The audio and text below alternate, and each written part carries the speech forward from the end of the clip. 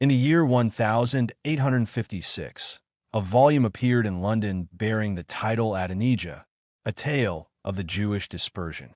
It was written by Miss Jane Margaret Strickland and published by Simpkin, Marshall and Company of London, together with Jane Burton and Company of Ipswich.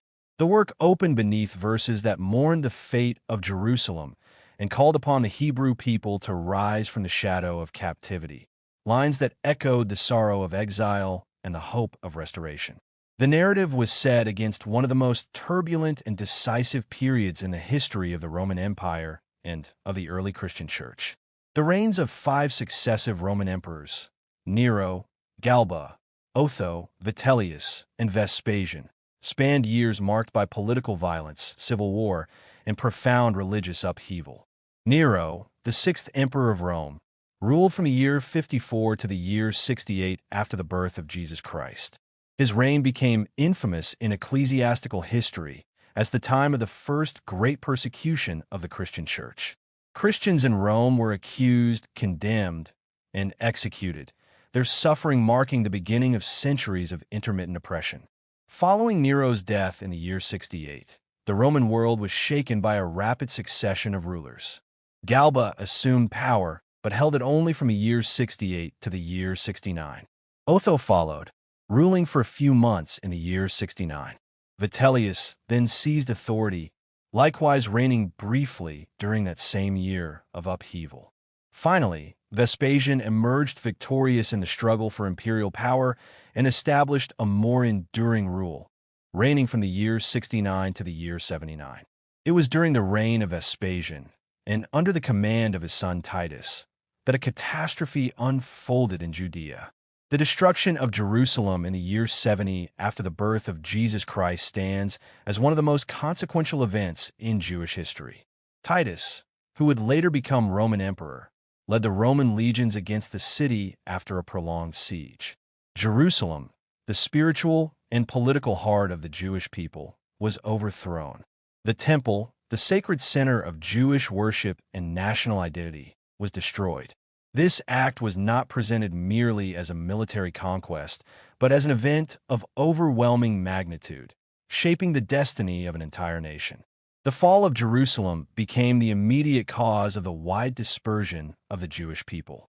From that moment, large numbers were scattered across the provinces of the Roman Empire and beyond. The ancient Jewish polity, meaning the organized national and religious structure that had governed the people in their ancestral land, ceased to exist in its former form. In the centuries that followed, the dispersed communities endured sorrow, loss of property, and repeated oppression. Their condition was understood by many Christian writers as linked to the words recorded in the Gospel according to Matthew, when certain voices among the people, answering Pontius Pilate, the Roman governor of Judea who had presided over the trial of Jesus, declared, "His blood be upon us and our children." That declaration was viewed as invoking a lasting burden upon the nation.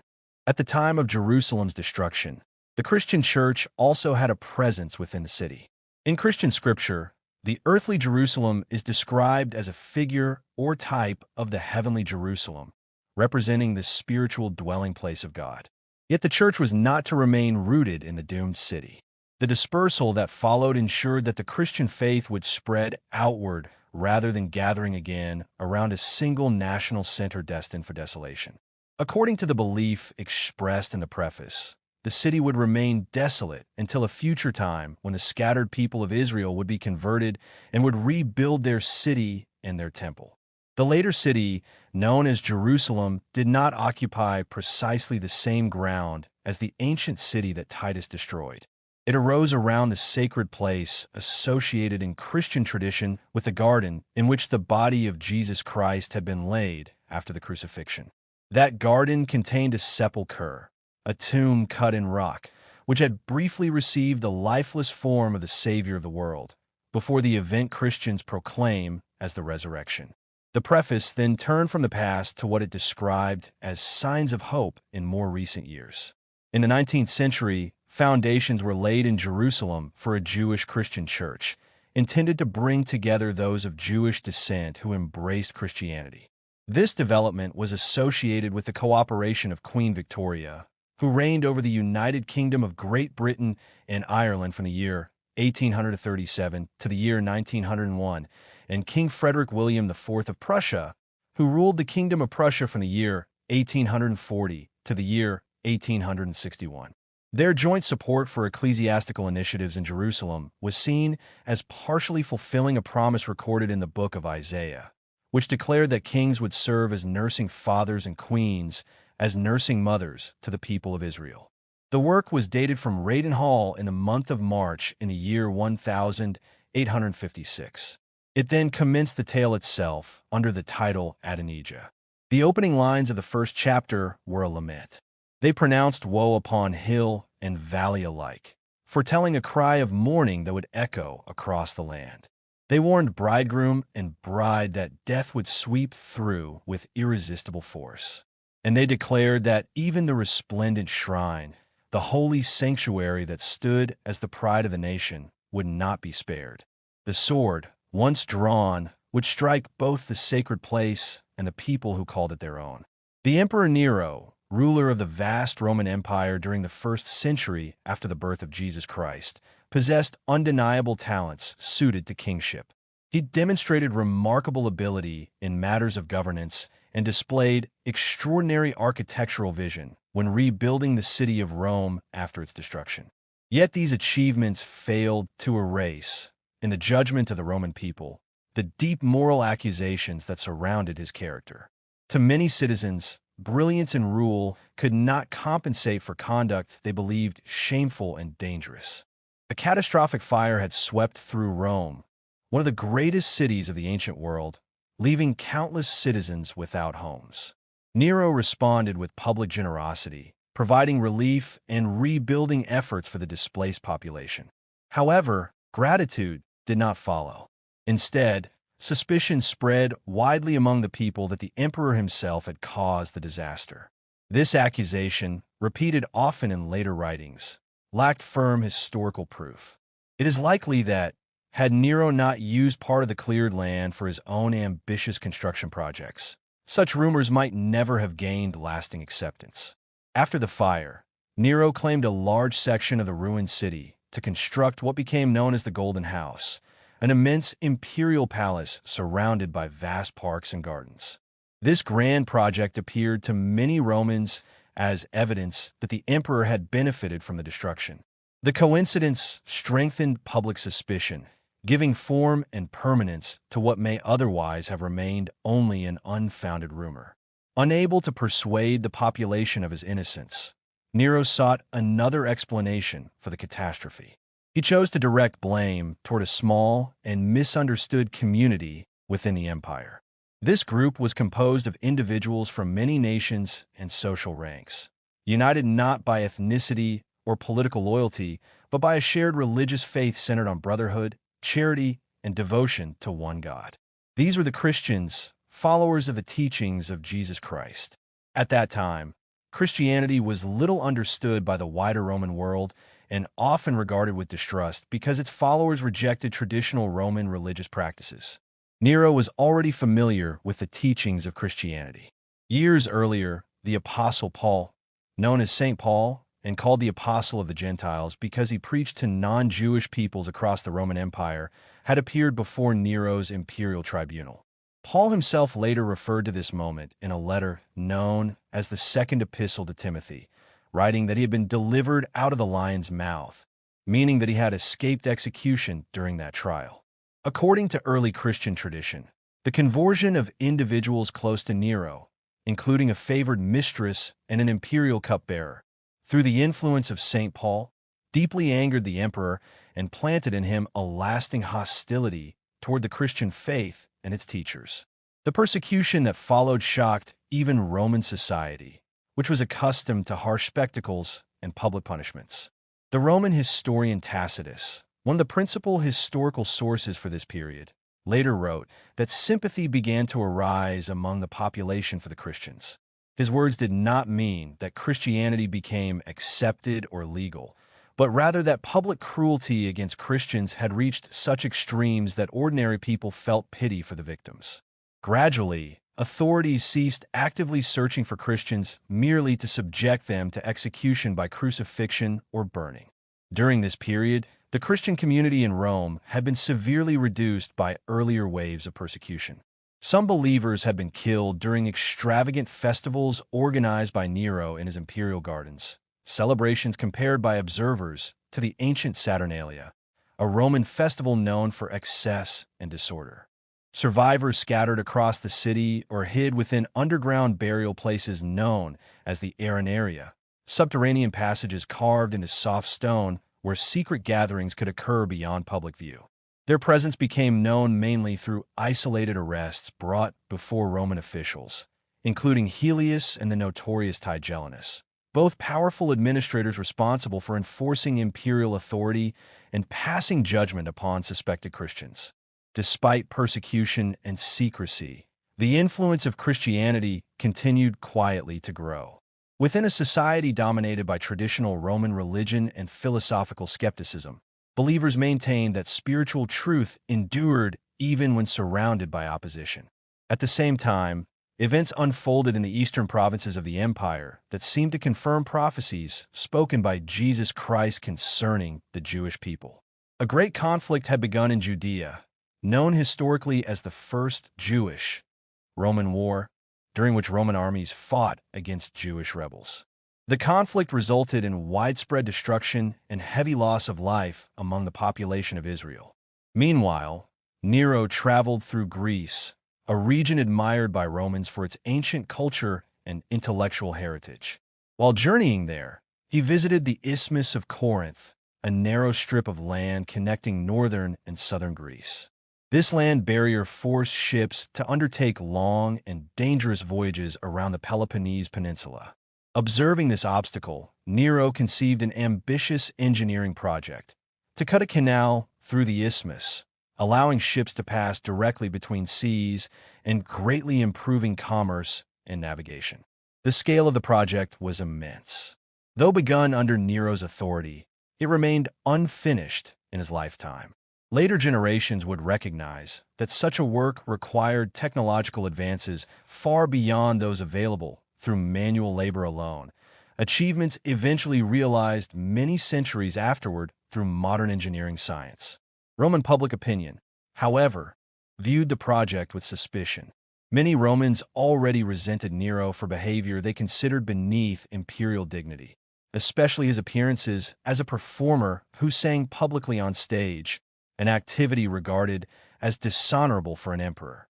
Because of these prejudices, even a project promising economic benefit appeared to critics as another example of madness or vanity. Nero devoted considerable energy to the undertaking and seemed indifferent to public criticism.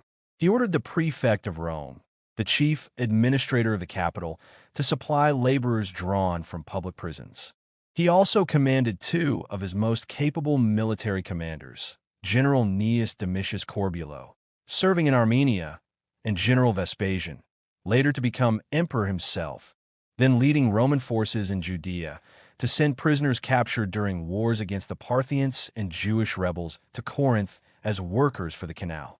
The inhabitants of Corinth themselves expressed concern. They reminded Nero that earlier rulers, including Demetrius Poliorcetes, a Macedonian king known for his military campaigns, Julius Caesar, the Roman general and dictator whose rise ended the Roman Republic, and the Emperor Caligula, one of Nero's predecessors, had each attempted the same project but had died violently soon after beginning it. To many observers, the canal appeared cursed by fate. Nero dismissed such warnings. Confident in his fortune and driven by ambition, he believed his destiny different from those rulers who had fallen before completing the task.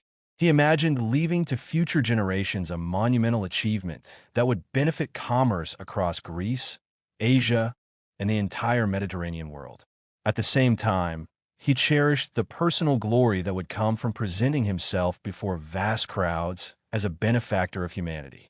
The emperor rarely dressed in the formal attire expected of a Roman ruler. The imperial mantle dyed in Tyrian purple, a color reserved exclusively for emperors and produced from rare sea snails, along with a golden laurel wreath symbolizing victory and authority he wore only during official ceremonies. In daily life, he preferred loose garments, unarranged hair, and bare feet, clothing that reflected his personal sense of comfort rather than imperial dignity. Yet the ceremonial opening of the canal demanded grandeur, and Nero prepared himself accordingly.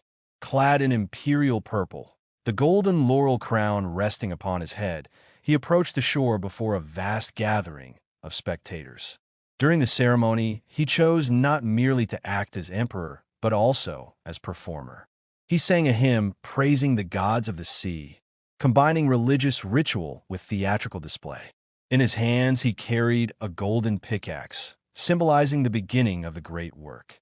Amid prolonged applause from assembled Greeks and Romans, Nero struck the first blow into the earth of the Isthmus of Corinth. Lifting a basket of sand onto his shoulder, he turned proudly toward the crowd, as though inviting renewed admiration from those who watched the emperor present himself not as conqueror or lawgiver, but as the celebrated creator of a monumental enterprise.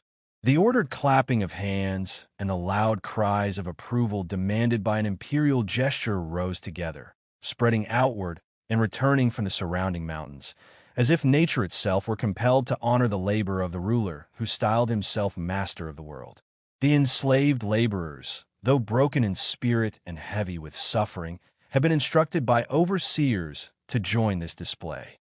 Their hands moved and their voices rose, not from loyalty, but from fear. Only one man did not comply.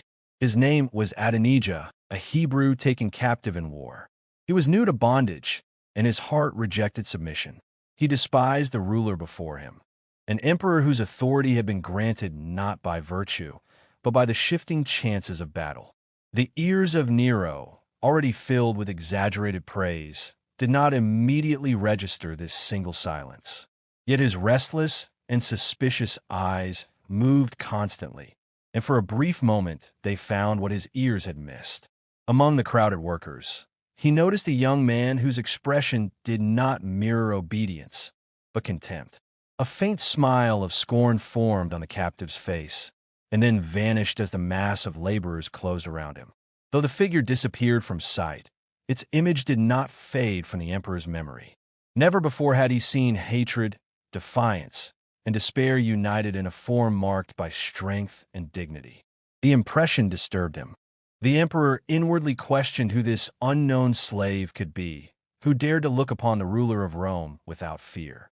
His brow darkened, for a familiar feeling returned, a self-directed loathing that often haunted him even in moments of triumph. On this day of celebration, that inward unease threatened to overcome him, until it was skillfully dispelled by flattery. Julius Claudius, a young nobleman of ancient lineage, and one who enjoyed imperial favor, offered praise at precisely the right moment. His words restored the emperor's confidence. Others at court followed his example, surrounding the ruler with affirmation. The cause of the emperor's discomfort was forgotten, and Adonijah was left to his fate to breathe foreign air and endure the sorrowful sustenance of captivity. Far from the seat of empire stood Jerusalem, the sacred city long revered by the people of Israel. According to their sacred writings, it was a place over which the Lord of life had once wept, foreseeing its coming suffering. Now it was surrounded by foreign armies. The moment of its destruction had arrived, and what the prophets had described as the overflowing cup of divine wrath seemed to descend upon the land. Signs in the sky were interpreted as warnings of doom, and a voice of lament was said to echo through the city, declaring woe upon its inhabitants.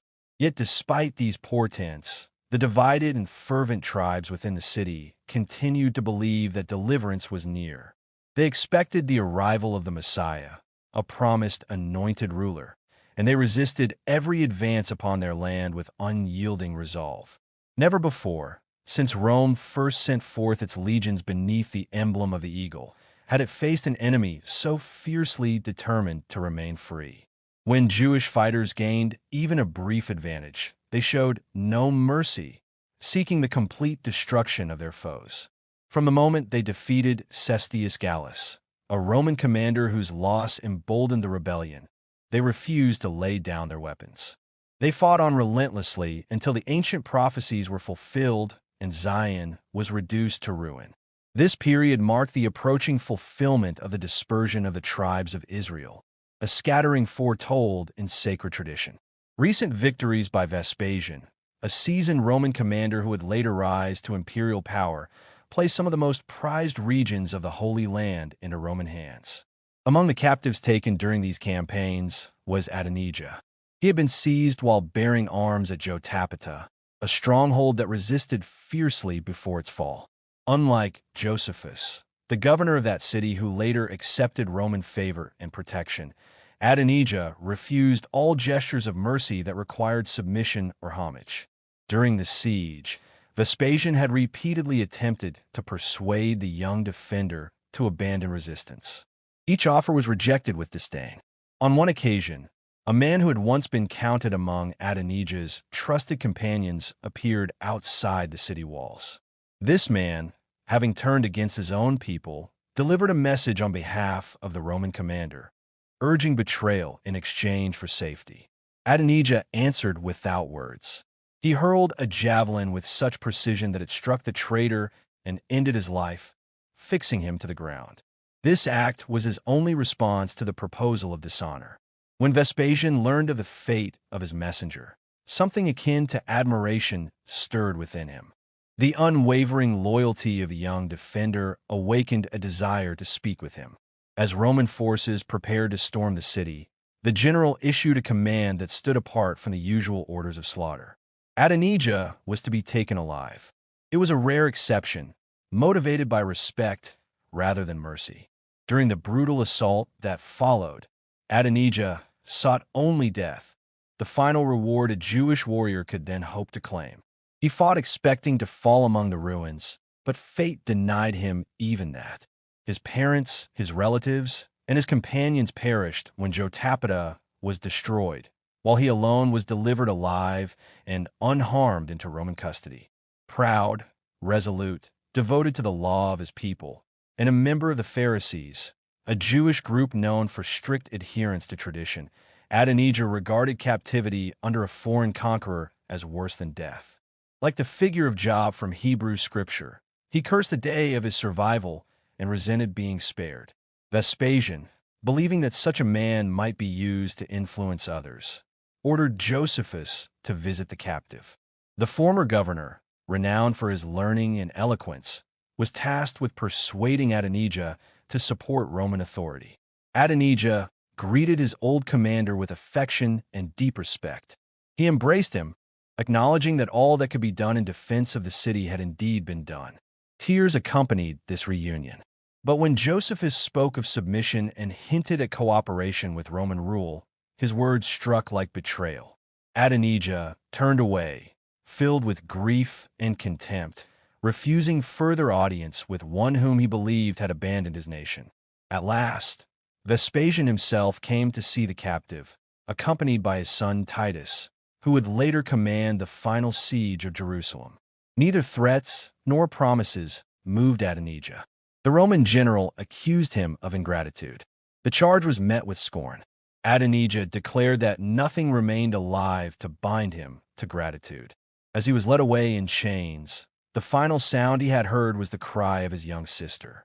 A Roman soldier had seized her, raising a weapon against her, and Adonijah, bound and helpless, could not save her.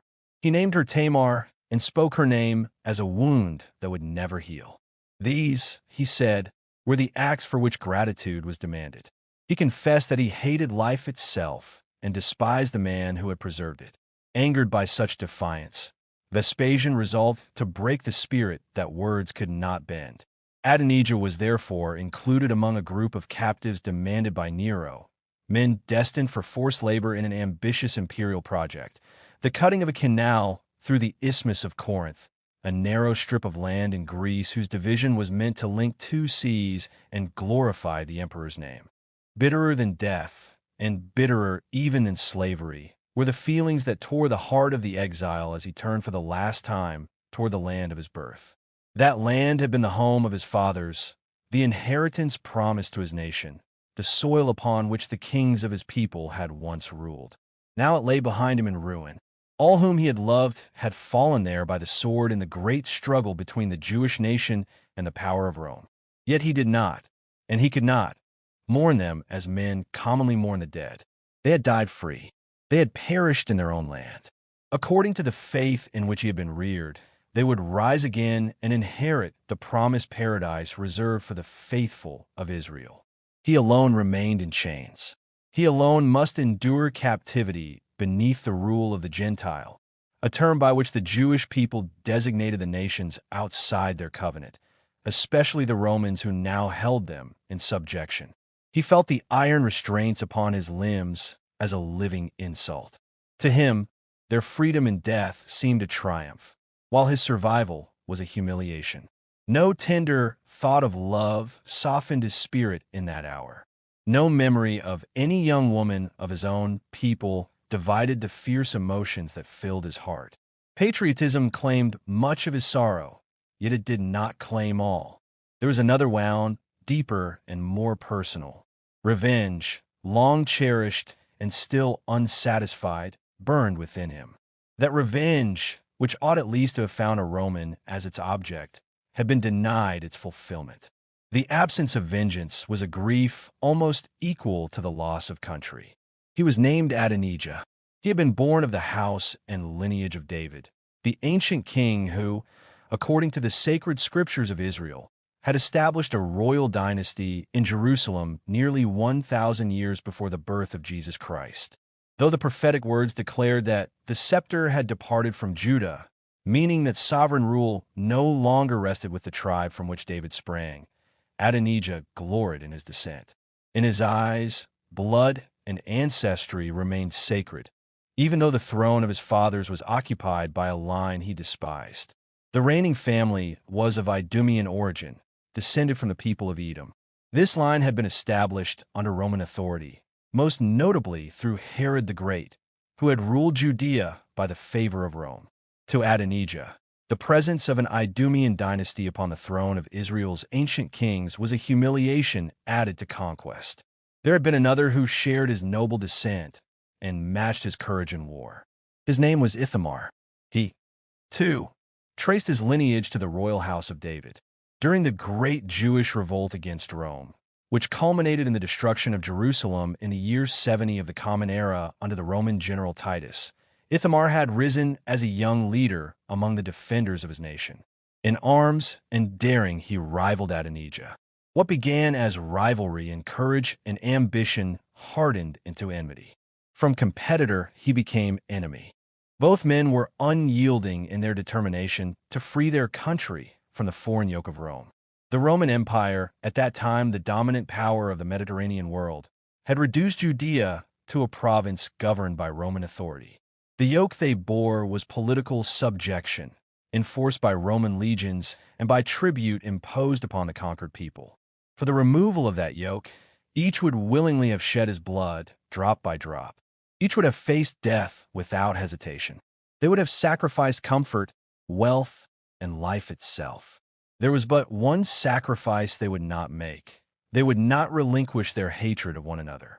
The origin of their unnatural rivalry was difficult to define with certainty. It may have sprung from religious division. Adonijah was a strict adherent of the Pharisees, a Jewish sect known for its rigorous observance of the law of Moses and for its belief in traditions handed down by learned teachers. The Pharisees maintained doctrines concerning the resurrection of the dead, the existence of angels, and the authority of oral tradition alongside the written law. Ithamar, on the other hand, belonged to the Sadducees, another influential Jewish sect composed largely of priestly and aristocratic families.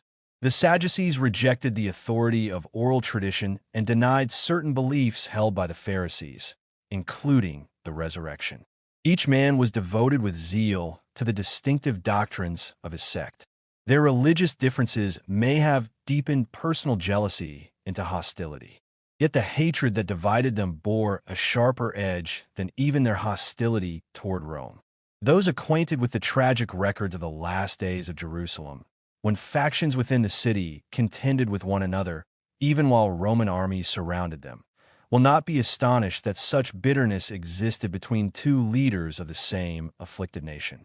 Internal strife, ambition, and sectarian violence had marked the final period before the city's fall. Among the Pharisees of that time, moral justice was often summarized in the maxim, "Thou shalt love thy friend and hate thine enemy." Though drawn from an interpretation of sacred teaching, this principle, when narrowly applied, encouraged fierce loyalty to one's own circle and uncompromising hostility to opponents. The Sadducees, though differing in doctrine, adopted the same spirit in practice. In this single respect, there was complete agreement between the disciples of the rival sections. Both loved their allies and hated their adversaries with equal firmness. The thought that Ithamar might rejoice in his humiliation was like flame to the proud heart of Adonijah. He imagined his rival free, while he himself stood bound. He lifted his chained hands in helpless despair as the mortifying idea pressed upon him. Was he to die without vengeance? Was he to be led into captivity, a prisoner of Rome, while Ithamar enjoyed liberty? The vision stung him beyond endurance. He drew his mantle over his face and sank into a dark and sullen gloom, into a despondency so heavy that no hope seemed capable of breaking through it. Yet, true to the spirit of the Pharisee, even while longing to gratify revenge, which is the most corrupting of passions, he believed himself a faithful observer of the holy law of the God of Israel. In later historical testimony, Hegesippus, an early Christian writer of the 2nd century, quoted by Eusebius of Caesarea in his ecclesiastical history, recorded that several years intervened between the first and second appearances of Paul the Apostle before the imperial tribunal at Rome. Other writers of the early Christian church, including Clement of Alexandria and John Chrysostom, also alluded to related events, and these references were later cited by the 18th century theologian Philip Doddridge. Additional details are referred to in appended notes. Night brought with it another scene and another form of anxiety. The Emperor of Rome at this period was jealous, intensely and inwardly, of the reputation of a distinguished Roman commander to whom he himself had entrusted vast authority. That authority had been scarcely inferior to the extraordinary powers once granted by the Roman Senate to Pompey the Great, the celebrated general of the 1st century before the birth of Jesus Christ. The emperor did not doubt the integrity of his general. He had received many proofs of the man's honesty and loyalty. Yet the brilliant achievements of this commander provoked dangerous comparisons.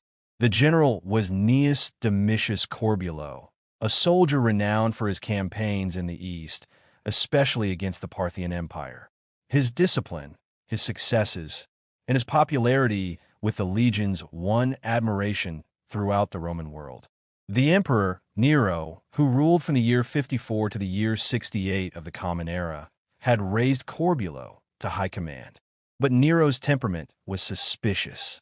The contrast between the sovereign's own reputation and the glory of his lieutenant stirred unease. The fame of Corbulo seemed to eclipse that of the emperor. This imperial displeasure was no secret among the emperor's confidants. Through them, knowledge of Nero's jealousy reached Arrius Verus, a young man of courage but lacking in principle.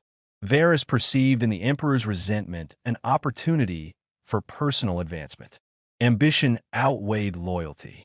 Seeking to advance his own fortunes at the expense of his commander, he secretly composed a letter to Nero himself. In that letter, he accused Domitius Corbulo of treason against the emperor, thus setting in motion events born of envy, suspicion, and the perilous politics of imperial Rome. Nero did not credit the accusation that had been brought forward, yet he hesitated over how it might serve his purpose. He still depended upon the ability and authority of his lieutenant in the East, Gnaeus Domitius Corbulo, one of the most distinguished Roman generals of his time.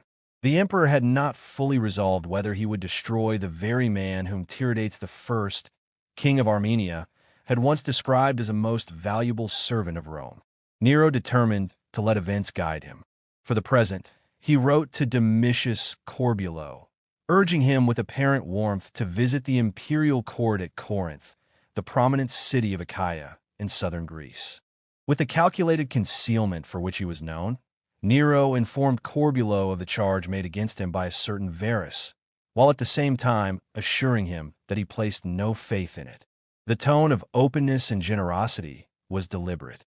It produced precisely the effect intended upon the honorable and disciplined mind of the general. Trusting in the declared confidence of his sovereign, Domitius Corbulo traveled to Corinth without suspicion of treachery. He brought with him only a few close companions and no military escort. Among those who shared his confidence was a military tribune, equivalent in rank to a senior officer or colonel, named Lucius Claudius. Through distant kinship with the emperor, Lucius possessed a measure of public importance. He belonged to the ancient Claudian house, a family whose record was woven into every era of Roman republican and imperial history. That lineage had furnished Rome with more consuls, dictators, and censors than any other. From it had arisen Appius Claudius Caecus, the statesman and builder of the Appian Way. Nero Claudius Drusus, celebrated for victories beyond the Alps. Appius Claudius the Decemvir, associated with the drafting of the 12 tables. Publius Clodius Pulcher, known for turbulent political agitation. Tiberius, who reigned as Roman emperor from the year 14 to the year 37 after the birth of Jesus Christ. Drusus and Germanicus, renowned commanders. Caligula, emperor from the year 37 to the year 41. Claudius, emperor from the year 41 to the year 54. And Nero himself, emperor from the year 54 to the year 68. Lucius Claudius had entered life under circumstances that seemed fortunate, yet he bore little resemblance to the ambition and severity often attributed to his ancestors. Those earlier members of the Claudian line had often stood ahead of their age in political force and determination. Lucius, by contrast, appeared out of step with the harsh spirit of his own time. His character had been shaped not by the intrigues of the capital, but by the discipline of the camp. Under the guidance of Domitius Corbulo, who had trained him in the arts of war, he had grown frank, courageous, and sincere. He had spent his years among soldiers, far removed from the corruption and spectacle of Nero's court in Rome. His father was dead. His brother, Julius Claudius, had fallen into the circle of Nero's companions and was at Corinth with the emperor.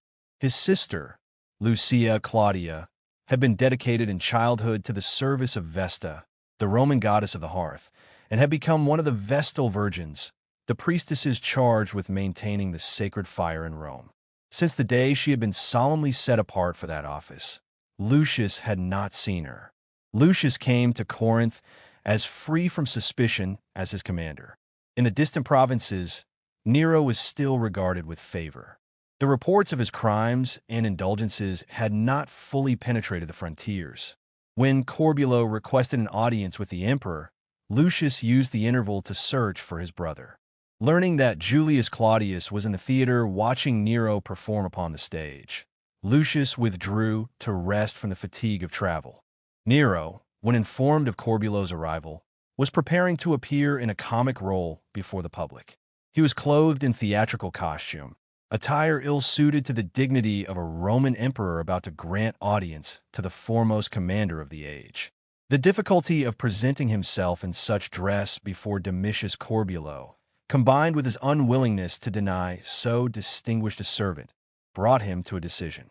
He resolved the matter by issuing an imperial command. A centurion was dispatched with order. The vision shifted. He heard once more the battle cry of his people. He pursued the retreating legions of Cestius Gallus, the Roman commander who had suffered defeat in Judea in the year 66 after the birth of Jesus Christ. He seized the imperial standard, the symbol of Roman authority, and called upon the name of the Messiah, the promised deliverer of Israel. In his dream, the long-expected one appeared. The Romans were driven from the sacred soil. The valley named Hamon-Gog, associated in prophetic language with final judgment, was filled with the fallen. Adonijah greeted the king of Judah, the anointed of the Lord, with triumphant hope. Then the vision vanished. He awoke to the reality of bondage, a captive in a foreign land. He looked around him with uncertainty, as though awakening between memory and reality.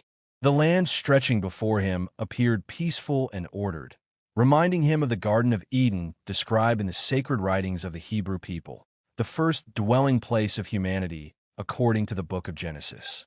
The gentle winds moving across the landscape recalled to his mind the familiar air of Judea, the ancient homeland of the Jewish nation, a province lying in the eastern regions of the Roman Empire and cherished deeply by its inhabitants for its religious significance. The mountains rising in the distance seemed to resemble those surrounding Jerusalem, the holy city central to Jewish faith and worship, with a great temple once stood as the spiritual heart of Israel. Yet his awareness remained clouded and incomplete. Around him lay the narrow land of the Isthmus of Corinth in Greece, the very place where immense labor was underway to carve a passage through the earth for ships of commerce. On either side extended the waters that separated great seas, while the man himself struggled to gather his scattered thoughts. His dark hair, heavy with the dampness of night, clung to him as he rose slowly from the ground. Then reality returned with painful clarity. The iron chains fastened upon his limbs sounded heavily as he moved. The weight of those chains reminded him of a truth impossible to escape. He was no longer a free man. He was a slave. Despair seized him at once. His thoughts turned toward his beloved sister, and memory transformed into grief. He no longer imagined her alive, running freely among the rocky hills of their homeland, filled with youthful devotion and hope. Instead, he saw her as she had fallen beneath the sword of Roman soldiers, whom many Jews called Gentiles, meaning those outside the covenant of Israel. Her name was Tamar, a name drawn from the Hebrew word for the palm tree, a symbol of grace and uprightness. Her imagined cry echoed endlessly within his mind. Overcome by anguish, he cried aloud, calling upon her as though she could still hear him. "O Tamar, my sister," he lamented, wishing that he had died beside her. He longed for death beneath the ruins of Jotapata, a fortified town in Galilee destroyed during the Jewish revolt against Roman rule. That city had fallen after a fierce siege conducted by Roman forces during what history records as the First Jewish-Roman War, which began in the year 66 after the birth of Jesus Christ.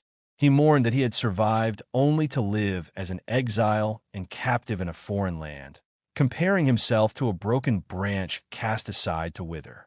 The suffering Hebrew, whose name was Adonijah, collapsed upon the earth, covering his face with his garment as grief overcame him. His sobbing expressed the depth of loss carried by many prisoners taken during the Roman campaigns in Judea.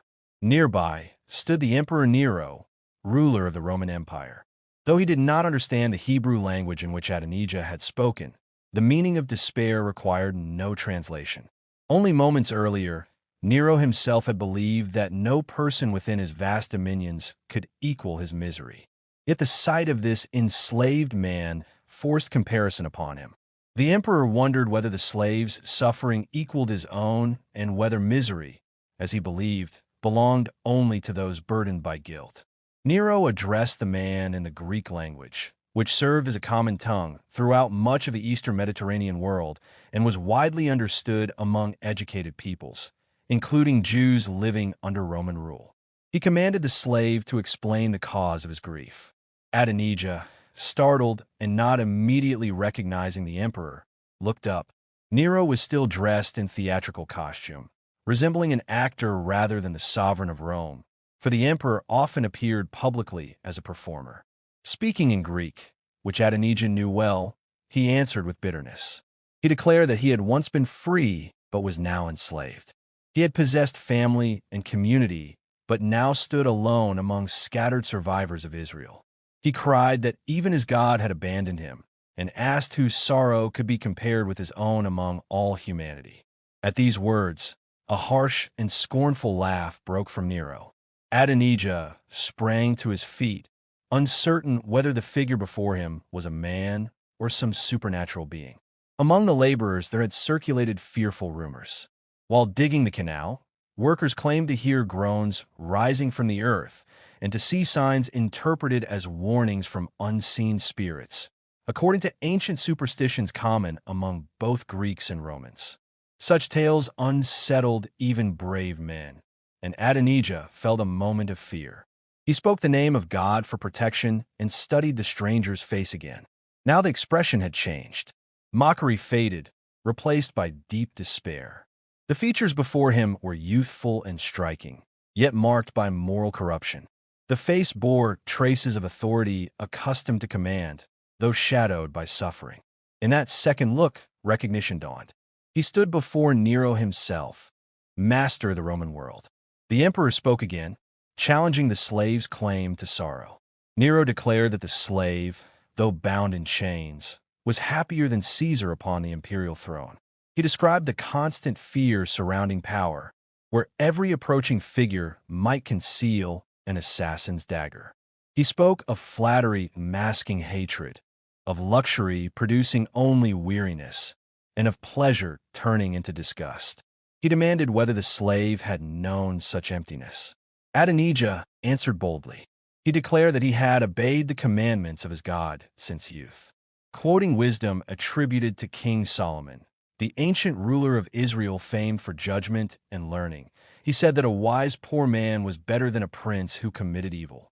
Nero's misery, he insisted, came from guilt. The emperor responded with a groan.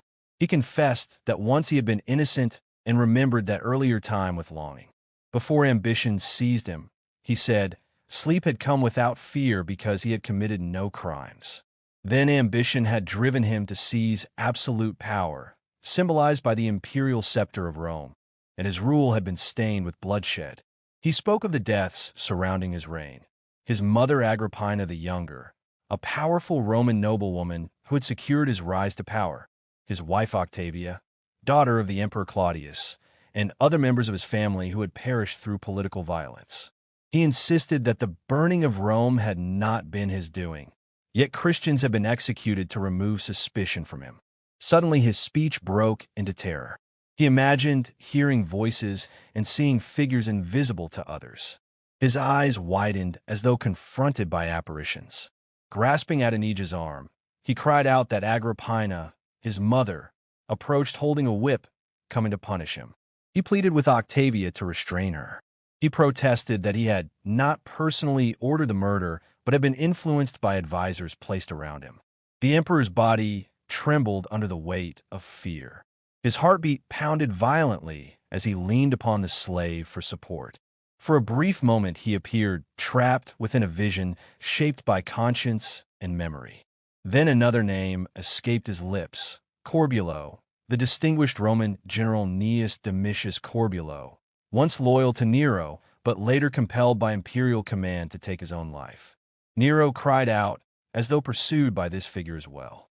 With a sudden scream that shattered the stillness and awakened exhausted workers nearby, the emperor fled in frantic terror, running from phantoms created by his own troubled mind. "This is the hand of God," declared Adonijah, as he raised his eyes toward the vast multitude now startled from rest. In that immense gathering, he searched in vain for guilt or anguish equal to that which weighed upon the soul of Nero, the ruler who claimed dominion over the nations of the world. Adonijah judged that even his own suffering, heavy as it was, could not be compared to the inward terrors that pursued the emperor, whose authority extended across provinces and kingdoms, yet brought him no peace. A low and spreading question moved through the chained captives, a sound like the surge of many voices blended into one, and then it ceased at once, falling into such deep quiet that the natural movement of the waters on either side of the land could be clearly perceived. The assembled prisoners were a strange union of peoples, drawn from many nations and belief systems, bound together by conquest and punishment. They looked about them with unease, then pointed downward toward the ground. In their fear and ignorance, they imagined that the dreadful cries they had heard arose from the depths of the earth itself. One by one, they lay down to sleep, seeking rest and visions of their distant homes. Adonijah alone understood the truth. He knew that the cries came not from the earth, but from the tormented spirit of the powerful ruler who governed the known world. For this reason, he remained awake. He was now entirely alone in his chains. His companion in suffering had died, and no fellow Hebrew shared his bonds. This solitude, painful though it was, granted him a freedom denied to others, whose heavy sleep he watched with envy, knowing it came from exhaustion rather than peace. The following day was the Sabbath, the sacred day of rest commanded by the God of Israel, observed on the seventh day of the week in remembrance of the creation of the world. For the Hebrew captives, worn down by constant labor, its arrival had always been a source of hope. Even Roman enemies had, in former times, respected this holy observance. Titus, a Roman commander known for discipline and order, had shown such consideration. But the heart of Nero was untouched by restraint or reverence. The prisoners confidently expected permission to rest, yet the request was sternly denied. Work was commanded to continue as on all other days. The Hebrews exchanged silent looks. Their faces showed sorrow and humiliation as they lifted their tools once more. Though they groaned inwardly, they prepared to obey. Adonijah observed them closely. His expression revealed compassion, anger, astonishment, and contempt, all mingled together. A deep flush of shame crossed his face as he spoke. He asked whether they would truly sin against the Lord and break his commandment merely to obey a pagan master. Some among the captives responded with despair, pointing to their chains as proof that resistance was impossible. Others spoke more boldly, declaring that it was useless to serve a God who, in their view, had abandoned them completely. The fearful warned Adonijah that defiance would only lead to suffering and death, insisting that obedience to Caesar was their only chance of survival. Adonijah answered that it was better for the house of Israel to die than to endure such degradation. He declared that death was preferable to sacrilege. He reminded them that the Lord of hosts might only have hidden his face for a time and could yet restore their fortunes as rivers return to dry lands. He reasoned that their numbers were too great for the tyrant to destroy, and that their labor was essential to his ambition. He paused and looked upon them, hoping to awaken courage in their hearts. Only sighs and groans replied, the sound of spirits crushed, yet unwilling to choose death. He urged them again to listen. He said that Nero, whom they feared more than the God of Israel, had nearly completed the measure of his crimes. He testified that he had seen the emperor the previous night, struck with terror and driven to wander in misery, like the impious king of ancient Babylon, Nebuchadnezzar II, who according to Scripture was punished with madness for his pride. Adonijah asked whether such a man was more worthy of obedience than God. The captives gave no reply. In silence they returned to their hateful labor. Tears of righteous anger filled Adonijah's eyes. He cast himself upon the ground and declared that there he would sanctify the Sabbath of the Lord, even in a land devoted to idolatry, and that he would honor the divine name despite all opposition. A Roman military tribune approached him and demanded to know what he intended. The officer spoke through the Greek language, commonly used among educated Romans and subject peoples alike. Adonijah answered without hesitation that he intended to die. The tribune, named Lucius Claudius, asked mockingly for what cause. He suggested that the observance of the Sabbath was nothing more than a superstition born from laziness and a love of ease. Adonijah firmly denied this accusation. He explained that the Sabbath was established by God himself when he completed the creation of the world and rested on the seventh day, declaring his work good. He added that, according to sacred writings, even the angels honored that first Sabbath, rejoicing in the completion of creation. Lucius Claudius signaled with his hand for the lictors, Roman officials who enforced authority and punishment, to stand back. Drawing closer, he spoke quietly. He said he had heard unsettling rumors concerning the worship practiced by the Jews in the temple at Jerusalem. According to these tales, when Antiochus Epiphanes, a Hellenistic ruler who had once profaned the Jewish sanctuary, entered the inner chamber known as the Holy of Holies, he claimed to have found there the image of a base animal concealed in the sacred place. The Roman tribune had charged the captive with impiety, but the answer came without hesitation. Roman, it is false. replied the slave. He declared that his people worshipped the great first cause, the source of light and life, the creative and preserving power who formed the universe and all that exists within it, and who continually sustains by providence the works that he has made. This God, he explained, was worshipped without image or likeness, for nothing in heaven above, nor in the earth beneath was worthy to represent his majesty. Lucius Claudius listened as one hearing unfamiliar doctrine for the first time. He neither dismissed it nor embraced it. His response resembled that attributed in the Acts of the Apostles to Antonius Felix, the Roman governor of Judea in the 1st century after the birth of Jesus Christ, who, when addressed by the Apostle Paul, deferred judgment and said he would hear more another time. In similar spirit, the tribune answered that he would consider the matter again. He then urged the captive to accept the counsel of a Roman who wished him well. He advised him to resume his labor, promising that Lucius Claudius would lighten the burden so far as authority allowed, and to look forward to better days. With the confident gesture of one accustomed to command, he placed the tools lying near at hand into Adonijah's grasp. The Hebrew recoiled and returned them with visible aversion. He declared that he could not violate a commandment that had been sacred to him from youth. He had fought for his faith and for his country.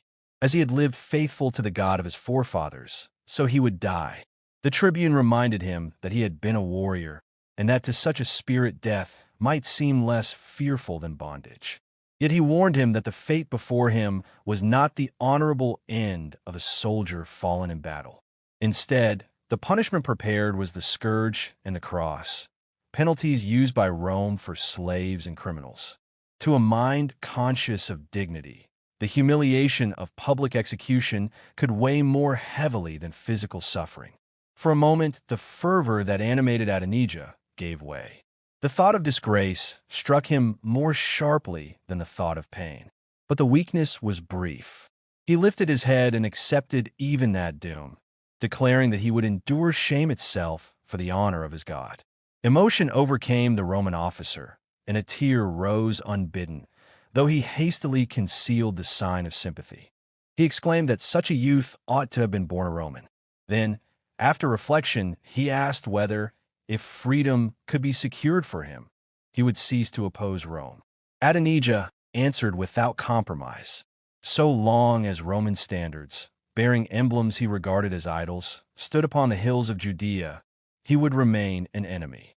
If released from chains, he would again take up arms, ready either to conquer or to fall in defense of the land of his birth. Lucius then pressed him further. Would he refuse even to serve one who sought to save him, even if friendship softened the harshness of bondage? He confessed that in similar circumstances he himself would have fallen upon his sword. Why had Adonijah submitted to chains at all? Perhaps life had still held attraction. The Hebrew replied that among the Jewish people self-destruction was abhorred. They believed that the spirit survives death and would be reunited to the body at a future resurrection, when each person would be judged according to deeds done in life. Those outside that faith, whom he called Gentiles, were, in his view, ignorant of this truth. Fearing present hardship, they escaped a lesser suffering by choosing a greater. As for himself, life no longer possessed delight, though he bore its weight. He compared his condition to that of a tree broken by storm. Once strong and flourishing, it now stood in ruin, never to renew its branches or fulfill the promise of youth. Yet he declared that he would not refuse service to one who could rescue him from what he described as a shameful and accursed death. The devotion and submission of Adonijah to a supreme and unseen God were beyond the understanding of the tribune. Lucius Claudius had cast aside the traditional idolatry of Rome, yet his mind had embraced the skeptical philosophy then circulating among educated men of the empire. He believed either that there were no gods, or that if they existed, they did not concern themselves with human affairs.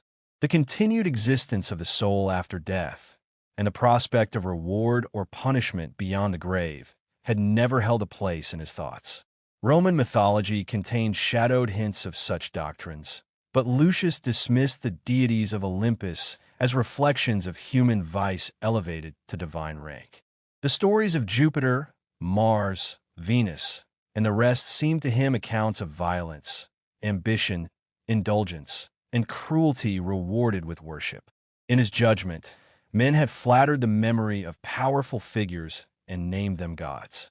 Yet, despite his rejection of the pantheon that Rome had gathered from the nations it conquered, Lucius had dedicated his sister, Lucia Claudia, to the service of Vesta before departing for the Parthian campaign. Vesta was honored as the guardian of the sacred hearth of Rome, and her priestesses, the Vestal virgins, were required to maintain perpetual chastity and to guard the eternal flame. Whether from a belief that women should adhere to religious forms even when men doubted, or from a desire to shield his sister from the moral dangers of the capital, he had entrusted her to that revered institution. His younger brother, Julius Claudius, was regarded as too careless and dissolute to be charged with protecting a young woman whose family had long prized chastity among its daughters. Determined to save the steadfast captive if possible, Lucius secretly bribed the lictors, the officials who carried out sentences and bore the fasces as symbols of Roman authority, persuading them to delay the execution of the disobedient slave. He resolved to seek an audience with the emperor and to consult with his brother Julius on the best means of approaching Nero, hoping to avert the fate of one whose constancy he believed worthy even of the ancient Roman name. The scene now shifts to a new moment in the history of Rome, introduced by lines of poetry written many centuries later by the English poet George Gordon Byron, known as Lord Byron, whose verses spoke of fleeting brilliance and the short life of fragile glory. These words served as a reflection upon characters whose brightness would shine briefly before fading away. Within the city of Corinth in Greece stood a magnificent private chamber belonging to a Roman nobleman. Into this luxurious apartment entered Lucius Claudius, a Roman soldier whose firm and disciplined stride contrasted sharply with the softness surrounding him. The room was dim, its windows covered by painted blinds, while additional curtains of rose-colored fabric shielded the interior from the daylight. Wealth and excess were displayed everywhere. Furniture decorated with gold and precious stones filled the chamber, revealing the immense prosperity enjoyed by members of Rome's ruling class.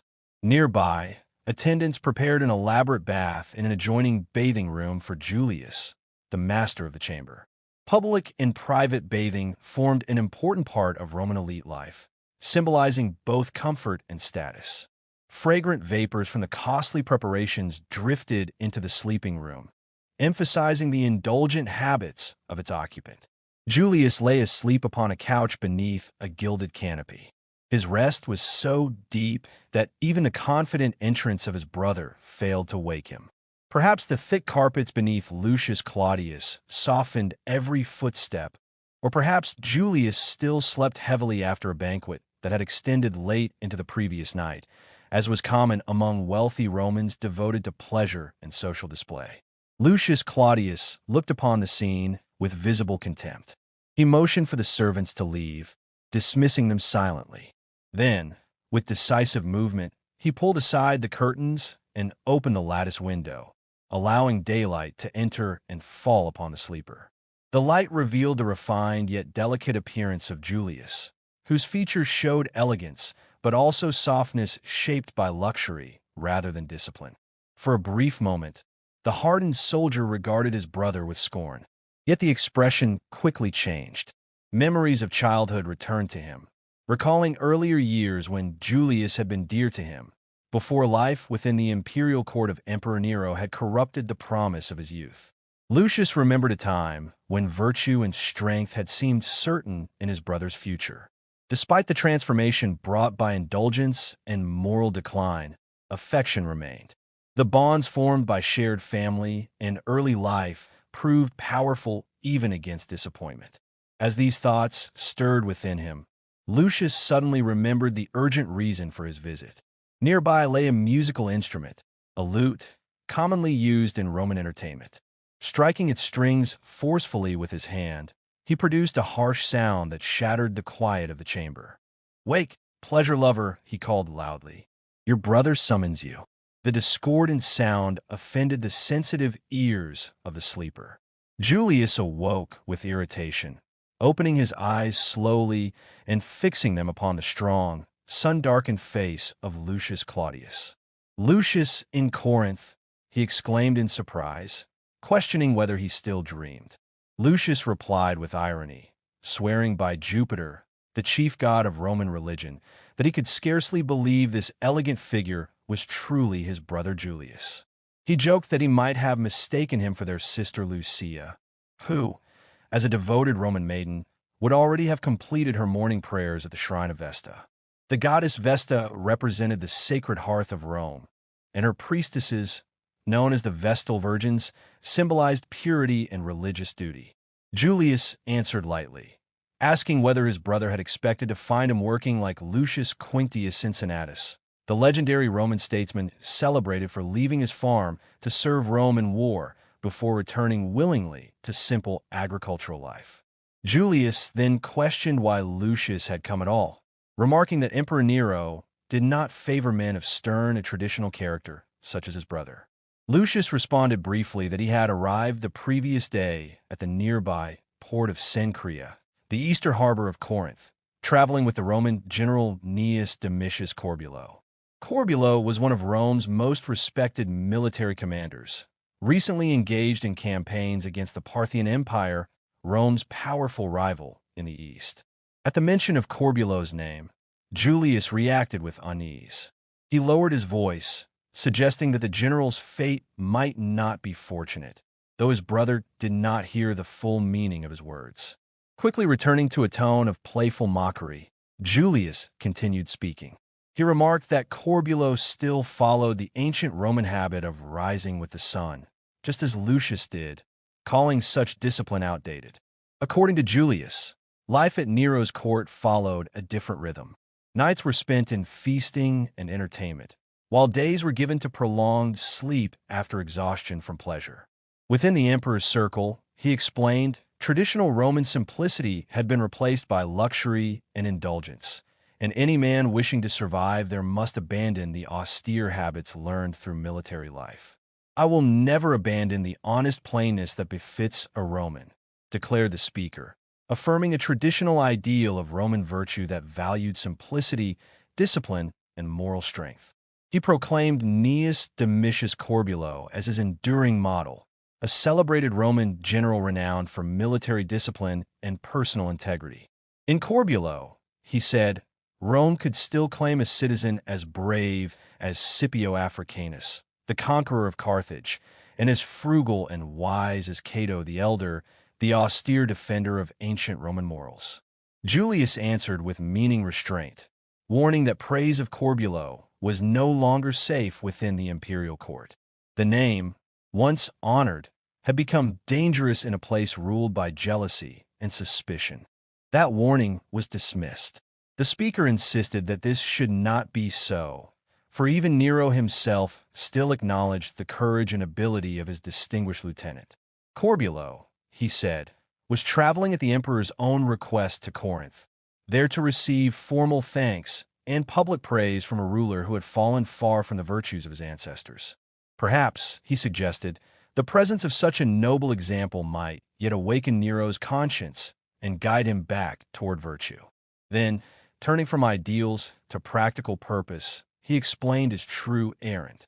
He had come to ask the emperor for a Hebrew slave condemned to forced labor on the Great Canal being cut through the Isthmus of Corinth, the narrow strip of land separating the Aegean Sea from the Ionian Sea. That slave, Adonijah, had chosen to face crucifixion and scourging rather than violate the Sabbath, the sacred day of rest commanded by the law of Israel. Though he regarded the man's refusal as rooted in superstition, he admired his courage and resolve, and wished to keep him close as a personal attendant. He confessed that he would have pleaded the request himself before the emperor, but feared his appearance and manner would ruin the appeal. Long exposure to Eastern suns had darkened his complexion, and years spent among soldiers had roughened his speech. Such traits, he believed, would offend an emperor who valued performance, refinement, and flattery. He therefore sought the advice of Julius, a man accustomed to courtly ways and, as he said with pointed irony, one of Nero's companions. Julius answered with mock instruction. He advised frequent bathing in ass's milk, a luxury favored in imperial circles and believed to preserve beauty. He suggested practicing music upon the lyre to soften the voice, and memorizing the poetic verses Nero himself composed. By repeating those verses back to the emperor with admiration, he promised the request would surely be granted, and the reward would be a servant who would politely refuse commands on the grounds of observing the Sabbath. The soldier laughed and rejected such arts as unsuited to his nature. He asked Julius to seek the favor on his behalf and promised, for once, to overlook his brother's habits as a courtier. Julius agreed, but warned him urgently to leave Corinth before evening. Even Rome, he said, was scarcely safe, and the family estate at Tusculum would better suit a man of rustic honesty. Men of integrity were dangerous under Nero's rule. The emperor might forget friendship and remember only that the two men were brothers. Julius urged him to return at once to the trench, promising to bring good news shortly. The weight of a recent inner torment still lay heavily upon Nero. The horrors of conscience he had endured were written upon his face, which appeared pale and distorted, and his darkened eyes fixed fiercely upon Julius Claudius as he entered. Julius, practiced in deception, showed no fear. He began to sing verses composed by the emperor himself, praising them in a voice carefully trained for sweetness. The imperial scowl faded. Stern features softened into satisfaction. When Julius humbly apologized for joining such lofty poetry with a voice unworthy of it, Nero seized the words and sang them himself, though without strength or harmony. Julius responded with exaggerated delight, and the emperor's troubled thoughts were drowned in vanity. In that moment of indulgence, Julius asked for the favor his brother desired. The request was granted without delay. With the written order securing Adonijah's transfer, Julius hastened to the trench where his brother awaited him. Pleased with the success, the military tribune ordered the chains struck from the captive's limbs. Adonijah did not first thank his human benefactor. Instead, he knelt upon the ground and aloud gave thanks to the Almighty God, whom he believed alone had acted, viewing Lucius Claudius merely as an instrument of divine will. Julius observed with irony that such a man would prove an unusually grateful and courteous servant. He remarked that Adonijah possessed the physical form of a noble gladiator, with symmetry and strength fit for public combat, yet was ill-suited for household service. He suggested, with bitter humor, that the circus would be his proper place. Lucius answered that the jest was cruel, but forgave it, since the slave now belonged to him. Julius replied that if Lucius would depart for Rome that very night, his own efforts would be fully repaid. There was a strange meaning in his expression as he took his leave. Near the city gate, Lucius encountered Sabinus, a freedman formerly enslaved and later released by Corbulo, whose face bore unmistakable signs of grief and alarm. The tribune spoke the name of his beloved commander. Remembering his brother's warning, he feared that Nero's envy had been stirred by Corbulo's fame. Sabinus confirmed his fear, briefly recounting the tragic end of a great man, a hero whose merit belonged to an age more worthy of him. For a moment, Lucius Claudius stood motionless, struck with horror at what he had just learned. Then, with sudden resolve, he drew his sword and rushed forward, clearly intending to seek out the emperor and avenge the death of his friend. His purpose was direct and desperate, but Sabinus, perceiving his design, seized him by the arm and drew him aside. In urgent and steady words, he laid before him the madness of such an attempt, and the certain ruin it would bring without restoring the dead. To attack the ruler of the Roman Empire, surrounded by guards and invested with absolute authority, was not courage but self-destruction. The reasoning was firm and practical. Lucius Claudius, though burning with grief and indignation, could not deny its force. He mastered his impulse. Motioning Adonijah to follow, he entered the city with an outward composure that contrasted sharply with the violent agitation that had shaken him only moments before. Sabinus at once applied himself to preparing the funeral rites for his friend and patron. The deceased was Gnaeus Domitius Corbulo, a distinguished Roman general who had commanded armies in the eastern provinces of the empire and had earned widespread admiration for discipline, integrity, and success in war. His death had not been the result of battle, but of imperial command. The Emperor Nero, ruler of Rome from the year 54 to the year 68 after the birth of Jesus Christ, had grown jealous of Corbulo's fame and had ordered him to take his own life. In obedience to that command, Corbulo had fallen by the sword. Lucius Claudius, a Roman tribune, resolved to bear his grief with the fortitude expected of a citizen trained in the stern discipline of Roman character. He forbade his face to display the full measure of his sorrow. Yet, following the counsel of his more cautious brother Sabinus, he made arrangements to depart. He secured passage in a merchant vessel bound for Italy, intending to return with his followers to the heart of the empire. Evening had long fallen over the wooded heights of Mount Cithaeron, a mountain range in central Greece, whose rugged summit cast a deep and extended shadow across the plain below. The waters of the Isthmus of Corinth, that narrow strip of land joining the Peloponnese to mainland Greece, reflected the pale light of the moon. The Vestal virgins were priestesses dedicated to the goddess Vesta, guardian of the sacred fire of Rome. Chosen in childhood, they took vows of chastity and served for 30 years in maintaining the holy flame within the temple of Vesta. Their office was honored and revered throughout the Roman state. Lucia had entered that service while still young. Lucius Claudius asked Sabinus how she had appeared when he had last seen her in Rome. Sabinus answered that she had seemed like a pure and spotless lily among the more splendid but less modest women of the city.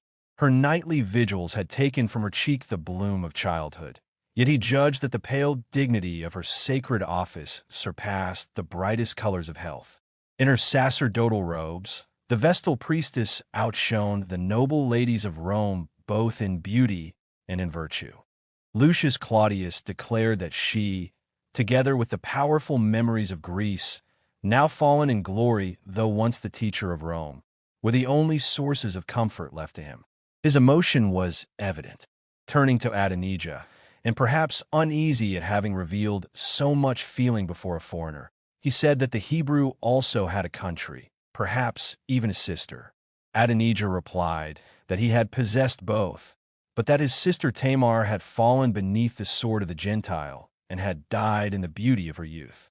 Yet, he said, she was happier than he. Her ashes rested in the sacred soil of her homeland, while he was cast out to wither in a strange land devoted to idols.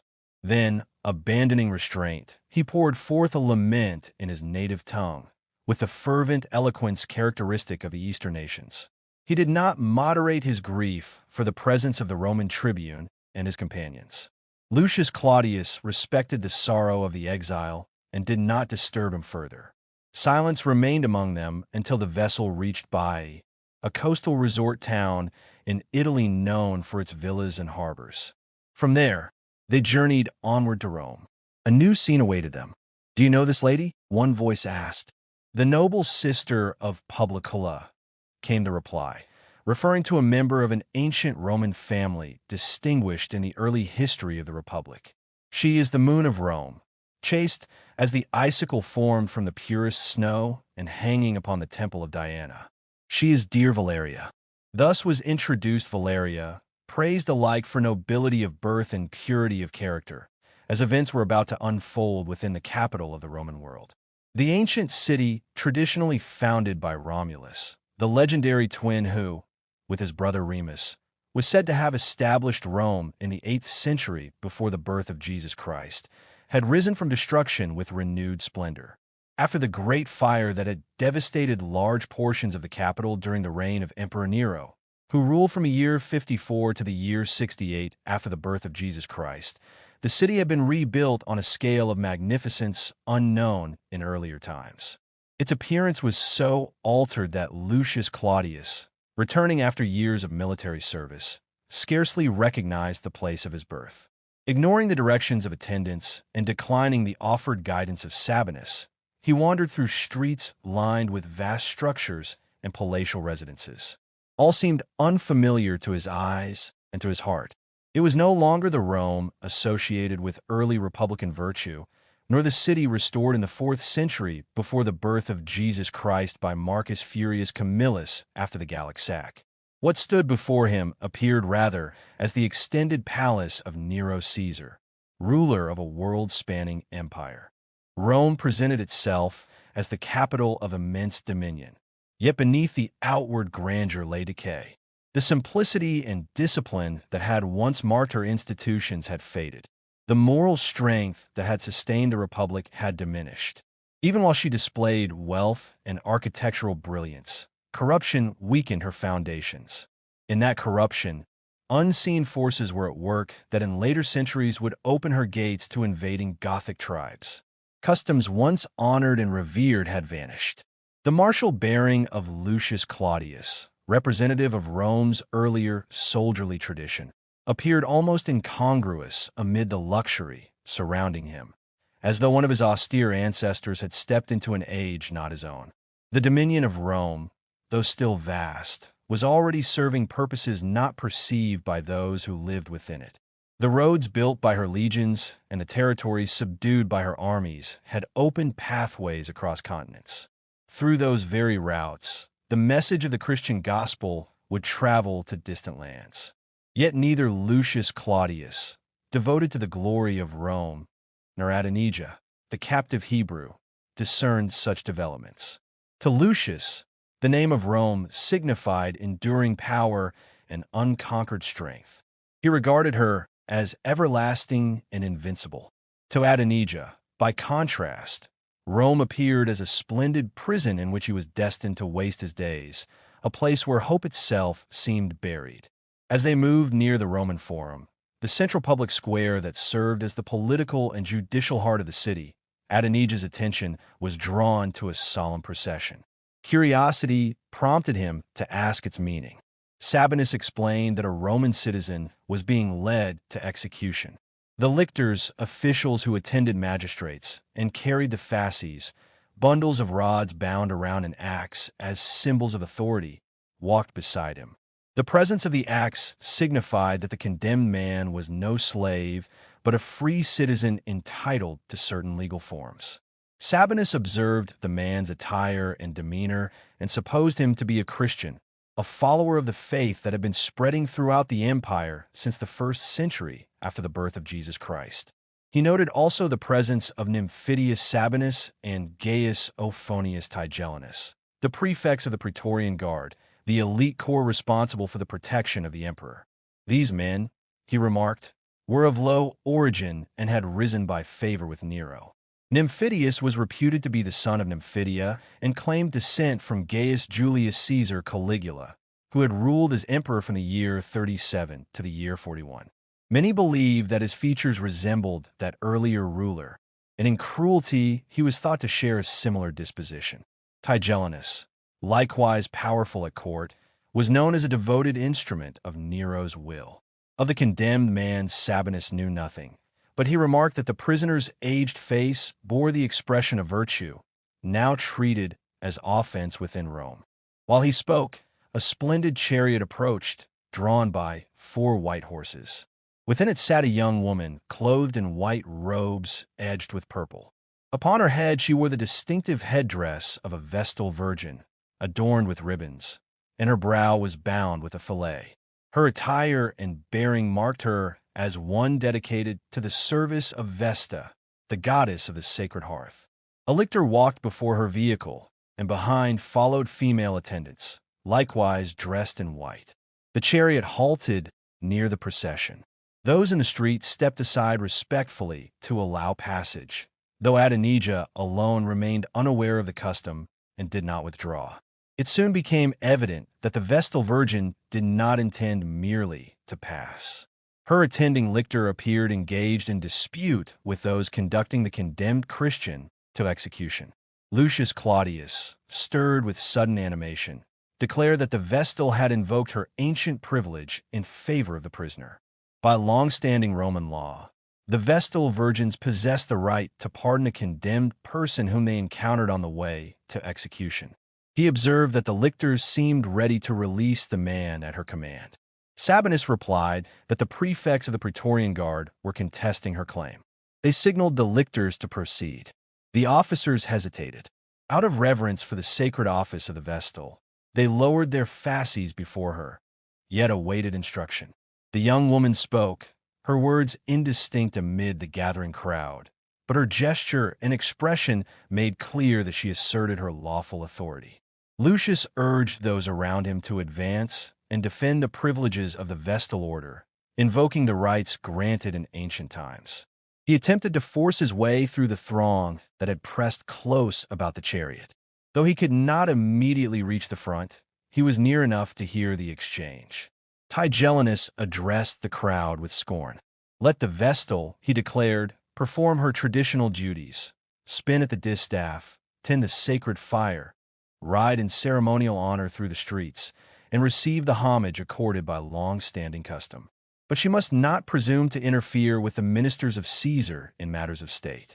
The Vestal turned to the people.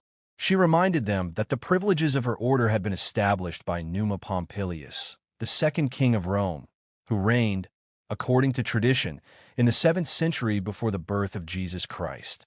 The laws of Rome, she declared, granted to the Vestal virgins the authority to save any condemned person whom they might meet on the path to execution. As she spoke, her voice trembled, though her appeal was dignified and resolute. Lucius Claudius, standing among the gathered crowd, paused suddenly as a familiar sound reached him. Speaking quietly to a freedman beside him, a man named Sabinus who had once been a slave but had gained liberty under Roman law, he remarked that the voice and presence before them seemed unmistakably those of his sister. Sabinus confirmed his belief at once. The woman approaching was indeed Lucia Claudia, celebrated throughout Rome as one of its most honored women and renowned among the Vestal virgins. The Vestal virgins were priestesses dedicated to the goddess Vesta, guardian of the sacred fire that symbolized the life and continuity of the Roman state. Chosen in childhood from noble families, these women held extraordinary privileges and authority, including legal powers denied even to many men. At her appearance, voices rose loudly from the crowd. Many citizens proclaimed that her sacred privileges would be protected. Lucius Claudius himself joined the cry, his deep voice filled with pride and relief as he supported the authority granted to his sister by ancient Roman law. Amid the growing excitement stood Tigellinus, a powerful official and close associate of Emperor Nero. Tigellinus accused the Vestal of deliberate interference. He declared that her arrival had been carefully planned, claiming she knew that Helius, another imperial official presiding as judge, occupied the tribunal. According to Tigellinus, she had come only to rescue a man he called an atheist, meaning a Christian, from punishment under Roman authority. Lucia Claudia answered firmly. Calling upon the name of Vesta, she swore to the truth of her actions and declared that she acted according to the law established by King Numa Pompilius. Numa Pompilius was the legendary second king of Rome, traditionally credited with creating many of Rome's religious institutions and sacred laws, including the privileges granted to the Vestal virgins. Among those privileges was the right to grant mercy to condemned persons encountered on their way to execution. Tigellinus responded with anger. Seizing an axe from one of the lictors, the attendants who carried symbols of Roman judicial power and enforced sentences, he proclaimed that he abolished that ancient law in the name of Caesar, meaning Emperor Nero. Raising the weapon, he prepared to strike down the Christian prisoner. Lucius Claudius immediately rushed forward to defend his sister's sacred authority. Before he could reach the condemned man, however, Tigellinus's colleague grasped his arm and restrained him. This man, Nymphidius, another powerful official serving the emperor, suddenly changed the course of events. Bowing respectfully before Lucia Claudia, he urged Tigellinus to refrain from violating the privileges of the Vestal order. He reminded him that to insult a Vestal virgin was to show disrespect toward the goddess Vesta herself, whose sacred presence the priestess represented. Then, turning his attention openly toward Lucia Claudia, Nymphidius spoke with admiration that revealed personal fascination rather than reverence alone. He declared that no man could resist such beauty, comparing resistance to the mythical Greek hero Diomedes, who, according to ancient legend, had wounded the goddess Venus, known to the Greeks as Aphrodite, during the Trojan War. Justice itself, he said, became powerless before her pleading voice. With a gesture, he ordered the lictors to release the Christian prisoner, all the while gazing intensely upon her face. The manner of Nymphidius caused discomfort to Lucia Claudia. His bold words and unrestrained gaze differed greatly from the respectful conduct expected toward a Vestal virgin. Her confidence faded, and modest embarrassment replaced the courage she had shown moments earlier. She lowered her eyes, no longer appearing as the fearless defender who had confronted powerful men to save a life, but as a young woman suddenly aware of the attention her action had drawn. This change deeply affected Adonijah, the Hebrew slave who witnessed the scene. Until that moment, he had regarded Lucia only as a pagan priestess serving idols foreign to his faith. Now he saw her simply as a woman, pure and compassionate, whose courage revealed a moral beauty he had not expected. The admiration awakened within him troubled his conscience. The freed prisoner, named Linus, turned toward Lucia Claudia and expressed gratitude and blessing for saving his life. Linus was a Christian leader who would later be remembered as the second bishop of Rome, a successor in leadership among the early Christian community following the Apostle Peter. Yet Lucia responded with distant dignity rather than warmth. She instructed him to go and amend his beliefs and live, implying that his Christian faith remained an error in her eyes. Linus answered quietly that he had come close to heaven, yet remained far from it in her understanding. He bid her farewell and wished peace upon her, declaring that they would meet again. Though rescued from death through her intervention, Linus recognized that she still regarded him with pity and misunderstanding. He thanked God for moving even a priestess devoted to traditional Roman religion to act in mercy toward him. He wished to speak further to her about Christian teaching, but he understood that the moment was not suitable for preaching. Her expression showed no readiness to listen to the message he believed brought salvation. Nevertheless, gratitude, which Christians considered a central virtue, compelled him never to forget that she had preserved his life. From that day forward, he prayed continually that divine truth might one day illuminate her soul. Lucia Claudia turned away from him with cold reserve, a reaction natural for a priestess loyal to Rome's traditional religion. Linus withdrew to safety within the Arenaria, the underground labyrinth of tunnels and burial chambers used by Christians as places of refuge and worship. There he resolved to devote himself both to his ministry and to the hope of converting the young Vestal virgin to the Christian faith. Meanwhile, Lucius Claudius watched his sister with deep admiration and pride. Emotion filled his expression more strongly than he wished the surrounding crowd to observe, yet he could no longer delay revealing himself. Calling out to her, he declared that she must be his beloved Lucia, recognizable by the fair features characteristic of the ancient Claudian family, one of Rome's most distinguished noble lineages. He pressed forward through the crowd toward her chariot. Lucia studied him closely, yet she did not immediately recognize her elder brother, long absent in distant military service. Lucius announced himself plainly, declaring that he had returned from Parthia, the eastern frontier where Roman armies had long struggled against the Parthian Empire, and that he had come home hoping to find in her all that a brother's affection desired. At last recognition dawned. Lucia's expression transformed with joyful surprise. Without speaking, she invited him into her chariot, then embraced him with deep emotion, weeping openly as memories of childhood affection returned. She escorted him through the streets in a procession resembling a triumph, bringing him to his residence before departing to her own dwelling upon the Palatine Hill, the central and most prestigious of Rome's 7 hills, where members of the imperial and noble classes resided. Yet another heart remained unsettled. Adonijah found himself unable to remove the image of Lucia Claudia from his thoughts. He, who belonged to the strictest tradition of the Pharisees, a Jewish religious group devoted to rigorous observance of the law of Moses, struggled to understand his feelings toward a woman he considered an idol-worshipping priestess. He had once regarded the noble women of Judah with indifference, yet now felt tenderness toward one outside his faith. If what he felt was love, he knew it stood forbidden by the religious law he followed, making it both sinful and hopeless.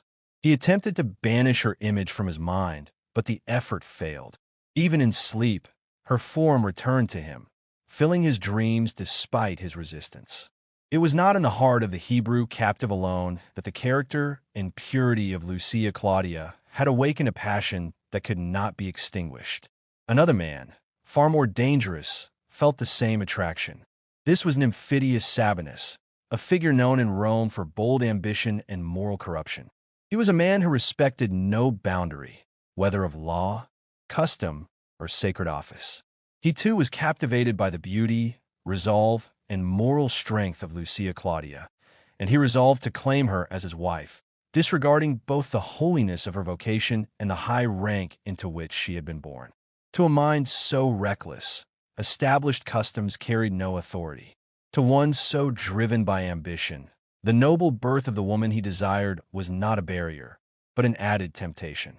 His grasping ambition had already stretched toward the supreme power of the Roman world, the imperial authority once held by the family of the Caesars.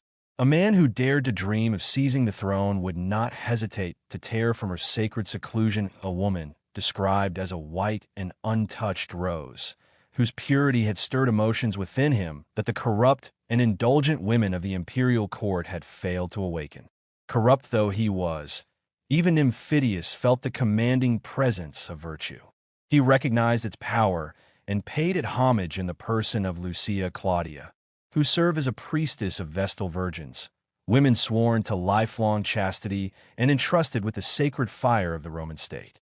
To him, even possession of the world itself seemed empty unless she stood beside him to share its honors. Such was the ambition of a man believed by many to be the son of Caligula, whose reign had become a symbol of cruelty, excess, and madness. Adonijah, through the courteous protection of the Roman officer who had secured his freedom from the trench, was permitted to behold the great public buildings and monuments of Rome, the capital of the empire. Much in the sight commanded admiration, especially for one acquainted with the long and detailed historical records of the city's rise and power. Yet nothing astonished him so deeply as the sheer number and diversity of the idols worshipped there. To Adonijah, who had been raised under what he believed to be divine revelation, this devotion to many gods represented a profound abandonment of the natural law written in the conscience of every human being. He judged this departure to be the root from which the moral decay and public corruption of the city had grown. In his eyes, to live wickedly in Rome was almost to claim kinship with the very deities the people adored, beings whom he regarded not as gods, but as evil men or demons elevated by ignorance and deceit.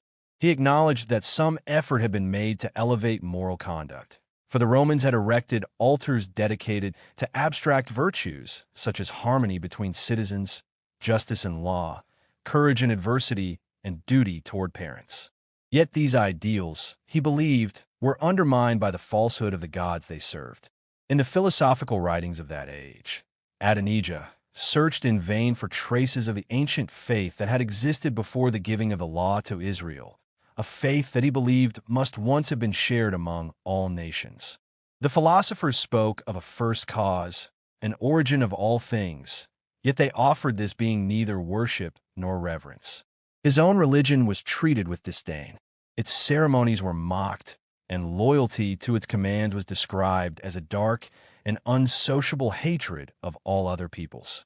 The deliverance of the Israelites from Egypt was distorted into crude and insulting legends by men who displayed great intelligence in other matters, yet whom Adonijah regarded as foolish in this. To affirm belief in a supreme being, yet deny that this being cares for the creatures he has made, seemed to Adonijah a contradiction more cruel than open denial. He compared it to a father who abandons an infant, leaving the child without instruction or guidance in a hostile world. This belief that the gods either did not exist or did not concern themselves with humanity was common in that era. Such thinkers, he reflected, matched the description later given by Paul the Apostle, who said that men claiming wisdom had fallen into folly. Beyond the river Tiber, a Jewish synagogue allowed Adonijah to worship according to the traditions of his ancestors. The seven-branched golden lampstand used by that congregation, a sacred symbol of Israel, would in later centuries be discovered on the very site where it once stood. Adonijah, who had already learned to hate the followers of Christianity before arriving in Rome, found his hostility increased by the attitudes of his fellow Jews. In the 12th year of the reign of Nero, which corresponded to the year 65 after the birth of Christ, persecution had driven the Christians into hiding. They were forced into underground burial chambers known as the Arenaria, and although their presence in Rome was known, they practiced their faith in secrecy. Because many Romans had converted to Judaism in Judea before the outbreak of the Great War, Adonijah did not abandon hope of winning his Roman protector to the faith of Israel. He had grown deeply attached to him. Yet despite his religious zeal and his anguish over the struggle then consuming his homeland, he could not resist watching for the chariot of Lucia Claudia, or lingering near the temple dedicated to cult of Vesta, hoping to catch sight of her. Since no image was worshipped within that temple, he believed that her devotion was directed toward an abstract principle rather than a false god. He imagined that if the brother could be persuaded away from uncertainty, the sister, whose worship seemed less bound to images, might also be guided toward what he believed to be the true faith. In this way, revealed religion, wherever it took root, sought not only to preserve its own truth, but to spread its blessings, beginning with the closest bonds of friendship and family. Although he was secretly forming plans for the destruction of Nero, emperor of the Roman Empire from the year 54 to the year 68 after the birth of Jesus Christ, and for the restoration of liberty to his country, Lucius Claudius found genuine pleasure in the society of Adonijah. His character was frank and open. He did not conceal his opinions. He spoke boldly of his contempt for the gods of Rome, those numerous deities worshipped in temples throughout the empire, represented in statues and honored with sacrifices. Yet, while he treated the god of Adonijah without visible reverence in speech, he was deeply curious about a religion so unlike the systems of belief known among the nations. The followers of that religion were distinguished from all other peoples by the peculiarity of their laws, their customs, and their form of worship, which rejected images and acknowledged only one invisible and supreme being. As they walked together in the gardens of Lucius Claudius's villa at Tivoli, a town situated near Rome and known for its country residences, Lucius leaned upon the arm of the Hebrew and suddenly asked what evidence he could present of the actual existence of the God whom he worshipped. Adonijah naturally referred to the sacred books of his nation, the writings that contained the earliest revelations of God to humanity. These books, preserved by the Jewish people and read in their synagogues, included the law attributed to Moses and the writings of the prophets.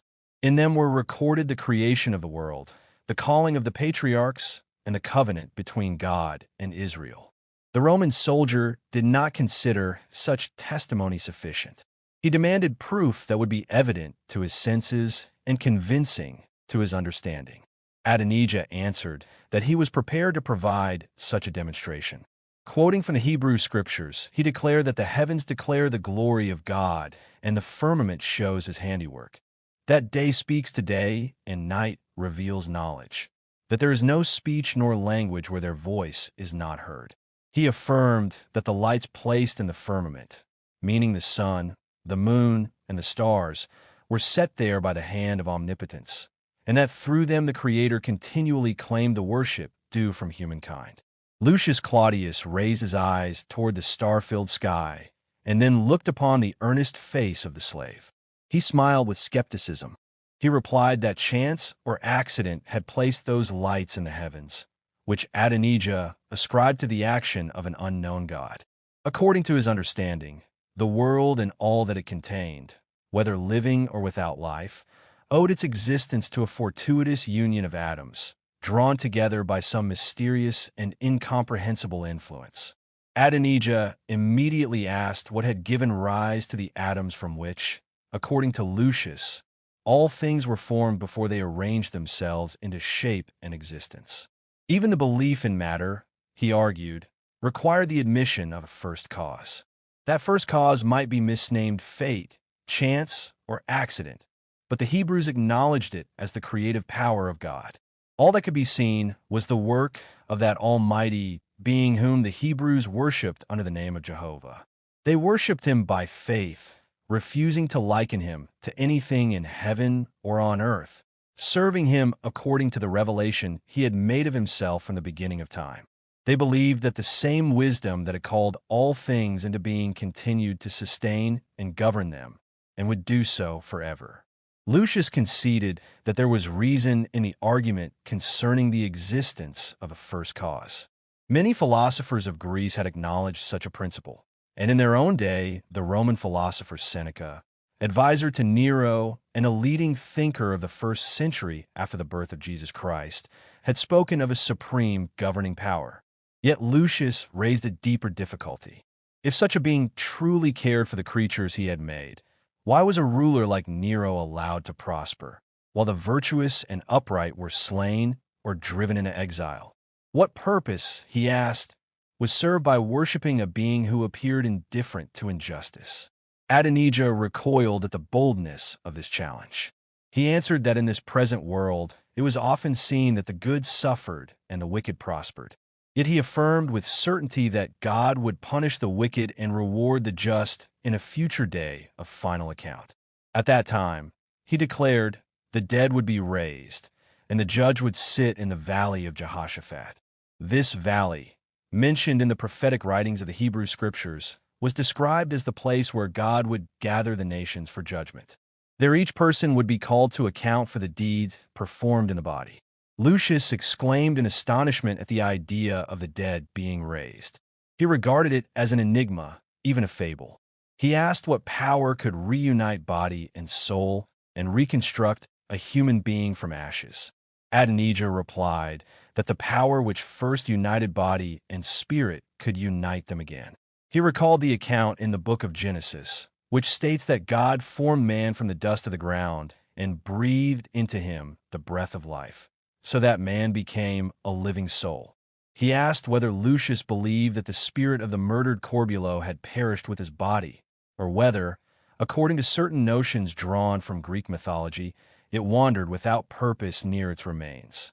No, he insisted, the spirit had gone to its appointed place, to await reunion with the body and to testify against the murderer at the judgment seat of God. Such was the doctrine of the Pharisees concerning the resurrection. Among the Jewish people there existed, however, another sect that denied this belief, a reference to the Sadducees, who rejected the doctrine of resurrection and future judgment. The sacred scriptures, Adonijah declared, could fully instruct Lucius regarding the laws and worship of the true God. These writings were preserved among the Jews, and the scribes, learned teachers of the law, were able to interpret them. The belief in the immortality of the soul often appears most persuasive when one mourns a friend. To Lucius Claudius, who grieved the death of Corbulo, the doctrine that the spirit survived the body now seemed worthy of serious thought. It struck him as strange that he had never previously considered its possibility.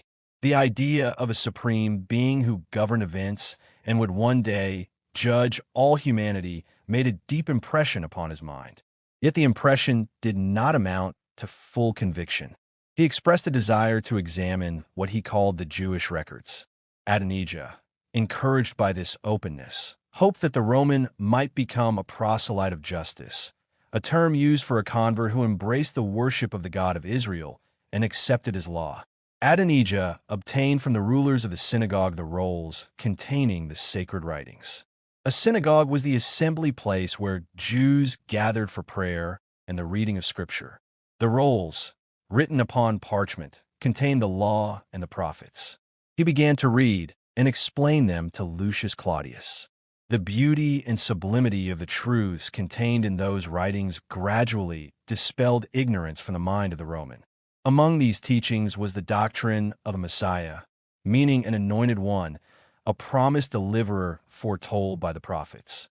As presented by Adonijah, This Messiah was expected to establish a visible and temporal kingdom. The Vestal virgins were charged with maintaining the sacred flame, a fire believed to symbolize the life of the Roman state itself.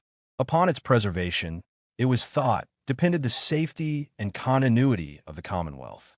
The priestesses were bound to perpetual chastity during their term of service. Around their office clustered ancient mysteries, whose original meanings had faded into obscurity through centuries of repetition. Whether those deeper significances were no longer understood even by the priestesses themselves, or had been lost in remote antiquity, the faith retained an aura of sanctity in the mind of Lucia Claudia. The Claudian family already counted among its ancestors two Vestals of renown. One, Claudia, had been vindicated, according to tradition, when the goddess herself was believed to have defended her chastity against accusation. Another had secured her father's triumph through an act of filial devotion that won public admiration. Lucia Claudia, the third of her line to assume the veil of Vesta, upheld the same reputation and enjoyed the same privileges as those who had preceded her. Public honors surrounded her. At times she exercised a right, granted by ancient law, to intercede on behalf of the condemned. The reverence shown by the people strengthened her attachment to the faith associated with her earliest memories. Praise appealed to a spirit sensitive to distinction and renown.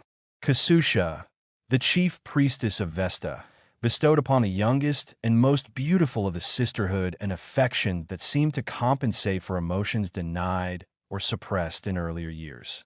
Under such influences, Lucia Claudia's devotion was not lightly to be disturbed. To persuade her that her worship was misplaced, and that the goddess she revered was but an imagined being, appeared a formidable undertaking even to Lucius Claudius, whose character was marked by determination. Yet he resolved to attempt it. He sought permission from the Pontifex Maximus, the sovereign pontiff who presided over Roman religious affairs, to allow his sister to visit him at his villa in Tibur, the town later known as Tivoli, situated east of Rome. According to ancient regulation, Vestal virgins were not permitted to leave their official residence freely. In earlier centuries, such a request would neither have been made nor granted. By this period, however, strict observance had been relaxed. Permission was obtained. Lucia Claudia arrived at her brother's villa, attended by her female slaves and accompanied by Cornelia, her nurse. The impression she had first made upon Adonijah had already awakened in him an emotion unfamiliar in his experience. He had never felt such attachment even toward the women of his own nation, whose faith he regarded as purer and more enlightened.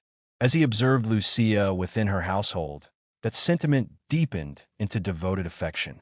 Within her domestic sphere, her character was most fully displayed. Authority in her home was exercised without harshness. No severe gesture or stern command marked her governance. Even the lowest slave regarded her as a benefactor.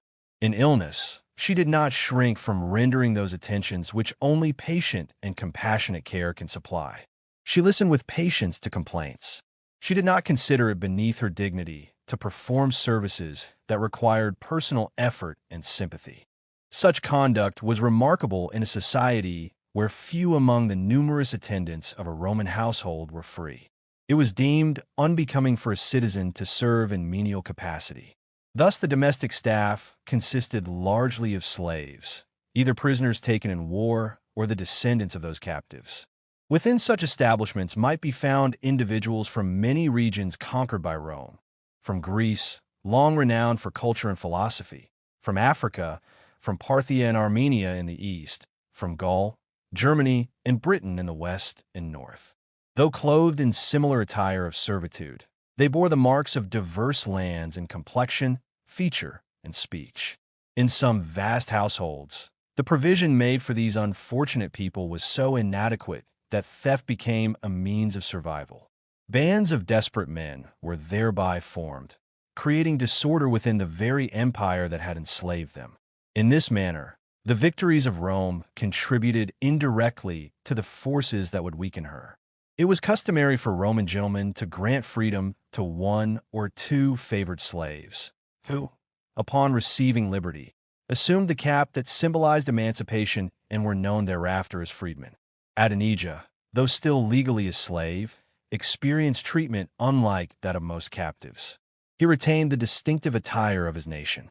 Upon his forehead and arm he wore phylacteries, small cases containing portions of the Hebrew law, bound in accordance with ancient commandment.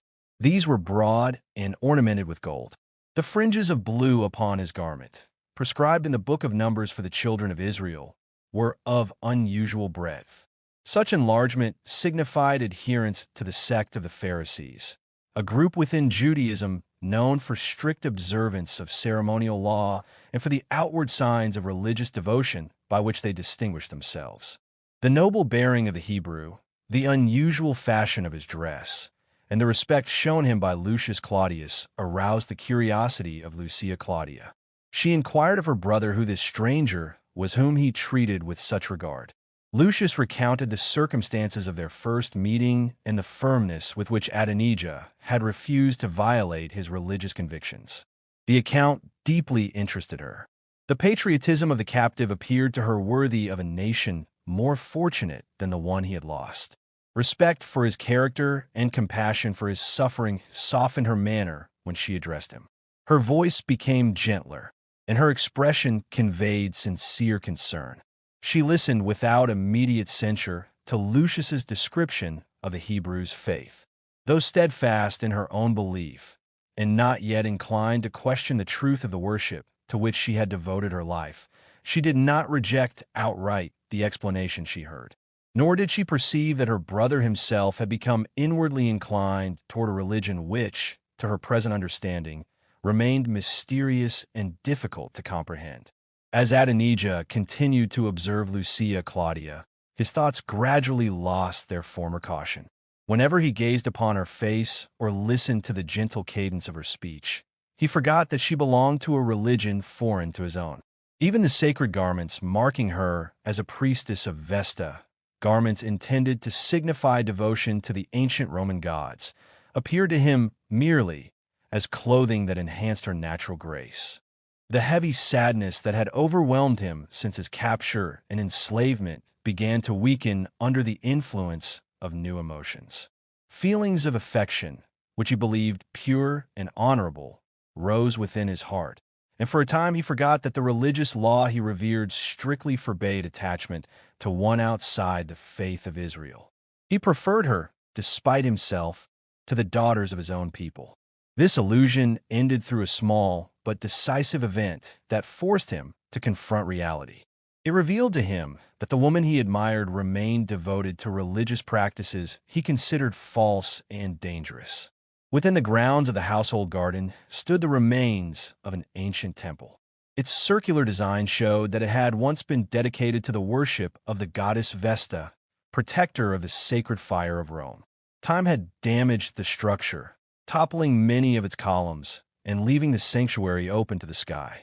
Yet nature had softened the marks of destruction, covering the broken pillars with ivy and allowing flowers to grow among the ruins, partially concealing the decay left by passing years.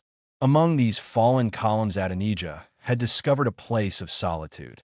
Seeking relief from the demands of servitude and the activity of the household, he often withdrew there to pray to the God of Israel or to read from the sacred scriptures, the writings preserved by the Jewish people, which recorded their history, laws, and belief in one eternal Creator. One day at midday, he entered the garden intending to pray. As he approached the roofless sanctuary, he noticed that it was already occupied. Lucia Claudia knelt within the ruined temple. Her face was turned toward the midday sun, though her eyes remained lowered, as if absorbed in meditation. Occasionally quiet words escaped her lips, but they were too faint for Adonijah to distinguish, though he listened intently. Suddenly, she lifted a triangular instrument toward the sun. Such instruments were used by Vestal virgins to kindle sacred fire through concentrated sunlight, symbolizing divine purity. She directed the focused rays into a specially shaped vessel filled with combustible material. When flame appeared within the container, her devotion intensified. She bent over the newly kindled fire in reverence, absorbed completely in the act of worship. Her white stola, the long robe worn by Roman women of dignity, together with a mantle bordered in purple and the distinctive head covering of a Vestal Virgin, formed the official attire of her sacred office. In Adonijah's eyes, her posture conveyed sincerity and religious dedication. The expression upon her face reflected genuine piety, though directed toward what he believed to be false objects of worship. To him it seemed that such devotion belonged rightly to the worship of the one living God rather than to created elements such as fire or sun. As realization overcame him, admiration turned into alarm. No longer did he see merely the woman who had awakened affection within him. He saw instead a priestess performing rites he regarded as idolatrous. Overcome by zeal for the honor of his God, and forgetting both his position as a slave and the danger of confronting a Roman noblewoman, he rushed forward. With sudden force, he overturned the vessel, scattering the sacred fire upon the ground. In a voice filled with urgency, he cried out, demanding how she could worship a created element rather than the Creator himself. The abrupt interruption shattered Lucia Claudia's concentration. Rising immediately, she faced him with a mixture of shock and indignation. The pride of her noble Roman lineage showed clearly in her response. Tearing her garments in symbolic outrage, she declared that his act was sacrilege and that only his death could atone for such an offense. She invoked the Roman gods, warning that divine punishment would follow his impiety. Adonijah answered without hesitation. He declared that he did not fear the anger of gods who, he insisted, possessed no real existence. If they had power, he argued, they would already have struck him down. The God he worshipped, he explained, was invisible and eternal, perceived through faith rather than physical sight, reigning in the highest heaven. Fire, he said, was merely an element created for human use by that supreme creator, and even the sun itself, though brilliant, was only a servant within creation. Lucia Claudia refused to listen to his explanation. She replied that Roman law would punish his insult and called him an insolent Hebrew. Adonijah accepted the danger, but begged her to hear him before condemning him to death. She commanded him to release her garments, reminding him that even touching the clothing of a Vestal Virgin could be considered sacrilegious under Roman religious law. She urged him to follow his own faith privately and allow her to practice hers without interference. He refused to withdraw, declaring that he could not leave her in what he believed was spiritual darkness. He confessed openly that he loved her and desired to save her soul from error. Overcome by emotion, he fell at her feet while still holding her robes, his expression filled with grief and hopeless devotion. Lucia repeated his name, this time with less severity, and he noticed that her voice trembled. She urged him to leave, warning that he did not fully understand the punishment he risked by daring even to raise his eyes toward a Vestal Virgin, whose sacred status placed her beyond ordinary human relationships. Adonijah answered calmly that he understood the danger, yet did not fear death. To one who did not share his faith, death might inspire terror. To those enjoying earthly happiness, it might seem dreadful. But to a captive who believed in the promises of his God, death represented entrance into a higher existence. He spoke with sorrow rather than anger, describing her as gentle and virtuous yet misled by false teachings, both deceiving others and herself. He lamented that she had not been born among his own people, for then she would have worshipped the God of Israel, whom he called Jehovah, and loving her would not have been forbidden. Now, he said, such love had become a grievous sin. The priestess gave no answer. She renewed her effort to escape, and Adonijah made no attempt to restrain her. In silence he watched her departure, fixing his attention upon her retreating form, until she passed entirely from his sight. When she was gone, he noticed that in her haste she had dropped a small, triangular instrument, an object associated with sacred service. He lifted it and placed it within his garment, even though he believed it to possess magical power. Thus the conduct of one overcome by love stood at odds with his own convictions. Lucia Claudia had not heard the bold declaration of Adonijah, without inner conflict. No man before him, except Nymphidius Sabinus, had dared even to look upon her with admiration, much less to address her with words of affection. Her reserved manner, her strict virtue, and her solemn dedication to lifelong virginity as a priestess of Vestal virgins had restrained the boldest spirits of Rome. Yet, against her own expectation, the presumption of the captive Hebrew did not awaken the anger she believed it should have done. He was unfortunate, and he loved her. His words and expression returned unbidden to her memory, and she discovered within herself a hidden feeling of compassion and anxious interest for the daring slave. The moment she became aware of the danger to her composure, she resolved to flee from it. She summoned her attendants and departed from the country villa to Rome that very day. She did not even venture to bid farewell to her brother, fearing that his keen perception might uncover the source of her agitation. During the absence of Nero, Rome endured a tyranny more dreadful than his own. The men to whom he had entrusted authority were of low origin and violent character.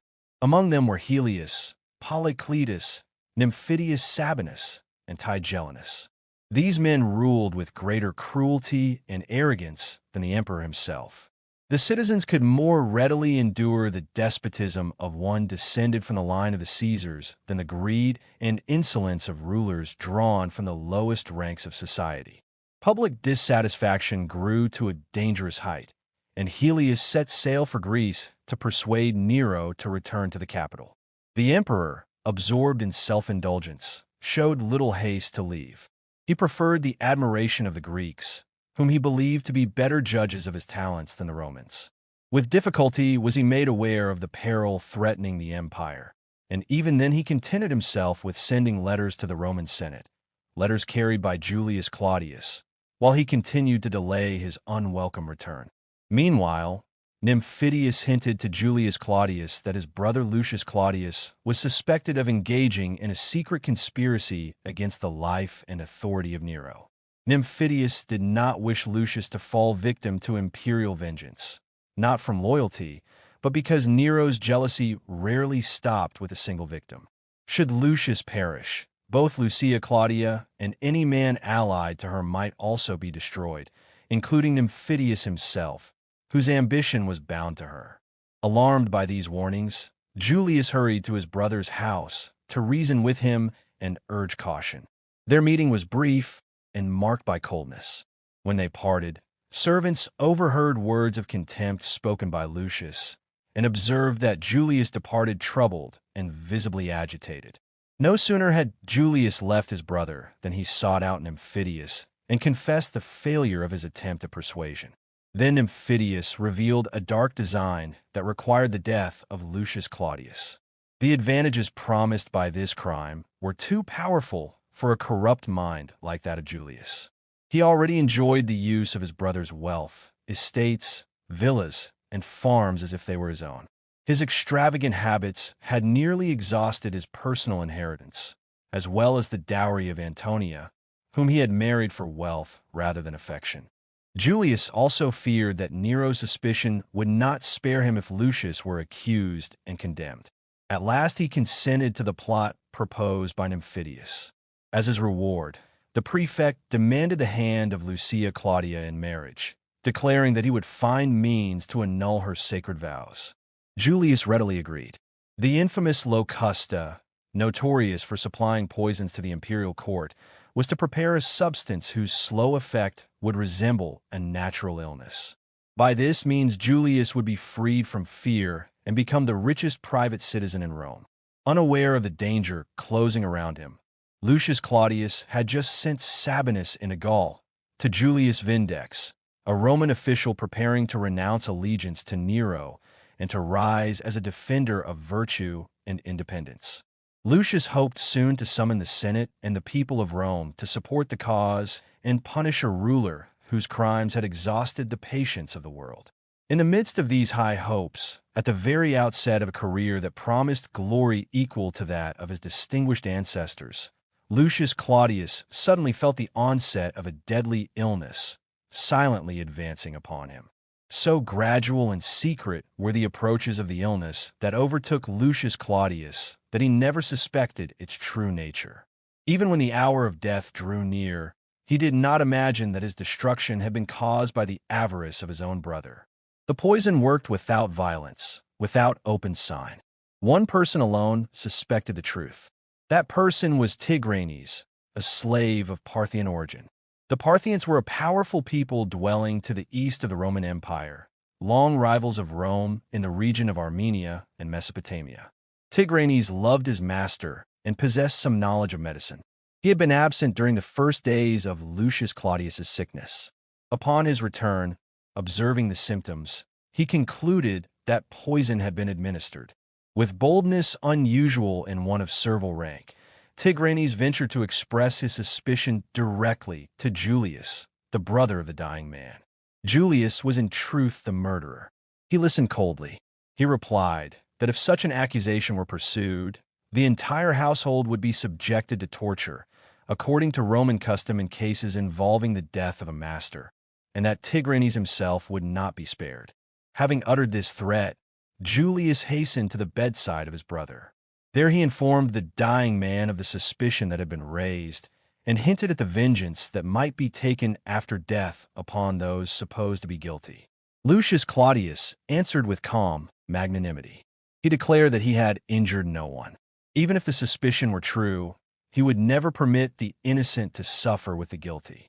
God, he said, would avenge his death. He then dictated his last will and ordered that his sister be summoned to receive his farewell. He was about to enter what the sacred writings describe as the valley and shadow of death. He stood in the prime of manhood, in the full strength of his powers, and in the height of his reputation. Yet the light of the revelation he had lately embraced brightened his final hours. He had believed in the existence of one supreme God and had abandoned the errors of atheism. He had accepted the doctrine of the immortality of the soul and of its future reunion with the body. How gladly would he even then have welcomed that fuller light described in the prophetic language as the day spring from on high, which Christians understand to refer to the incarnation of a Savior who brought light to the Gentiles. But as it was, even the belief in future judgment and resurrection sustained him. Drawing his weeping sister to his breast and directing her attention to Adonijah, he said that the God of Adonijah was his God. He attempted to add more, but his words became indistinct. Only the beginning of his sentence reached her ear. He expired before completing it. He left her overwhelmed with grief, not merely sorrowing, but in deep despair. The hopes that had softened his own departure did not console her. To her, he seemed lost forever. She wept without comfort. Adonijah mourned his benefactor with sincere and manly sorrow. Yet his grief was not without hope. He longed to claim the privilege of a brother toward the bereaved maiden and to assure her that Lucius Claudius would not remain forever a captive in the grave. He saw her carried from the chamber in a state of insensibility, pale and motionless. Turning back to the body of the dead, he wept without restraint. The funeral rites of Lucius Claudius were performed with unusual magnificence. Public games, in accordance with Roman custom for honoring distinguished citizens, were continued for many days. Julius, the murderer, displayed every outward sign of fraternal affection. He delivered the funeral oration and placed the urn containing the ashes of the virtuous Roman in the mausoleum of the Claudii. The Claudian family was one of the ancient and noble houses of Rome, and it possessed the rare privilege of burial within the walls of the city, a distinction denied to most citizens by Roman law. By his last will, Lucius Claudius made provision for the future emancipation of Adonijah. The liberation was to take place at the conclusion of the Jewish War, that conflict between Rome and Judea, which had begun in the year 66 after the birth of Jesus Christ. Until that time, Adonijah was to be exempt from all servile labor, as he had been during the lifetime of his master. When restored to freedom, he was also to receive a sum of money sufficient for his needs. The greater portion of the estates was left to Julius as the male head of the household, while a substantial share was assigned to the sister. Lucius Claudius also remembered the Roman people and his own slaves in his testament. The name of the emperor did not appear in the document. Even in death, the justice and generosity of the deceased were evident. The return of Nero to Rome did not calm public dissatisfaction. His conduct excited fresh disgust. His trivial amusements and his extravagant triumphal entry offended many citizens. Instead of restraining the greed of his favorites, his presence encouraged the renewal of crimes that had been committed under his authority during his absence. Luxury and cruelty seemed united. Indulgence weakened character, while harshness hardened the heart. Avarice and prodigality, once considered opposites, appeared combined in the behavior of Nero and those who surrounded him. Wealth was seized without scruple and then squandered upon feasts and spectacles. Until the death of Lucius Claudius, Adonijah had not attended public shows or private entertainments. His master had lived simply and attributed the moral decline of Rome to the growth of luxury. Julius, however, delighted in display. He chose to have the Hebrew attend him in public, for the commanding stature and noble features of Adonijah enhanced the splendor of his retinue. In these scenes of excess, Adonijah once more beheld Nero Caesar, ruler of the Roman world. The laurel wreath upon the emperor's brow, symbol of victory, the scepter in his hand, emblem of authority, and even his participation in revelries could not conceal him from the eye of the slave who had once witnessed his agony of remorse at Corinth, the Greek city where Nero had publicly performed and later been tormented by conscience. To Adonijah, the emperor's smile appeared forced, his mirth unreal. Beneath the outward display, he discerned fear.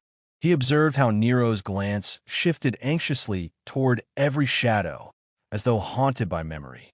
The emperor had ordered the death of his own mother, Agrippina the Younger, a woman of ambition and power. In his troubled imagination, it seemed as though she might rise against him in judgment.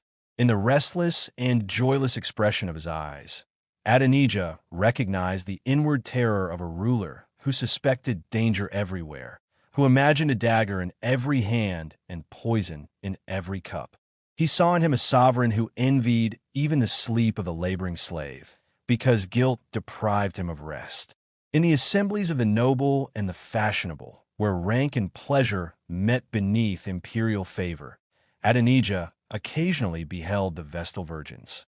Their order, long honored in Rome, had been endowed by Emperor Nero, who ruled from the year 54 to the year 68 after the birth of Jesus Christ, with additional distinctions and privileges. Among those consecrated priestesses, the Hebrew captive's gaze invariably sought one figure alone. He observed the altered hue of her countenance and the weariness in her expression, and he understood how deeply the death of her brother weighed upon her spirit. By the rigid discipline of her office, she was forbidden the customary signs of mourning.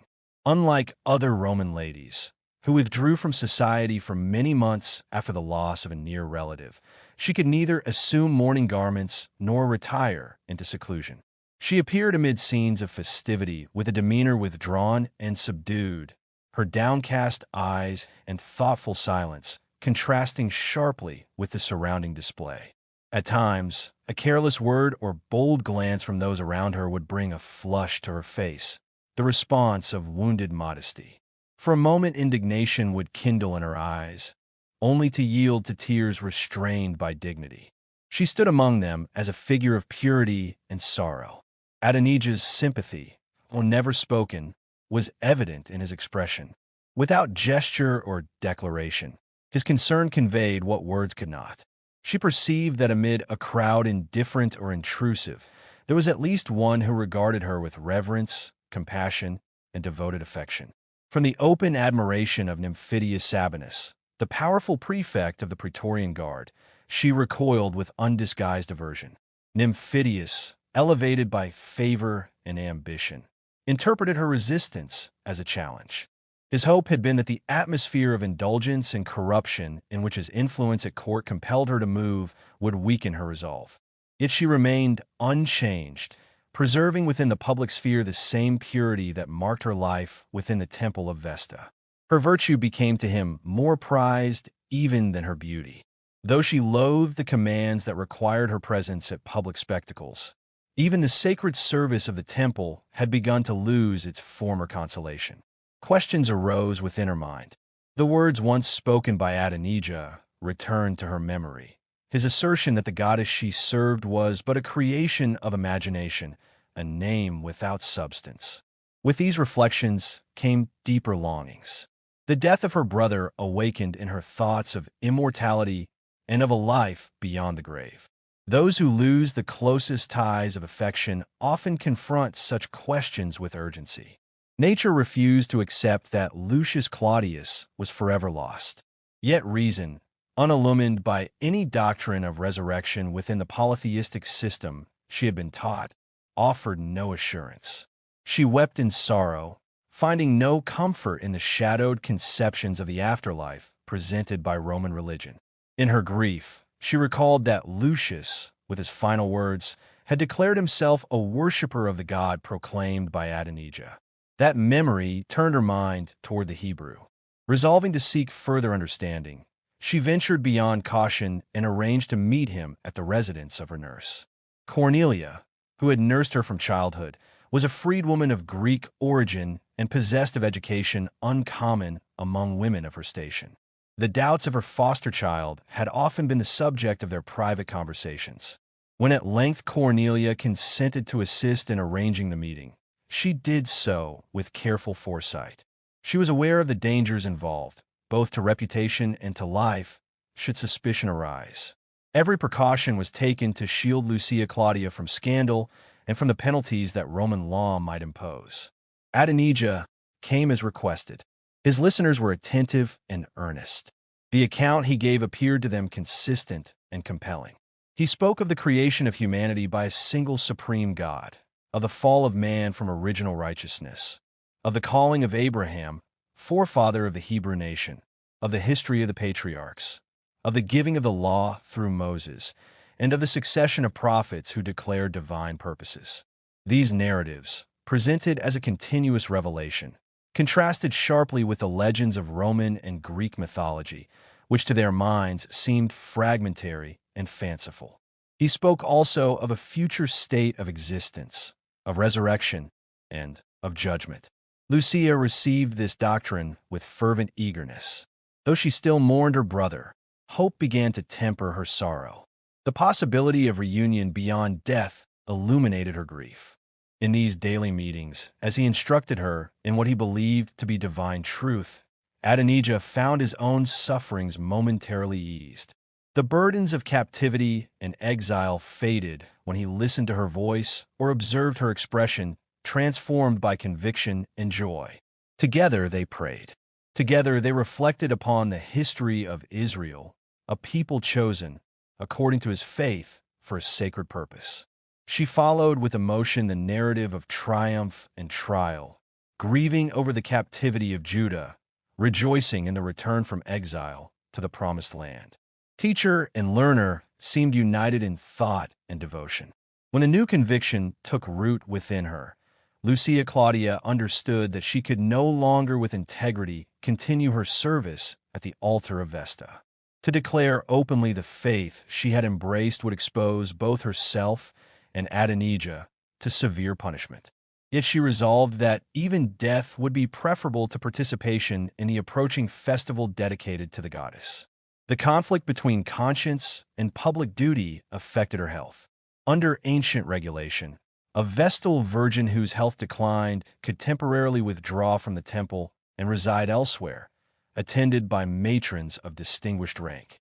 Lucia Claudia named her sister-in-law among those permitted to nurse her, thereby securing refuge in her brother's household. Several weeks passed during which she did not attend the sacred fire, that perpetual flame which Roman belief held essential to the security of the state. By law, a Vestal might, after 30 years of service, leave the temple and marry. Lucia, however, was still young, having been dedicated to Vesta at the age of 7 by her eldest brother. At that time, she had possessed neither the capacity nor the authority to resist the decision. Her father had been deceased, and Lucius Claudius, as the senior male representative of the family, had exercised legal control over her future. Now, convinced that her continued membership in the Vestal College was incompatible with her adopted faith, she resolved to consult her brother Julius regarding the possibility of withdrawing from the order. In the city of Rome during the 1st century after the birth of Jesus Christ, every young man belonging to the noble ranks was expected to master public speaking and legal argument.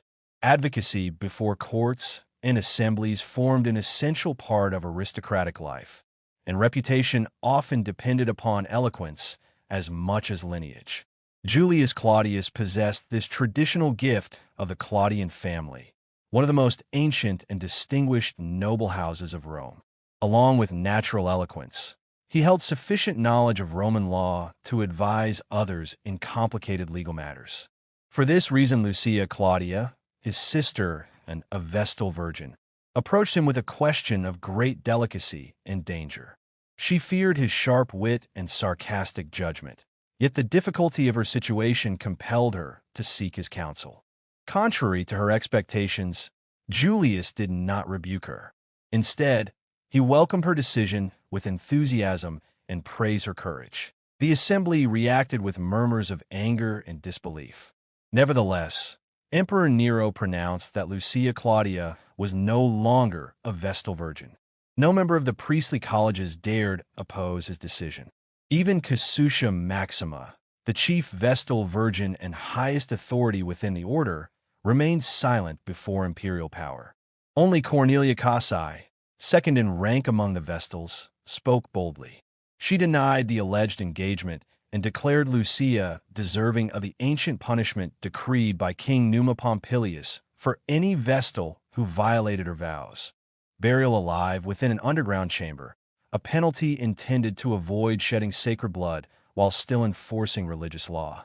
Nero listened without response, his silence heavy with authority.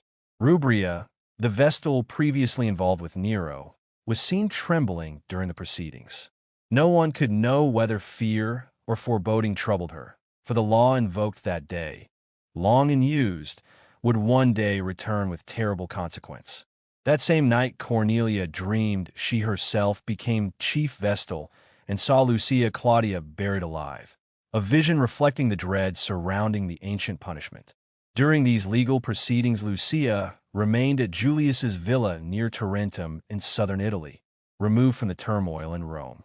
When her brother summoned her back to the capital, she arrived to find a garland hung above the entrance of his house on the Palatine Hill, a traditional Roman sign announcing celebration and success.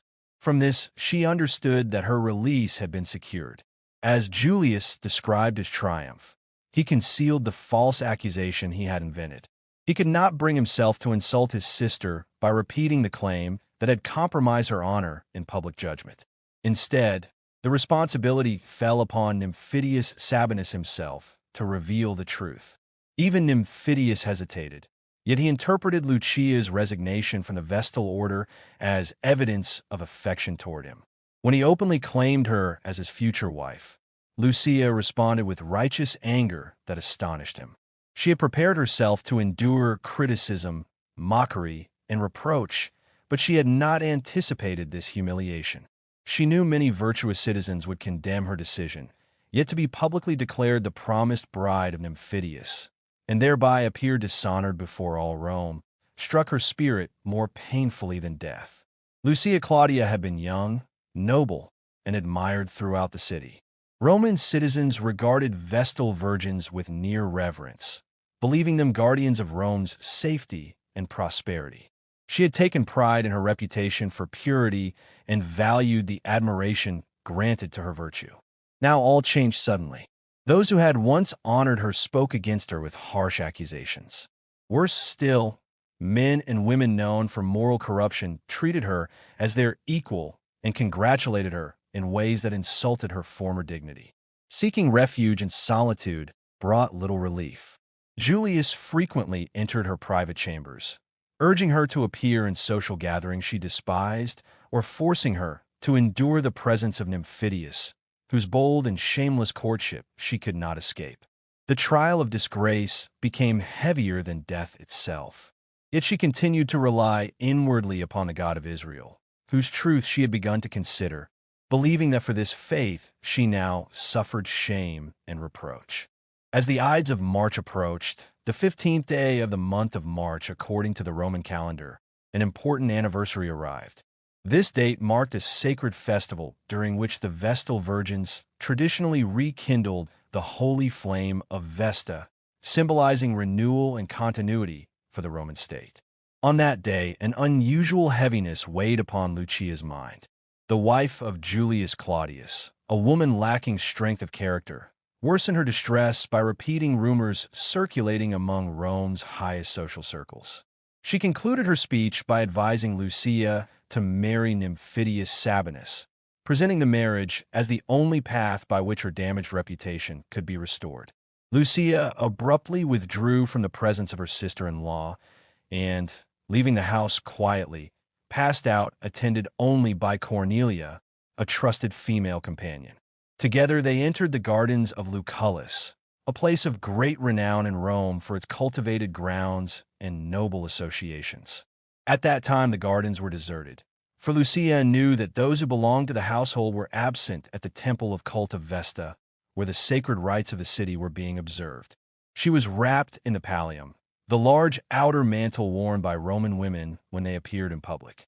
Her face was hidden beneath a thick veil, and thus concealed from recognition, she sank down beside a fountain, beneath the shade of a cypress tree. Leaning her head against the bosom of Cornelia, she gave way to tears. Though gentle in nature and refined in manner, Lucia was not without the proud spirit of her lineage.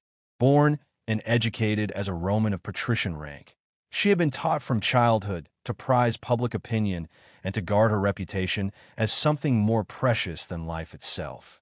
Her deep sighs and unrestrained weeping revealed the struggle within her soul. Dishonor and shame seemed to threaten her name, and she feared that such a stain would cling to her forever in the memory of the world. Even while yielding to grief, she felt ashamed of what she considered weakness. Suddenly, she knelt upon the ground and prayed earnestly for strength and support from the God for whose sake she had renounced rank, privilege, and honor, and had accepted contempt and reproach. The sound of her voice drew the attention of an elderly man who was passing through the garden. The tone of her prayer struck his ear with a sense of familiarity, and he turned aside, approaching the spot with deep concern. He looked upon the kneeling figure with compassion and reverence. The veil that fell over her face partly hid her features, yet the noble outline of her form awakened a memory that could not be mistaken.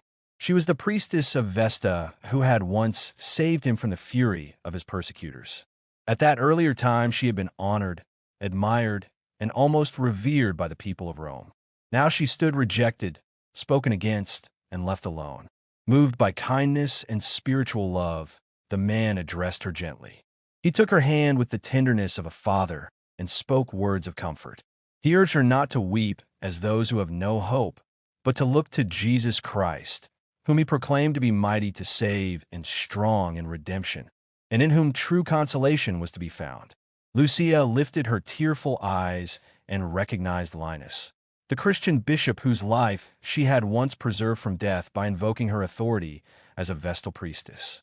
At that time her compassion had been stirred by the sufferings of the Christians under the cruelty of Nero, though she had felt no interest in the one for whose sake they endured such punishments, nor had she taken any pains to understand their beliefs.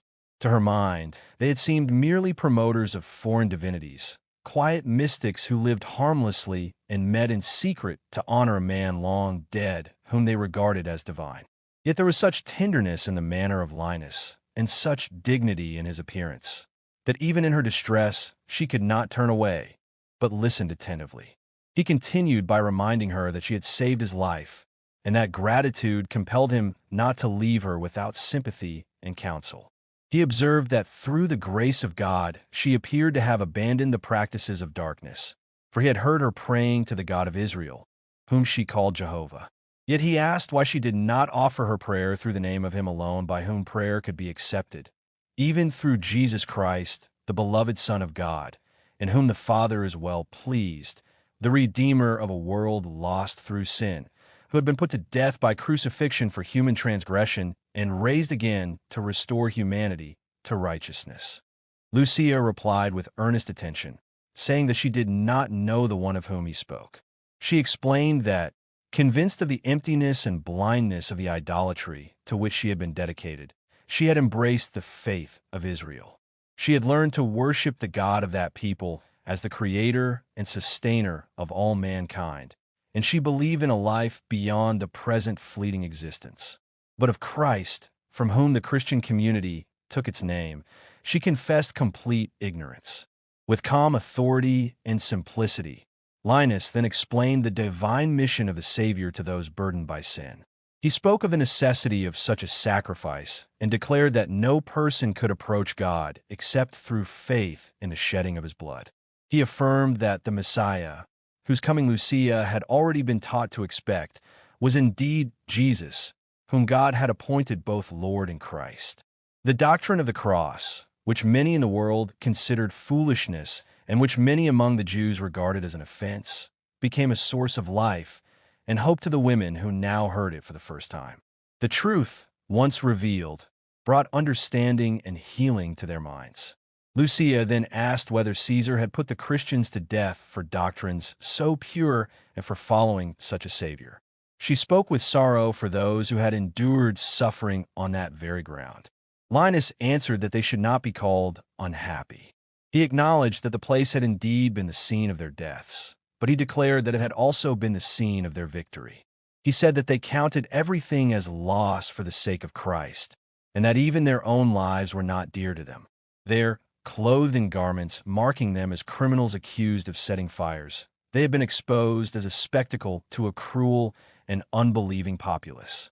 As he spoke, his voice faltered, and tears filled his aged eyes as he remembered the sufferings of his fellow believers.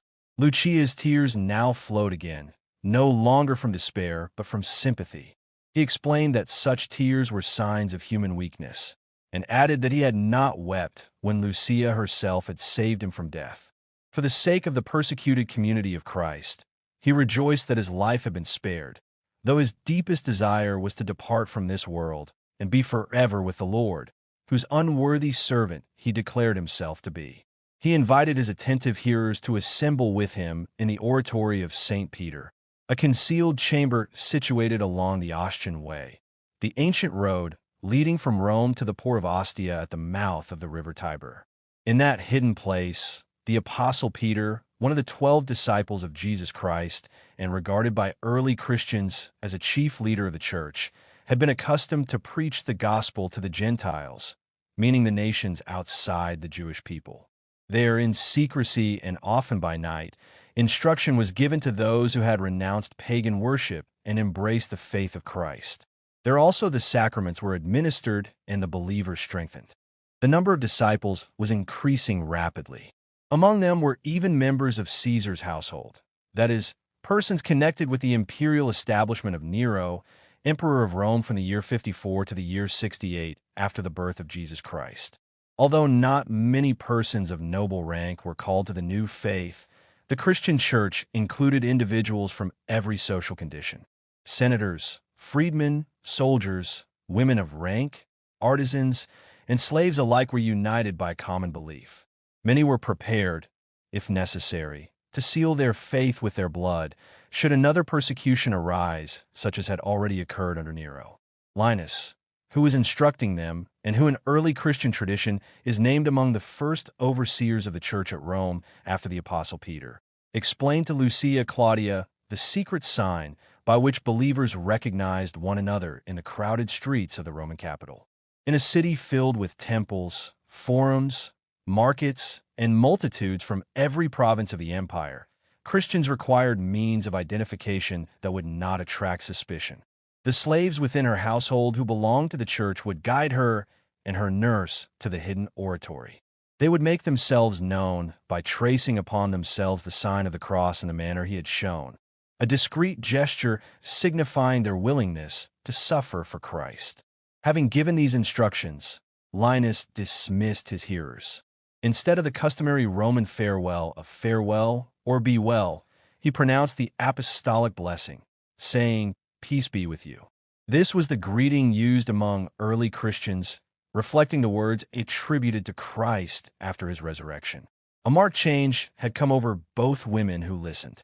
Lucia Claudia was almost persuaded to embrace the Christian faith, while Cornelia, a freedwoman who had once been a slave and had since received her liberty, was fully convinced. In the heart of the young Roman lady, human passions were still active. Love and pride had not been extinguished.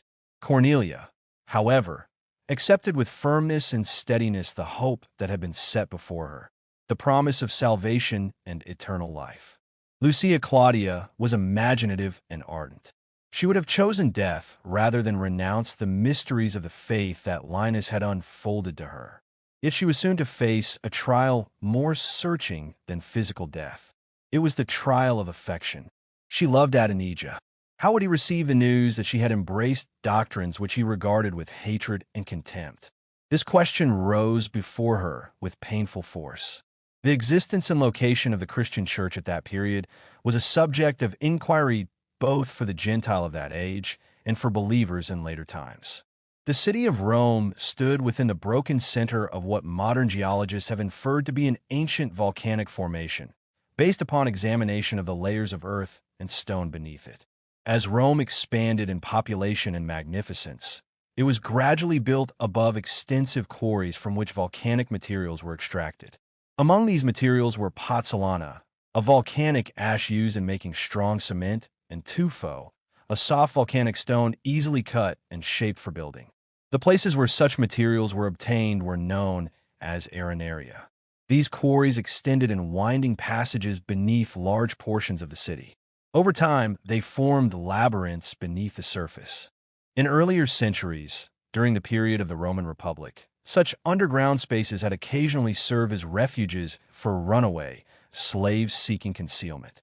When the persecution of Nero broke out against the Christians in the year 64 after the birth of Jesus Christ, following the Great Fire of Rome, these subterranean chambers became places of shelter for the followers of Christ. Within those dim passages, thousands of Christians lived for a time, worshipped, suffered, and were buried.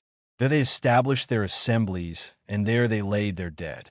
The writer of the Epistle to the Hebrews in the New Testament had spoken of the faithful as those of whom the world was not worthy, who dwelt in deserts and mountains, and in dens and caves of the earth. In like manner, the early believers in Rome withdrew from public view in order that they might remain faithful to Christ. The existence of these quarries, later known as catacombs, was not unknown to the Roman population. Yet the full complexity of their winding passages had perhaps not been explored for generations. Entrances to the arenaria were sometimes connected with private villas and houses. When the owners of such residences embraced the Christian faith, they were able to attend the services of the primitive church with less risk, passing directly from their dwellings into the hidden corridors. These openings also allowed escape to fellow believers when accusations were made before pagan magistrates. The security of these places was not absolute. On more than one occasion, accident or treachery led persecutors to discover the hidden congregations. Faithful pastors were seized and brought forth to execution. According to Roman law and custom, the manner of death often depended upon rank. A Roman citizen was generally put to death by beheading, considered a more honorable form of execution. A slave, by contrast, was commonly crucified or burned alive. Thus, persecution varied in its outward form, but not in its severity. The fierce hostility of pagan authorities did not always arise from official investigation alone. It was also a time when betrayal could spring from within. Family members sometimes denounced one another. Brother rose against brother. The presence of treachery within the Christian community itself must not be regarded as surprising. In the earliest circle of the disciples of Christ, there had been Judas Iscariot, who betrayed his master. Therefore, it was not unexpected that among the members of the primitive church there might also be those who, through fear or corruption, proved unfaithful. After his deliverance through the intercession of Lucia Claudia, Linus withdrew to hidden places beneath the city. There he prayed for the conversion of the heathen priestess who had rescued him. with the tenderness attributed to a Christian pastor and the vigilance of one seeking a lost sheep. He watched over her spiritual course from afar. Among the numerous slaves belonging to Julius Claudius were many who professed the Christian faith and regarded Linus as their shepherd. From them he learned that Lucia Claudia was guided by motives far different from those the public supposed. Instead of returning eagerly to the diversions of her rank, she lived in retirement and prayer. It was rumored within the household that she had become a proselyte to the Jewish religion, for she was known to converse frequently with the Hebrew captive Adonijah, a familiarity uncommon between a noble Roman lady and a foreign slave. The influence Adonijah held over her appeared even stronger than that which he had exercised over her late brother. The Christian servants believed that the same religious cause lay at the root of both attachments. Linus rejoiced that spiritual motives had drawn the Vestal from her cloistered seclusion. Having learned with care the course of her movements, he followed her to the gardens once associated with Lucius Licinius Lucullus, the Roman general of the 1st century before the birth of Jesus Christ, whose estates had long been celebrated for their beauty. There he addressed her, as previously described. He cherished the hope that Adonijah also might be brought within the Christian fold. If the Hebrew had led these noble Romans away from the darkness of pagan belief toward acknowledgement of one supreme God, Linus desired that the Israelite himself might receive what Christians held to be the fuller revelation of truth. Lucia Claudia was astonished when the appointed sign was conveyed to her by Fulvia, an elderly bondwoman belonging to her brother's household. In that humble servant, she had not expected to discover a Christian. Yet she returned the sign as instructed. Fulvia, animated with joy, embraced her and declared that her prayers had been answered. She urged her to go forward without fear, affirming that God would be with her, and that faithful brethren within the household would guide her to the church beneath the city. There, she said, the doctrines to be heard that night might lead her toward the church above, which believers described as the dwelling of the blessed. Lucia asked in surprise whether Fulvia herself was a Christian. The old woman replied that she was not only a believer, but a deaconess of the church, entrusted with service among the faithful. Many within the household, both men and women, she added, worshipped the Lord Jesus Christ. Lucia turned in silent amazement toward Cornelia, her nurse, and then back to Fulvia. The deaconess continued, declaring that even within the imperial household, there were those prepared to die for the faith which Emperor Nero persecuted. She spoke in the language of Christian scripture, affirming that its message had gone forth into all lands and that the gates of hell would not prevail against it. She asked whether Lucia dared trust those slaves who, though legally bound, believed themselves made free in Christ and had embraced the faith at a time when its adherents faced execution by fire and sword. If Lucia consented, Fulvia would come at midnight to guide her. Lucia replied that she dared. She looked toward Cornelia and asked whether she would accompany her. The nurse answered that she would follow her foster child even to death. Fulvia, satisfied, withdrew. At midnight, when silence lay over the household, Fulvia entered the chamber where Lucia and Cornelia awaited her. Both were wrapped in veils and cloaks. Without speaking, Fulvia motioned them to follow. She passed quietly along a corridor and reached a door leading to the service quarters of the house. From there, she entered the court assigned to the slaves. Through a covered passage, she advanced until she struck sharply upon a section of the wall.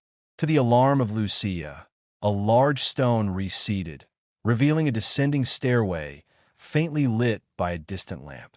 Lucia did not perceive the mechanism by which the stone was drawn aside.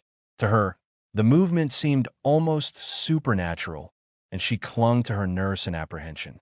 Cornelia, more composed, observed that the slab had been raised by men operating concealed machinery and that it was replaced immediately after their entrance. Guided by Fulvia, they descended and moved through winding passages, turning frequently. At intervals, they encountered individuals bearing torches who gave a sign of recognition, and whom Lucia recognized as members of her brother's household. These slaves greeted her with reverence and stepped aside to allow her to pass. Only Glaucus, a freedman of Julius Claudius, retained his place before her, holding a torch to illuminate the way. Perceiving her unease, Glaucus explained that they were within the Arenaria, the subterranean sand pits and galleries extending beneath portions of Rome. Many of the passages, he said, ran beneath principal streets and even beneath palaces. Converts to the Christian faith had opened concealed entrances from their own dwellings, as the slaves in her brother's house had done. He directed her attention to the manner in which the vaults were supported without visible masonry, yet appeared as firm as when first hollowed out in distant centuries. At length he ceased speaking and struck his staff against the wall. A narrow panel withdrew, and a bright light shone forth. Linus, clothed in a white stole signifying his office, stepped forward and welcomed them to his church.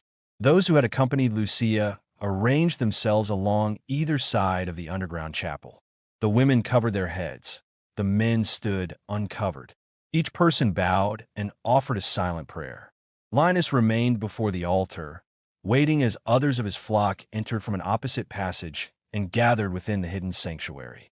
The brief delay granted to Lucia Claudia allowed her to examine carefully the underground cavern where the Christians gathered for the worship of their god. This place lay beneath the city, carved from ancient stone quarries that the Romans called subterranea, meaning underground passages. In later times, the region would be known by another name derived from that Latin word. But during Lucia's lifetime, it served as a hidden sanctuary for believers who could not worship openly within the Roman Empire. The cavern extended widely in both length and breadth, and was capable of holding several hundred people at once. Its roof required no pillars, being sustained by the strength of the stone itself. The ceiling was low rather than elevated, giving the place a humble character suited to secrecy. Along the walls were numerous recesses or niches, sealed with slabs of marble or carefully fitted tiles. These coverings bore carved symbols identical to those Fulvia had shown earlier that evening. By reading the inscriptions engraved upon these tablets, Lucia learned their meaning. They marked the burial places of Christian martyrs, men and women who had died rather than renounced their faith in Jesus Christ. Two symbols identified these graves. One was the palm branch, representing victory through suffering. The other was the cross, the instrument upon which Jesus had been executed and which Christians regarded as the sign of redemption. In that age, these emblems distinguished every Christian tomb. The altar itself stood above the grave of a martyr, so that worship was conducted in remembrance of those who had remained faithful unto death. Even in silence, the dead seemed to call upon the living to imitate their steadfast courage. During the gathering, prayers and hymns were offered with simplicity.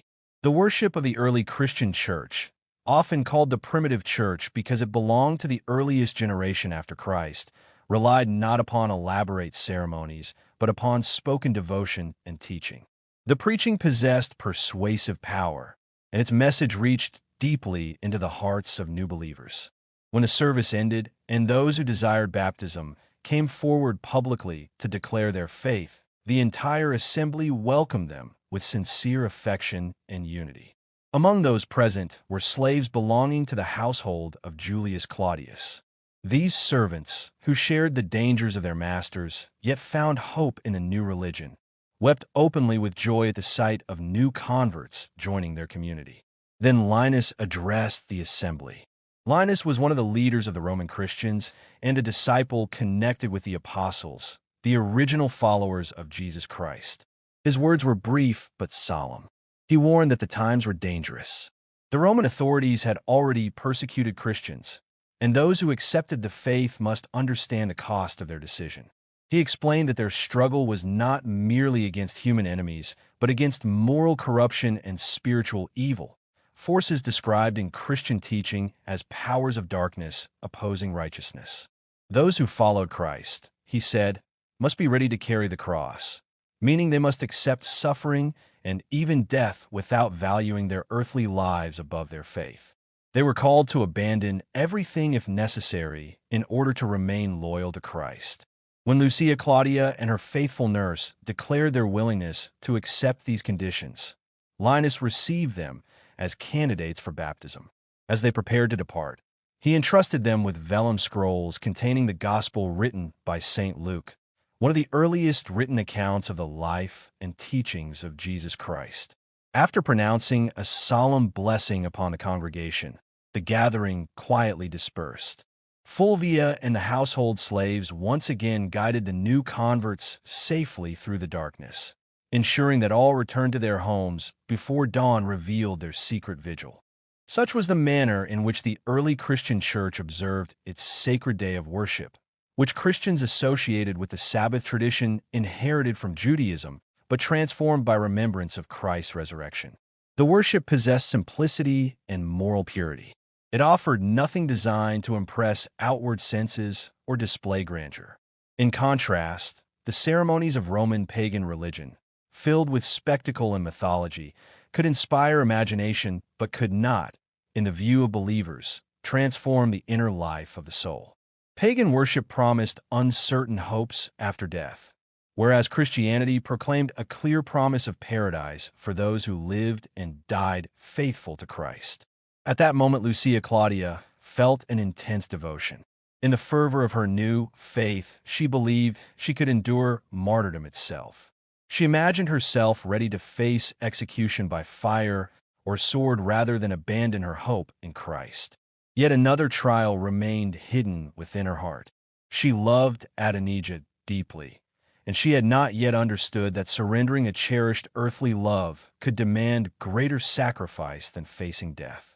For some people, the dramatic suffering of martyrdom proved easier than relinquishing the person most dear to them when that attachment conflicted with their religious calling. Knowledge about this period of the first century after the birth of Christ remains limited. According to the earliest testimony, preserved through statements Pliny the Younger received from Christian deaconesses, worship began with a hymn sung alternately in honor of Christ, indicating responsive singing between groups of believers. Afterward, participants pledged themselves to observe moral laws with strict sincerity. The congregation then separated temporarily before reuniting for a shared meal, eaten together in moderation and order, symbolizing fellowship and equality. Christian authors of the following century described a fuller service that included singing, prayer, preaching, and participation in the Lord's Supper, the sacred meal commemorating Jesus Christ's final gathering with his disciples. The essential substance of worship remained consistent through time, even though the arrangement of its parts gradually developed. This growing order reflected the instruction given by the Apostle Paul in his letters, urging believers that everything in worship should be conducted with dignity and proper order. Lucia Claudia remained unaware of the danger that surrounded her, because she did not yet understand the depth of influence the Hebrew captive held over her thoughts and affections. She knew of his deep hostility toward Christianity, yet she did not foresee that by confiding in him her new spiritual condition, she would place her own faith at risk. She told him that she had become a catechumen, a name given in the early Christian community to those who placed themselves under formal instruction in the doctrines of the faith before receiving baptism. She did not imagine that this confession could endanger the belief that had begun to appear so precious and sustaining to her soul. Adonijah listened to her account in dark and troubled silence. He endured the recital to its end for one reason alone. Through her, he hoped to learn the secret meeting places where the Christians assembled to observe their Sabbath. As she spoke, his distress broke forth again and again. He tore his garments, struck his forehead, and beat upon his breast, while his expression revealed grief, wounded pride, and bitter indignation.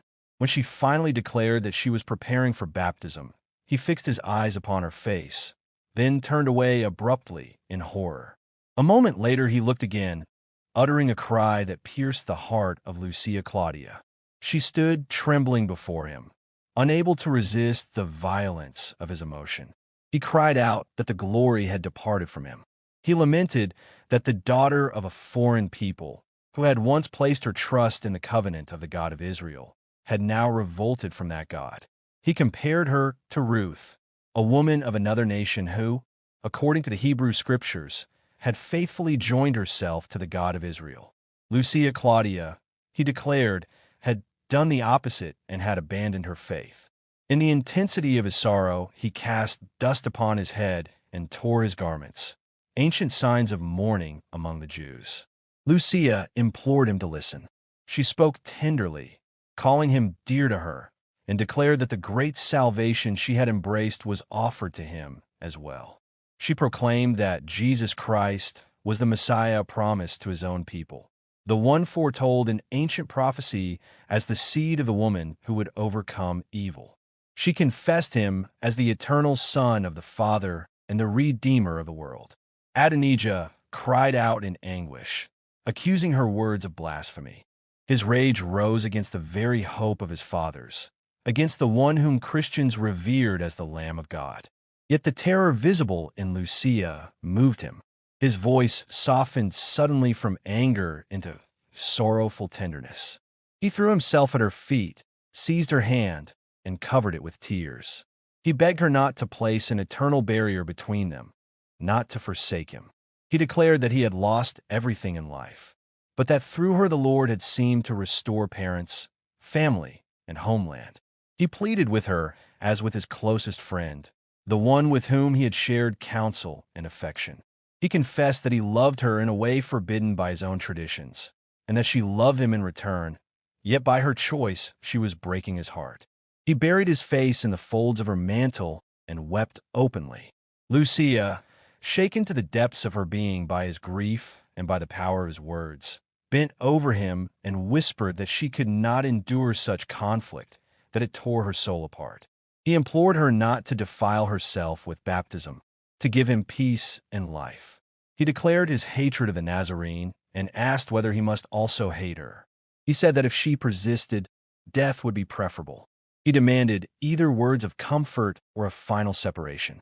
She repeated the word forever in a trembling voice. He answered that to him a Christian must become a stranger, something accursed. Again he lifted his voice and wept, for the anguish of his blinded soul was overwhelming. For a brief moment Lucia wavered. Then she raised him from the ground and embraced him, weeping upon his neck. He drew her to himself, convinced that he had prevailed. Hope and joy returned to his expression as he looked upon her, believing that he had regained her as a proselyte to his own faith, and that through love she had abandoned the faith of Christ. This victory was born of human weakness. When Lucia was alone, remorse filled her heart. She felt the weight of her apostasy, yet she could not find the strength to surrender one who had become dearer to her than life itself. Cornelia observed the struggle within her. Through gentle words, she gained Lucia's confidence, and through earnest counsel, she revealed the danger of her course. Cornelia herself was no longer governed by passion. She had learned through experience the emptiness of worldly promises. The faith that set before her the hope of a future life now stood alone and unshaken. Temptation could not move a heart wholly surrendered to God. She warned Lucia that there could be no compromise. She must give up all for Christ or fall back into doubt and darkness. She told her that affection had led her astray, and that true love for Adonijah would have sought to lead him to Christ rather than abandon faith to please him. She urged her to pray for his conversion, but to remain steadfast herself, and to return to the one from whom she had wandered, not through unbelief, but through weakness. Lucia trembled with fear that her repentance might be rejected. Yet she did not remain standing in pride or hesitation. She cast herself upon her knees. In humility, she confessed her fault. She acknowledged her guilt without excuse. She implored mercy, though in her heart she scarcely dared to hope that mercy would be granted. Cornelia, who had nurtured her from childhood and loved her with the tenderness of a mother, drew the troubled young woman to her breast. Upon that maternal bosom Lucia found sympathy and calm. The Greek nurse then unfolded the vellum scrolls. They were sacred writings. From them she began to read aloud the history of the love of a Savior, as it had been recorded by St. Luke, the evangelist and companion of the Apostle Paul, whose gospel gives an ordered account of the birth, life, teaching, suffering, death, and resurrection of Jesus Christ. The opening chapters spoke of divine promise and fulfillment, of mercy offered to humanity, of redemption prepared for all nations. If such passages stirred deep emotion in readers of later centuries, who have heard them from infancy, what must they have awakened in those who heard them for the first time? These listeners were Gentiles, meaning they were not of the Jewish nation, and they had not been raised in expectation of the Messiah, foretold in Hebrew prophecy. To them, these words were new. To Lucia Claudia, they were not merely beautiful language. They were revelation. She no longer believed only because Linus had spoken. Linus, a leading teacher among the Christians at Rome and regarded as a bishop, had instructed her faithfully. Yet now her faith rested not upon human testimony, but upon what she received as the Word of God. Lucia knew her own weakness. She understood that affection and fear could shake her resolution. Therefore, she entrusted to Cornelia the difficult task of informing Adonijah of her fixed determination to become a Christian. Adonijah, a Hebrew by birth, heard of her resolve with bitter anger. When Cornelia pleaded with him in Lucia's name, and for her sake begged him to listen to the preaching of Linus, he responded with scorn. He laughed, rejected the appeal, and departed in anger. That night Lucia Claudia, together with the Christian brethren of her household, attended once more the midnight worship of the believers. These assemblies were held secretly, often among tombs or in subterranean burial places known as catacombs, because open worship could invite persecution from Roman authorities. Among those present came Adonijah. Lucia saw him standing half concealed by the shadow of a tomb. She was surprised and filled with hope. She believed that perhaps his hostility would fade, that his heart might soften under the message of the gospel. Yet she watched in sorrow as he gave no sign of yielding. Night after night he returned, yet remained apart. He stood proud and distant, unmoved by the preaching, as cold and unyielding as the stone against which he leaned. The Christians belonging to the household of Julius Claudius grew anxious. Julius Claudius was a Roman nobleman and the head of the family in which Lucia lived. The believers feared that Adonijah might attend the gatherings with harmful intent. They quietly expressed their concerns to Lucia and to Cornelia. Neither woman doubted his honesty. They believed that jealousy alone compelled him to watch over Lucia. In private, he refused all communication with the Christian followers of Linus. Toward Lucia, he showed only the restrained courtesy due to the sister of his master. To Cornelia, he did not speak at all. On the morning before the night appointed for her baptism, Lucia resolved to end this painful silence. Baptism, the sacred rite by which a convert publicly entered the Christian community, would mark her full commitment. She had determined to leave her brother's house secretly, so that she might devote herself entirely to the service of the Christian church. Cornelia would accompany her. Lucia intended to give her fortune to the Christian community. Such gifts were common among wealthy converts in those early days, when believers often held their resources for the common support of the faithful. By departing, she would free herself from the unwelcome pursuit of Nymphidius, a Roman who had boldly declared that she was destined to become his wife. She would also remove herself from the influence that Adonijah still held over her heart. She must leave him, yet she longed to give him a final gift, a final blessing. She believed that what persuasion could not accomplish, the Word of God might still achieve. If he would not bow before the eloquence of Linus, perhaps he would be moved by the written record of the sacrifice and sufferings of the Son of God. At that time, the household of Julius Claudius was suddenly removed to Tivoli, a town situated east of Rome, known for its villas and retreat from the capital. Lucia was compelled to accompany her brother. She had been watched too closely to escape through the passage leading down to the catacombs, and she could not invent a reason to remain behind. A freedman named Glaucus, once a slave but now released, was entrusted to inform the bishop of the change in her plans. He was to arrange that certain brethren should meet her at midnight near her brother's villa. In later ages, it is difficult to comprehend the strength of unity among the early Christians. They were closely joined together. Their fellowship extended through many levels of society. Within their assemblies were rich and poor, noble and slave, Jew and Gentile, those called barbarians, and those who were Roman citizens.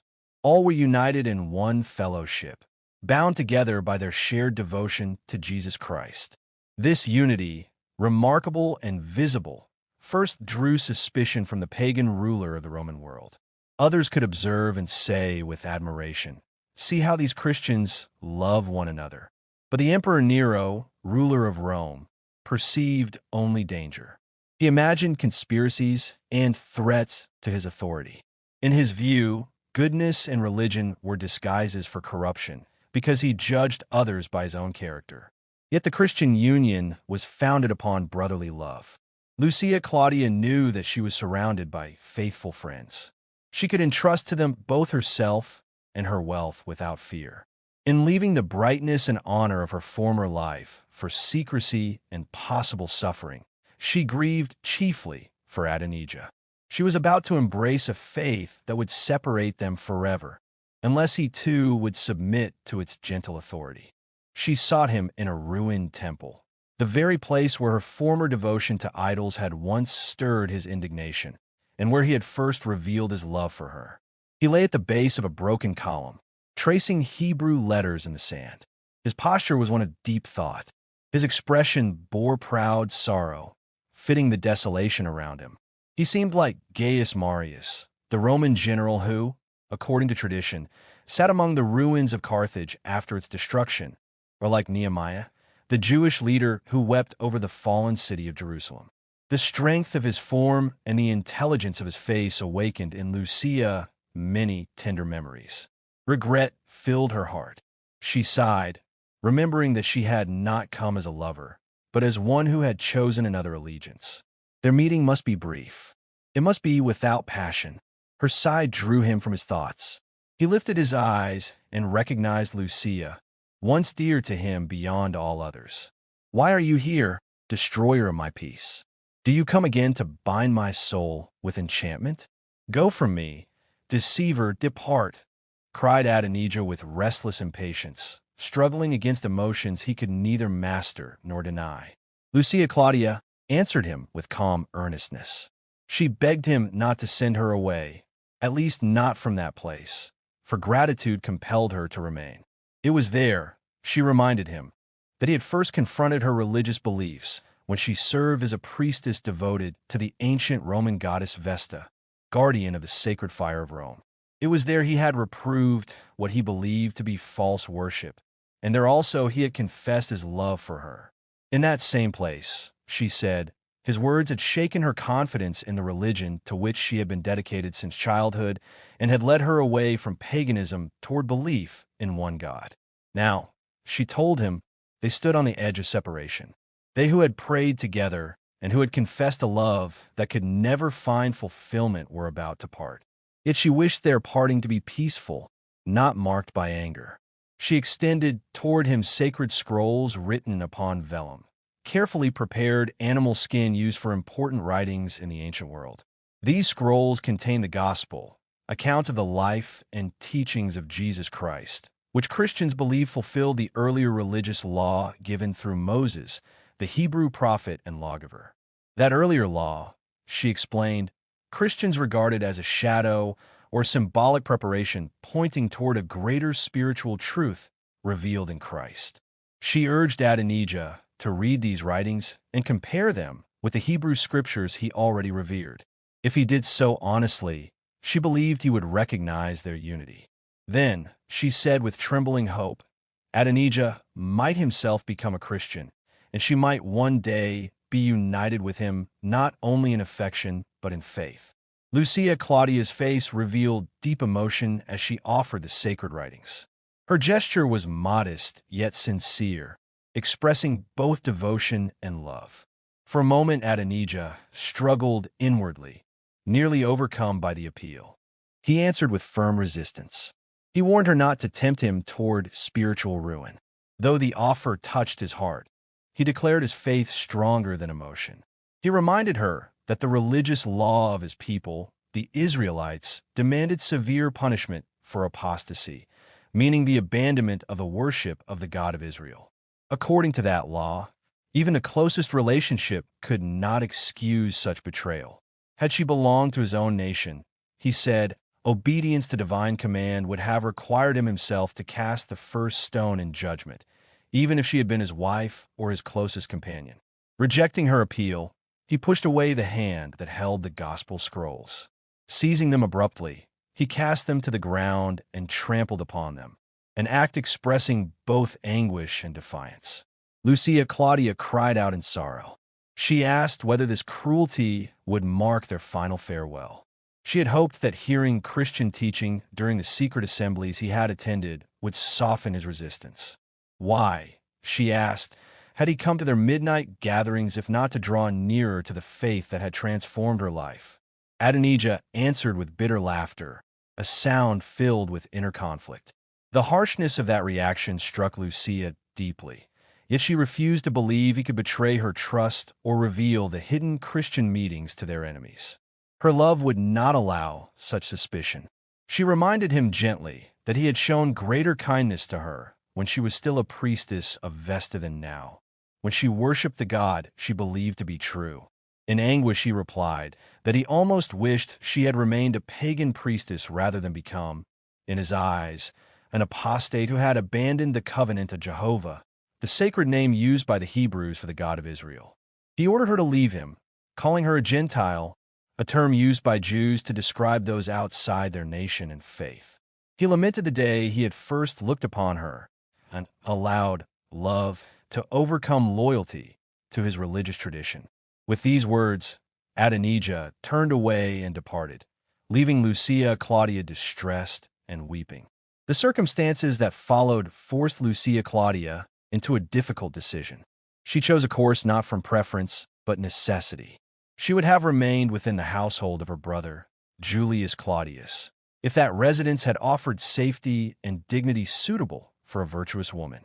Had she been able to preserve the privacy of her chamber and live quietly, her Christian conscience would not have required her departure from the protection traditionally granted by a male guardian within Roman society. While she still wore the garments of a Vestal virgin, the sacred priestesses dedicated to the goddess Vesta and sworn to lifelong chastity, no person dared speak disrespectfully to her. Vestals occupied one of the most honored positions in Roman religion, believed to safeguard the spiritual security of the state itself. However, when her priestly duties conflicted with her worship of the God of Abraham, the patriarch revered by Jews and Christians alike, she renounced the sacred robes. With that change, the respect once granted to her vanished. Guests who frequented the house of Julius Claudius, men devoted to pleasure and indulgence, forgot the reverence they had formerly shown. They openly congratulated her upon abandoning her religious office, interpreting her actions according to their own corrupt expectations. Many among them were skeptics or unbelievers who had long doubted traditional religion but had still been restrained by social custom. Now, freed from that restraint, they assumed her decision must have arisen from moral failure rather than spiritual conviction. Unable or unwilling to understand her motives, they judged her more fallen than themselves. Only one man continued to regard Lucia Claudia with sincere admiration, Nymphidius Sabinus. He held the powerful position of prefect of the Praetorian Guard, the elite body of soldiers responsible for protecting the Roman emperor. At first he suspected she had left the Vestal order to marry another nobleman of high rank. He watched carefully for confirmation of this belief, but found none. To him she appeared as reserved, disciplined, and unattainable as when she had lived under sacred vows. Gradually another explanation formed in his mind. He remembered a remarkable incident when Lucia Claudia had used the legal privilege granted to Vestal virgins to save the life of a Christian pastor, a religious leader of the growing Christian community. From that memory arose a new suspicion. Lucia Claudia, once guardian of Rome's ancient sacred fire, might herself have become a follower of the persecuted Christian faith. It became clear to him that the woman he adored was a secret disciple of Linus, the Christian overseer of the community in the city of Rome, a man regarded by believers as the spiritual shepherd of the church in that place. It appeared strange to him that this truth had escaped his notice for so long. Now that he believed himself in possession of her secret, he felt that he held power over her future. Her religious belief concerned him little, provided she would consent to become his wife. He revealed his suspicions to Julius Claudius, the brother of Lucia Claudia, who readily accepted them as true. Together they resolved that removing her to Tivoli, a town near Rome known for its villas and distance from the capital, would prevent her from seeking guidance from the Christian community whose teachings she had embraced. Nymphidius Sabinus, a powerful official and ambitious man, was to intimidate her into accepting his proposal of marriage, while Julius Claudius was to support and reinforce this pressure. They believed that fear, acting upon the spirit of a young and vulnerable woman, would force her into a marriage she had previously refused. Unaware of these schemes against her peace and liberty, Lucia Claudia endured the journey to Tivoli in indignant silence.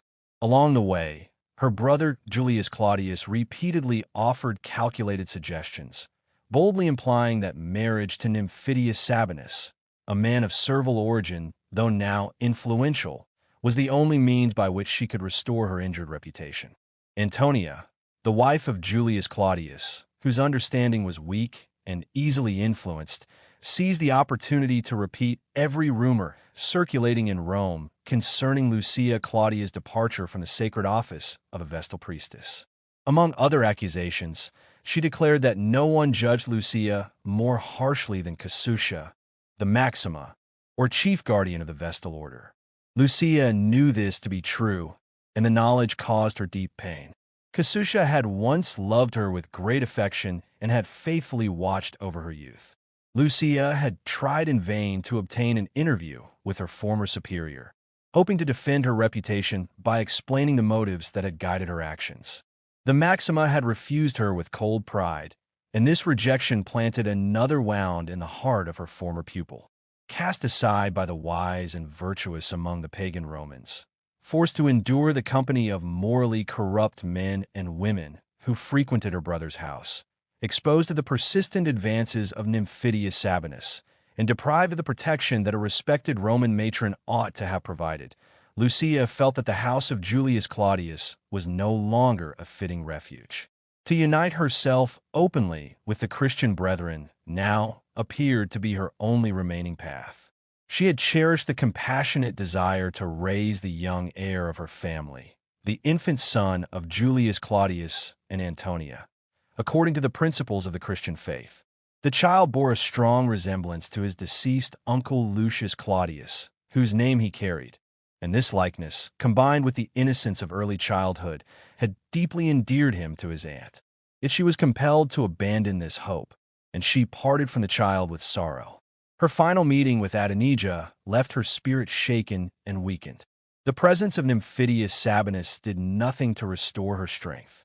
Her weary appearance suggested the need for rest, and her early withdrawal to her private chamber excited no suspicion among those around her. Alone in her room, Lucia Claudia reflected upon the trials she had endured since renouncing the idolatrous worship of Vesta. She asked herself whether this suffering was not the direct fulfillment of the command of Jesus Christ, who had taught his followers to take up the cross and follow him, and whether she had any right to complain. At the beginning, her understanding of Christian truth had been vague and uncertain. The sudden brilliance of the gospel had overwhelmed her, as light overwhelms one born blind when sight is first given. In the early days of her conversion, Cornelia, her nurse, had shown greater firmness, while Lucia herself had nearly lost her new faith through the power of earthly love. Yet her stumble was not a fall, but a step toward deeper understanding. Through repentance, she came to perceive more clearly the divine love that had sent the Son from the Father to suffer and die for humanity, to redeem a world in ruin. Her sense of guilt was intense. She had not only been a pagan priestess, but had worshipped created elements instead of the Creator and had instructed others to do the same. This awareness of sin never left her, but it drove her to cling more firmly to the belief in atonement as her only refuge. Once she had taken pride in her noble status and sacred office, now that former glory had become a source of humility. As a Christian convert, she no longer placed value on worldly honor. In those early days of the church, believers believed that the divine spirit was granted with exceptional power. Miraculous gifts were believed to strengthen the suffering Christian community, for many were summoned from the waters of baptism directly to face martyrdom. Trusting in divine strength, they endured suffering and disgrace in imitation of the one they followed. Strengthened by these reflections, Lucia Claudia and her faithful nurse Cornelia left the villa of Julius Claudius during the night and set out toward Rome. On the road, they were met by Glaucus, a former slave now freed, along with several members of the Christian community. These men guided them safely to the underground dwelling where Linus resided, a place used by the persecuted believers as a refuge. When morning came, the disappearance of Lucia Claudia and the freedwoman Cornelia caused immediate alarm. Julius Claudius and Nymphidius Sabinus ordered a vigorous search, which spread rapidly through the household and beyond. Yet near midday, these efforts were abruptly halted, to the open astonishment of everyone, whether pagan or Christian, who witnessed the sudden and unexplained change. Fresh from the waters of baptism, and joined to the Christian church by the sacred rite in which believers commemorate the dying love of their Lord Jesus Christ, Lucia and her nurse stood filled with a deep and solemn peace. Baptism, the outward sign of entrance into the Christian community, had marked their public renunciation of their former life and their dedication to a new faith. Clothed in white garments, which symbolized purity and the beginning of a new spiritual life, they stood in the midst of that small assembly of believers into whose fellowship they had just been received. Around them gathered the brethren, offering blessings and expressions of joy at their admission into the body of Christ. Lucia's uplifted eyes no longer shone with the fervor that had once marked her devotion as a priestess of pagan worship. The restless intensity of heathen enthusiasm had given place to calm and steadfast joy. Her thoughts were lifted beyond earthly concerns. In that sacred hour, no worldly affection disturbed her peace. Even Adonijah, whose image had so often filled her heart, was absent from her mind. Her whole being seemed absorbed in gratitude and devotion to divine love. When the congregation lifted their voices in a hymn of thanksgiving, she joined them.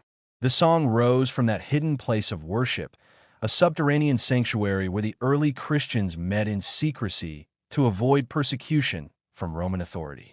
At the very moment when the triumphant praises echoed through the vaulted chamber, armed men rushed into the assembly. They were led by Julius Claudius, Lucia's brother and head of her household, by Nymphidius Sabinus, the Roman prefect, that is, the high official entrusted with authority over the city and the enforcement of imperial law, and by Adonijah. Advancing into the circle where the newly baptized stood, they confronted the worshippers with threatening gestures and stern expressions. For an instant, fear overcame the courage of the believer. Lucia uttered a cry of anguish when her eyes met those of Adonijah. In that moment she understood. He had revealed their secret gathering. He had betrayed her trust. For him, she would once have sacrificed all, save only her hope in Christ. The pain that pierced her heart seemed sharper than any bodily wound. Lucia hesitated. The bishop perceived the struggle within her. He reminded her that God could defend his own church, and if it were his will, could deliver it from danger. He exhorted her not to be unequally yoked with an unbeliever, echoing the teaching of the Apostle Paul that believers should not bind themselves in union with those who do not share their faith. All have been baptized into one faith, he said. Let them glorify God together, even if that glory required death. Nymphidius Sabinus raised his voice so that it resounded through the vaulted chamber. He threatened flames and tortures. He declared that the terrors of the first persecution under Emperor Nero would seem mild compared with what he promised in a second. He reminded Lucia of the illumination of the imperial gardens, referring to the brutal spectacle during Nero's earlier persecution, when Christians were executed and their burning bodies were used to light the gardens of the emperor in Rome. At that dreadful memory, she trembled. Yet she murmured that she must endure her own suffering with firmness. Her anguish lay in the thought of the suffering that might fall upon others because of her. The prefect swore that not a single hair of their heads would perish if she accepted his proposal. He pledged not only to spare them, but to protect them. He even promised that she would be free to continue in her Christian belief, though he called it strange and misguided, provided only that she would consent to become his wife. "I promise," she said in a faint voice, and immediately sank senseless at his feet. The swoon was so profound, so like death itself, that when the prefect raised her in his arms, he feared he held not a living woman, but an inanimate form. Thus the affianced bride of Nymphidius Sabinus, who at that time served as prefect of the Praetorian Guard under the Emperor Nero, was carried into the house of her brother. In this condition Adonijah beheld her, the woman to whom he had declared the most ardent love, now reduced to helplessness through the consequences of his own rigid zeal. When the women of the household removed her veil to give her air, her bright curls, so recently concealed beneath the austere headdress of a Vestal priestess, fell loosely around her face. The contrast deepened the pallor that overspread her features. Clothed in the white robe of a newly initiated convert, she resembled less a living being than a statue carved from Parian marble, the fine white stone brought from the Greek island of Paros and prized in antiquity for sculpture. Only sudden convulsive movements and heavy sighs revealed that breath and suffering still remained within her. Adonijah gazed for a moment upon the result of his actions. The sight overcame him. Without speaking, he rushed from the chamber in anguish and remorse. The voices of those around her gradually recalled Lucia, Claudia, to consciousness.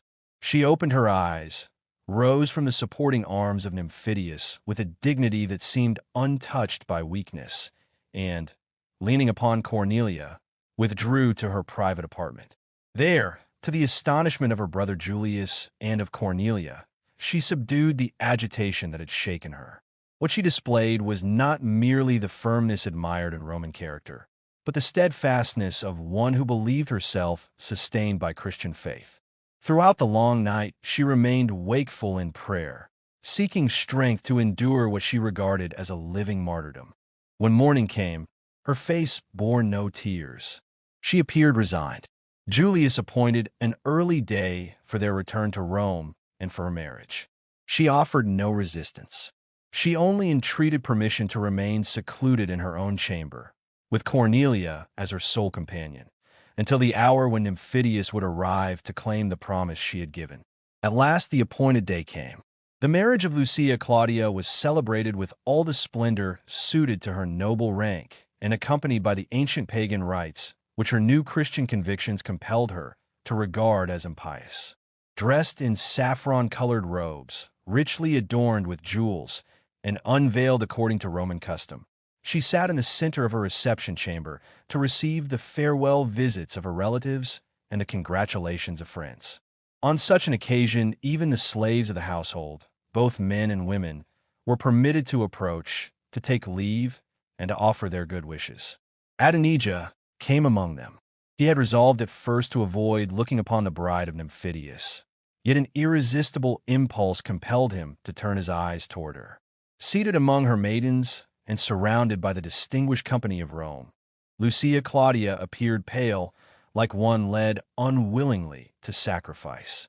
When she saw Adonijah, a sudden flush rose to her cheeks and tears filled her eyes. With visible effort she restrained herself, and the color faded, leaving her face once more without expression. She received the costly gifts presented to her without the joy naturally shown by a bride about to be united to the object of her affection.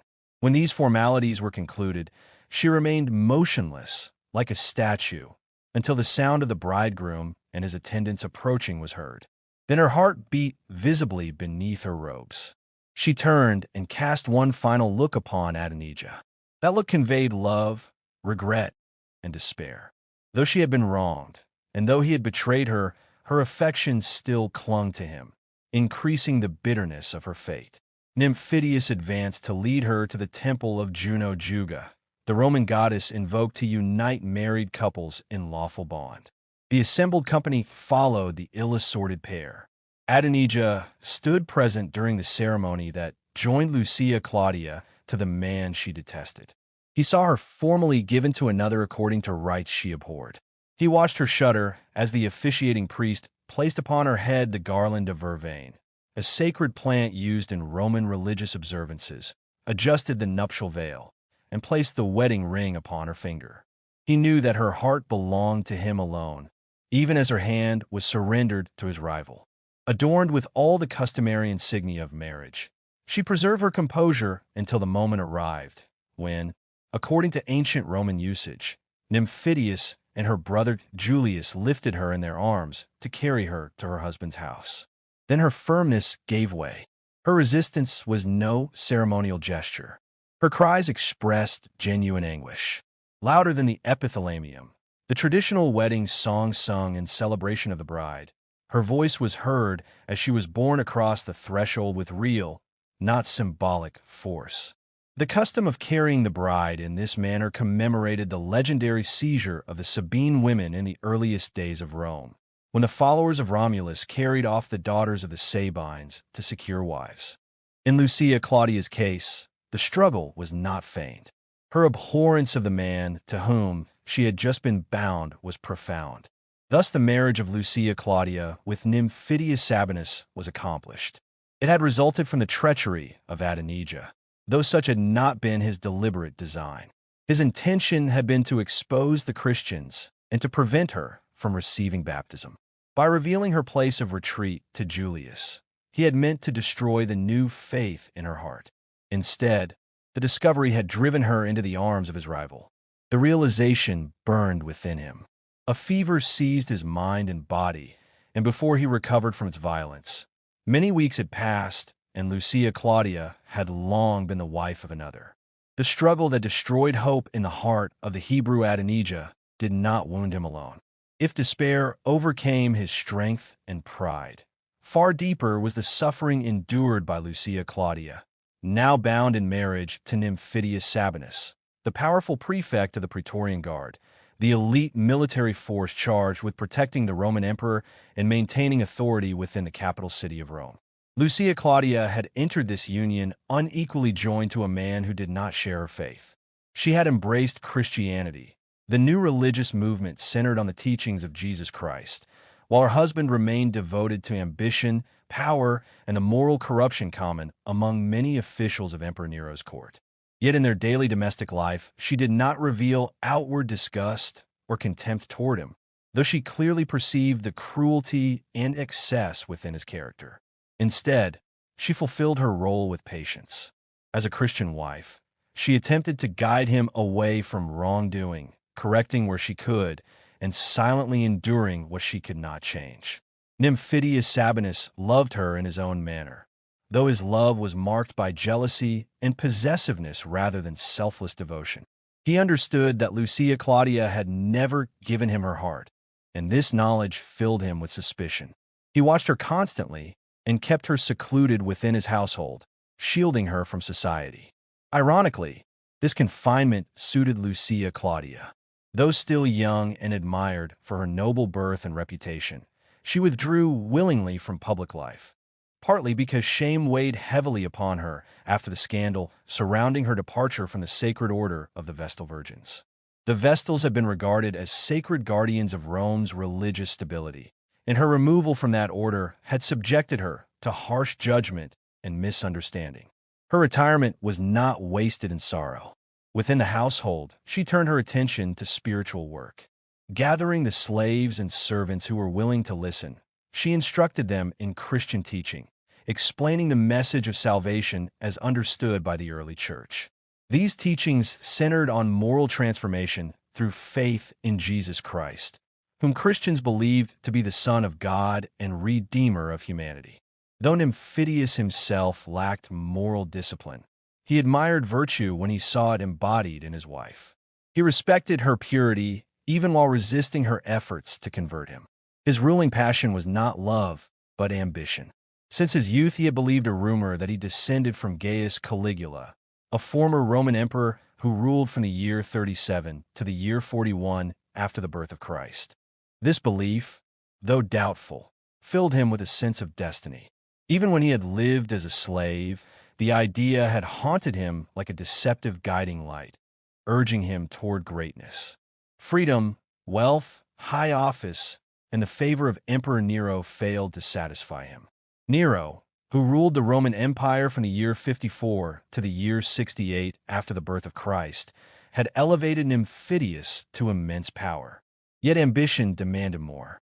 Nymphidius convinced himself that the empire itself belonged to him by right of birth. Like many who pursued power through wrongdoing, he clothed his desire in arguments meant to justify his conscience. During the period in which he shared authority with Tigellinus, another influential official and rival in Nero's administration, Nymphidius secretly resolved to overthrow the emperor. His plan extended beyond rebellion. After seizing power, he intended to eliminate those who had assisted him and even remove the elderly figure he pretended he would raise to leadership as a temporary ruler for the Roman people. The path he imagined toward the imperial throne was filled with violence and betrayal. Yet such consequences did not trouble him. His entire life had been shaped by moral compromise, and each advancement had drawn him deeper into guilt. He kept this conspiracy hidden within himself. At times he longed to confide in someone, yet there was only one person he trusted enough to consider telling: Lucia Claudia. Even so, he dared not reveal the plan, knowing her conscience would condemn it, and that such knowledge might destroy whatever affection remained between them. Lucia Claudia perceived more than he suspected. His troubled sleep revealed the unrest of a guilty mind. Sleep often conceals the thoughts of innocence, but it exposes the anxieties of wrongdoing. During the day, his conscience seemed silent, yet at night it awakened. Many times Lucia's gentle voice calmed him when nightmares disturbed his rest. She urged him repeatedly to repent and accept the Christian faith, promising him forgiveness and peace through belief in Christ. Her words soothed him temporarily, easing his fear and agitation. Yet with morning his determination returned unchanged, and he resumed planning the ambitions that darkened his soul. The memory of Adonijah, the Hebrew who had once loved her, rarely entered Lucia's thoughts openly. From the moment she became a wife, she never spoke his name. Only in prayer did she allow herself to remember him, acknowledging the barrier that now separated them completely. Since her marriage, they had encountered one another only once by accident. Both immediately turned away, refusing even a glance. The Christian convert honored her marriage vows as sacred, and Adonijah, bound by the law of Moses, likewise refused to violate what he regarded as divine command. To him, she was now the wife of another man, a woman whose happiness he believed destroyed partly through his own actions, yet one whose memory he must suppress if he wished to remain faithful to his religious law. Religion became Lucia Claudia's refuge. Christian belief offered comfort amid suffering. Each day, she brought her grief before the symbol of the cross, representing the crucifixion of Jesus Christ and the Christian promise of redemption through sacrifice. As her faith matured, she sought to imitate the example of Christ by praying continually for those who wronged her, including her brother Julius Claudius and her husband Nymphidius Sabinus. She labored to share Christian teaching with her household and maintained fellowship with other believers despite the dangers facing Christians under Roman authority. Through these acts, she experienced the spiritual peace described by early Christians as surpassing human understanding, a peace that softened even the hardship of her marriage and sustained her under restraint. Meanwhile, in the heart of Adonijah, a different transformation occurred.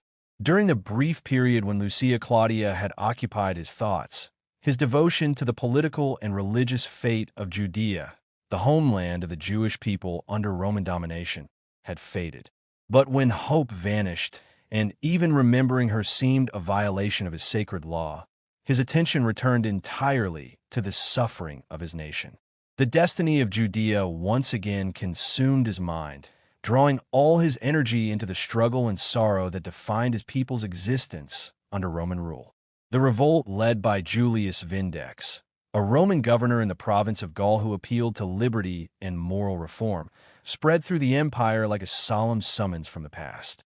To the people of Rome, it sounded like the voice of judgment calling Nero by name from the tombs of his imperial ancestors, as if demanding that he join them in death. This uprising filled Roman society with fear and expectation, while among the Hebrews it awakened strong hope that oppression was nearing its end. The emperor, abandoned by those who once surrounded him with praise, found his immense palace empty and unbearable. Tigellinus, Helius, and Nymphidius Sabinus, men who had served as instruments of his crimes, deserted him at this moment of danger. Meanwhile, Galba, an elderly Roman general, was urged by the army, by the people, and by Julius Vindex himself to take command of the state. Galba hesitated, weighing the caution of old age against the demands of patriotism and ambition. A tense pause followed, as public feeling waited for direction.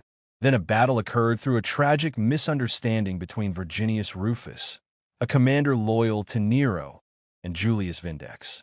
Vindex was defeated and, in despair, ended his own life. This single act altered the course of events. Nero, whose spirits had been crushed, rose suddenly into reckless confidence and celebrated the victory with theatrical displays, more concerned with performance than with justice. His former companions returned, and public entertainments were used to erase the memory of recent danger. Yet celebrations could not calm a city facing hunger. Rome was threatened with famine, and the ship expected to bring grain from Alexandria, the great supply center of Egypt, arrived instead carrying sand taken from the banks of the Nile, intended only to prepare the arena for games. Public anger intensified, and signs of rebellion appeared openly among the people. Seeking to save himself and secure favor with whoever would rule next, Tigellinus, now joint commander of the Praetorian Guard with Nymphidius, persuaded the soldiers under his authority to abandon Nero. Nymphidius outwardly supported this plan, but his ambition was different. To him, the aged Galba was merely a name to frighten away the reigning emperor. Claiming descent from Caligula, he intended to seize the imperial power for himself. Their scheme succeeded. The soldiers, the Senate, and the people acted together, and Nero fled the palace, ending his life by his own unwilling hand. Between the revolt of Julius Vindex and the death of Nero, Julius Claudius withdrew to his villa at Tusculum, guided by fear and love of comfort. Once a favored courtier who had encouraged Nero's excesses, he was among the first to abandon him in adversity. When news arrived of the victory of Virginius Rufus, Julius briefly prepared to return to Rome, but a warning from Nymphidius caused him to remain where he was.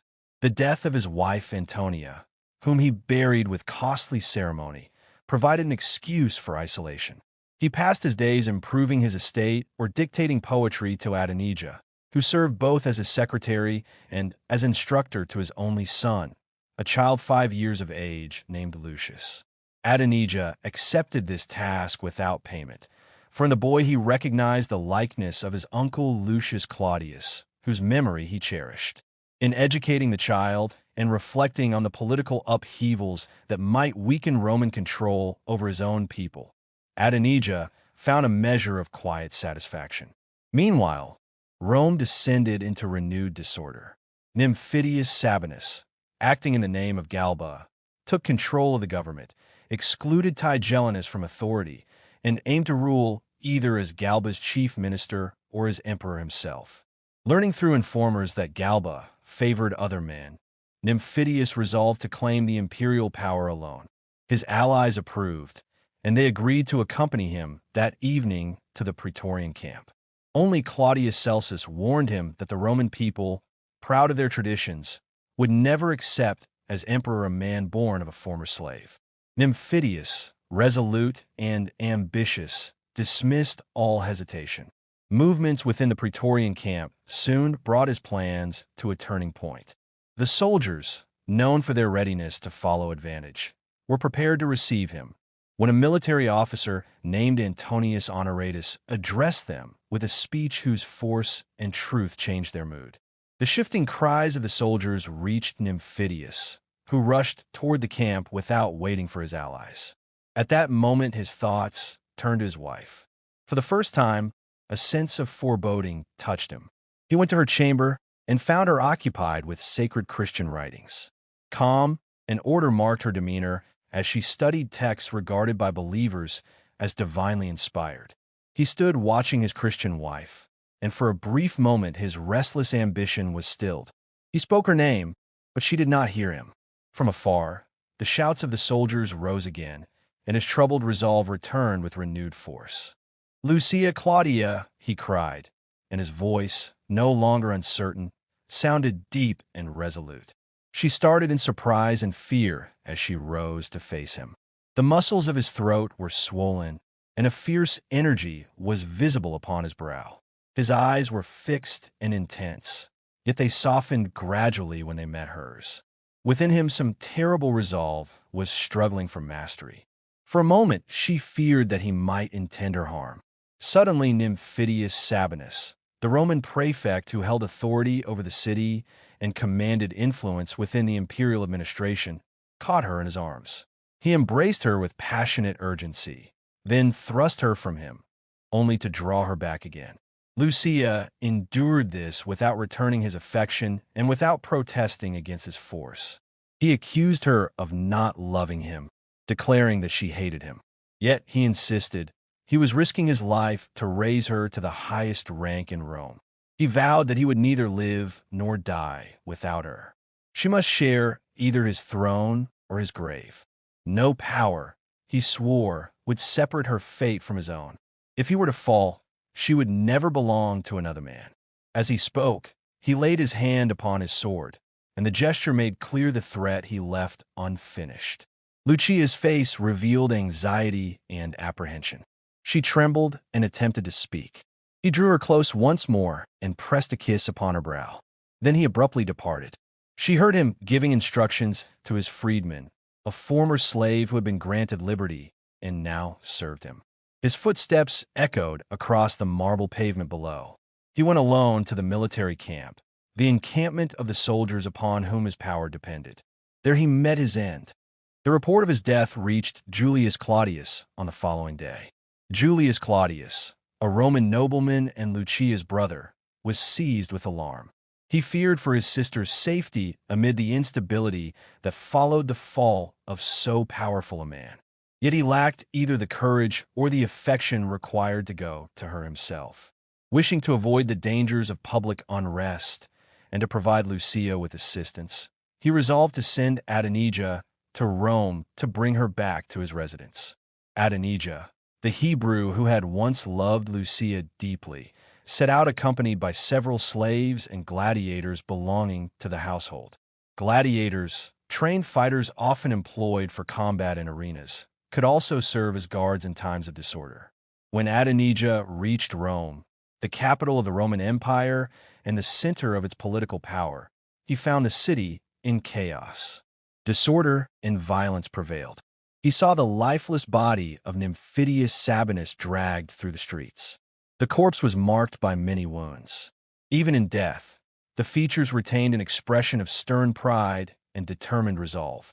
The open and unclosed eye suggested that he had fallen in combat, sword in hand, resisting overwhelming numbers. Adonijah reflected upon the swift changes of fortune. Only the previous day, Nymphidius had been consul and prefect of the Praetorian camp, the elite military force known as the Praetorian Guard, which protected the emperor and held significant political influence. In the height of unchecked authority, he had exercised power so harshly that some had regretted even the rule of Emperor Nero. Now his body was desecrated by the same crowd that had once feared and honored him. Adonijah regarded the instability of popular favor with contempt and indignation. The residence of Nymphidius Sabinus was surrounded by soldiers who denied Adonijah entrance. By promising a monetary gift in the name of Julius Claudius and distributing coins among them as a token, he secured admission. Inside, he beheld devastation. Valuable possessions had been destroyed or carried away. Garments lay torn. The pavements bore signs of recent violence and disorder. In Lucia's chamber, he discovered a lock of bright hair and several vellum scrolls stained deeply with blood. A dagger, still marked by recent slaughter, lay near. Lucia herself was nowhere to be seen. These signs pointed toward a dreadful conclusion. Seizing the dagger, Adonijah resolved to plunge it into the heart of the one responsible for her death. Without shedding a tear, he gathered the lock of hair, wrapped it within the blood-stained parchments, and placed the bundle against his breast. He rushed out and demanded to know what had become of the wife of Nymphidius, for Lucia had been regarded publicly as joined to him. No one had seen her. It was assumed that she was dead. Yet all denied participation in the act. When he displayed the dagger, it was recognized as belonging to Marcus, the freedman of Nymphidius Sabinus. Marcus lay dying from wounds in a nearby chamber. Adonijah went immediately to confront him. The dying man's eyes were already clouded. A centurion, an officer commanding a company of Roman soldiers, believed that Marcus would not speak again. Ignoring the pain he caused, Adonijah shouted the name Lucia Claudia. He attempted to demand details of her death, but in his agitation his memory faltered. Overwhelmed by emotion, he reverted to his native Hebrew language, unable in that moment to frame his words in Latin, though it had long been familiar to him. The centurion anticipated the question before it was spoken. The wounded man, struggling for breath, answered in broken and labored words. When my master departed from his house for the last time, he said, he summoned me and spoke thus: Marcus, if within the space of 1 hour no message comes from me, you shall kill my wife without delay. I was struck with astonishment and believed he had lost his reason. Yet he repeated the command with stern resolve and added, if you neither hear from me nor see me within that hour, obey, or your own life shall answer for disobedience. Remember, it is Nymphidius Sabinus who now governs Rome. Nymphidius Sabinus, at that moment prefect of the Praetorian Guard, held military power in the capital after the fall of the Emperor Nero in the year 68 of the Common Era. For a brief and turbulent season, he claimed authority in Rome, relying upon the loyalty of the imperial guards. I knew his words were no empty threat, continued the dying man. Yet I pitied the lady. I did not then understand his motive. Now I know it. He was resolved that she, whom he loved with fierce jealousy, should not survive him if he himself fell. The speaker struggled for breath. Continue, and be brief, said the centurion. The hour passed. No message came from the camp. I went to the noble lady. I told her all. She pleaded for her life. I dare not listen. I seized her by her long hair and struck at her throat. But the sentence remained unfinished. A violent spasm overcame him. His face changed in color. Blood flowed from his mouth. Before he could speak again, he died. Yet enough had been revealed. The relentless jealousy of Nymphidius Sabinus had pursued Lucia Claudia even beyond his own downfall. Adonijah heard the confession without visible movement. His face remained rigid. The slaves who had loved Lucia Claudia raised loud cries of mourning. He stood as if stunned, fixed in the posture of one who listens yet does not fully comprehend. Those around him sought to perform the last rites for the body of their unfortunate mistress. They searched diligently, but no trace of her remains could be found. Cornelia, her faithful nurse, was discovered lifeless in her own chamber. No mark of violence appeared upon her person. It was believed she had died of terror when the household was stormed. For the people of Rome, enraged against Nymphidius Sabinus after his failure and death in the political upheavals of the year 68, had vented their fury upon his house. In the confusion of revolt, the innocent perished with the guilty. Only those absent at the moment of attack escaped destruction. The slaves of Julius Claudius concluded that Marcus had removed the body of Lucia Claudia after striking the fatal blow. They lamented bitterly that a daughter of the noble house of the Claudii, one of the most ancient and distinguished patrician families of Rome, should pass to the grave without honor and without burial rites in the flower of her youth.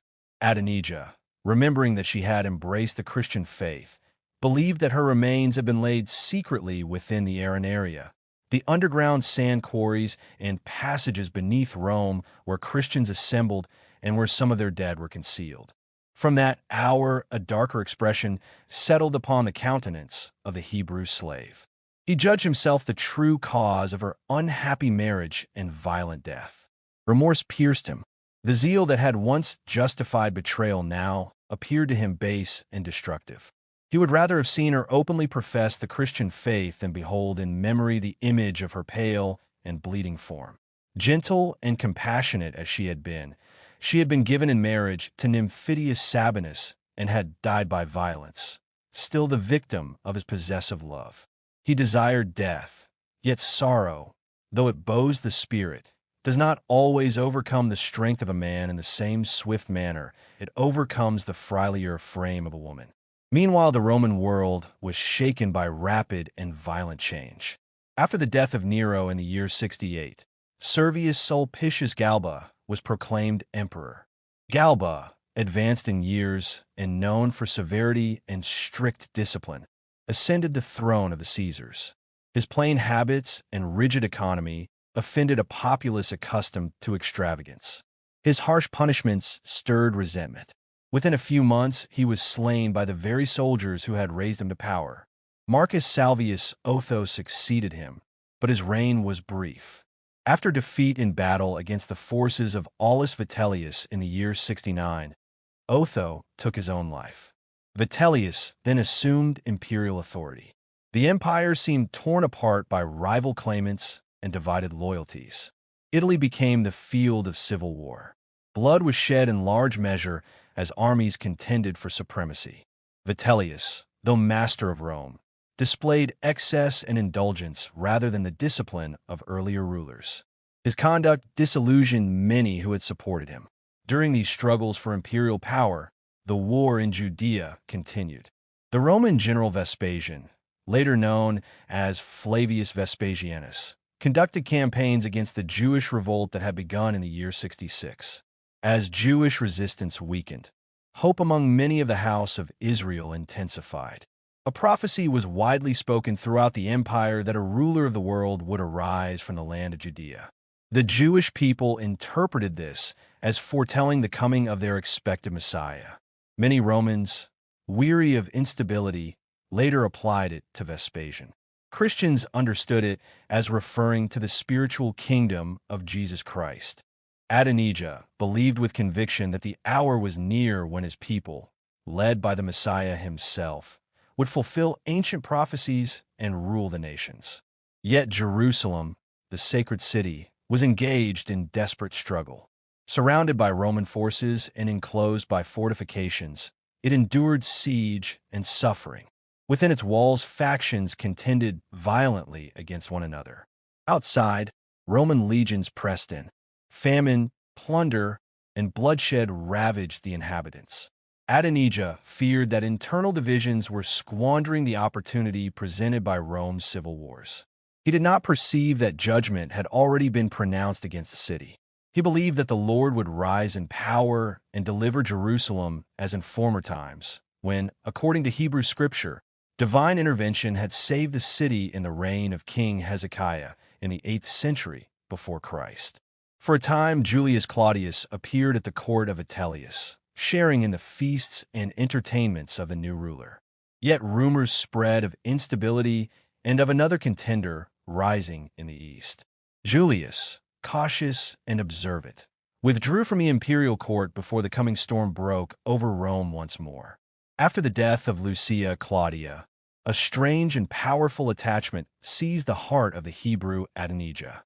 Human affection often gives sacred value even to lifeless objects that have belonged to those once loved, and so he guarded with intense devotion the last remains connected to her memory. He preserved a lock of her hair, carefully torn from her head.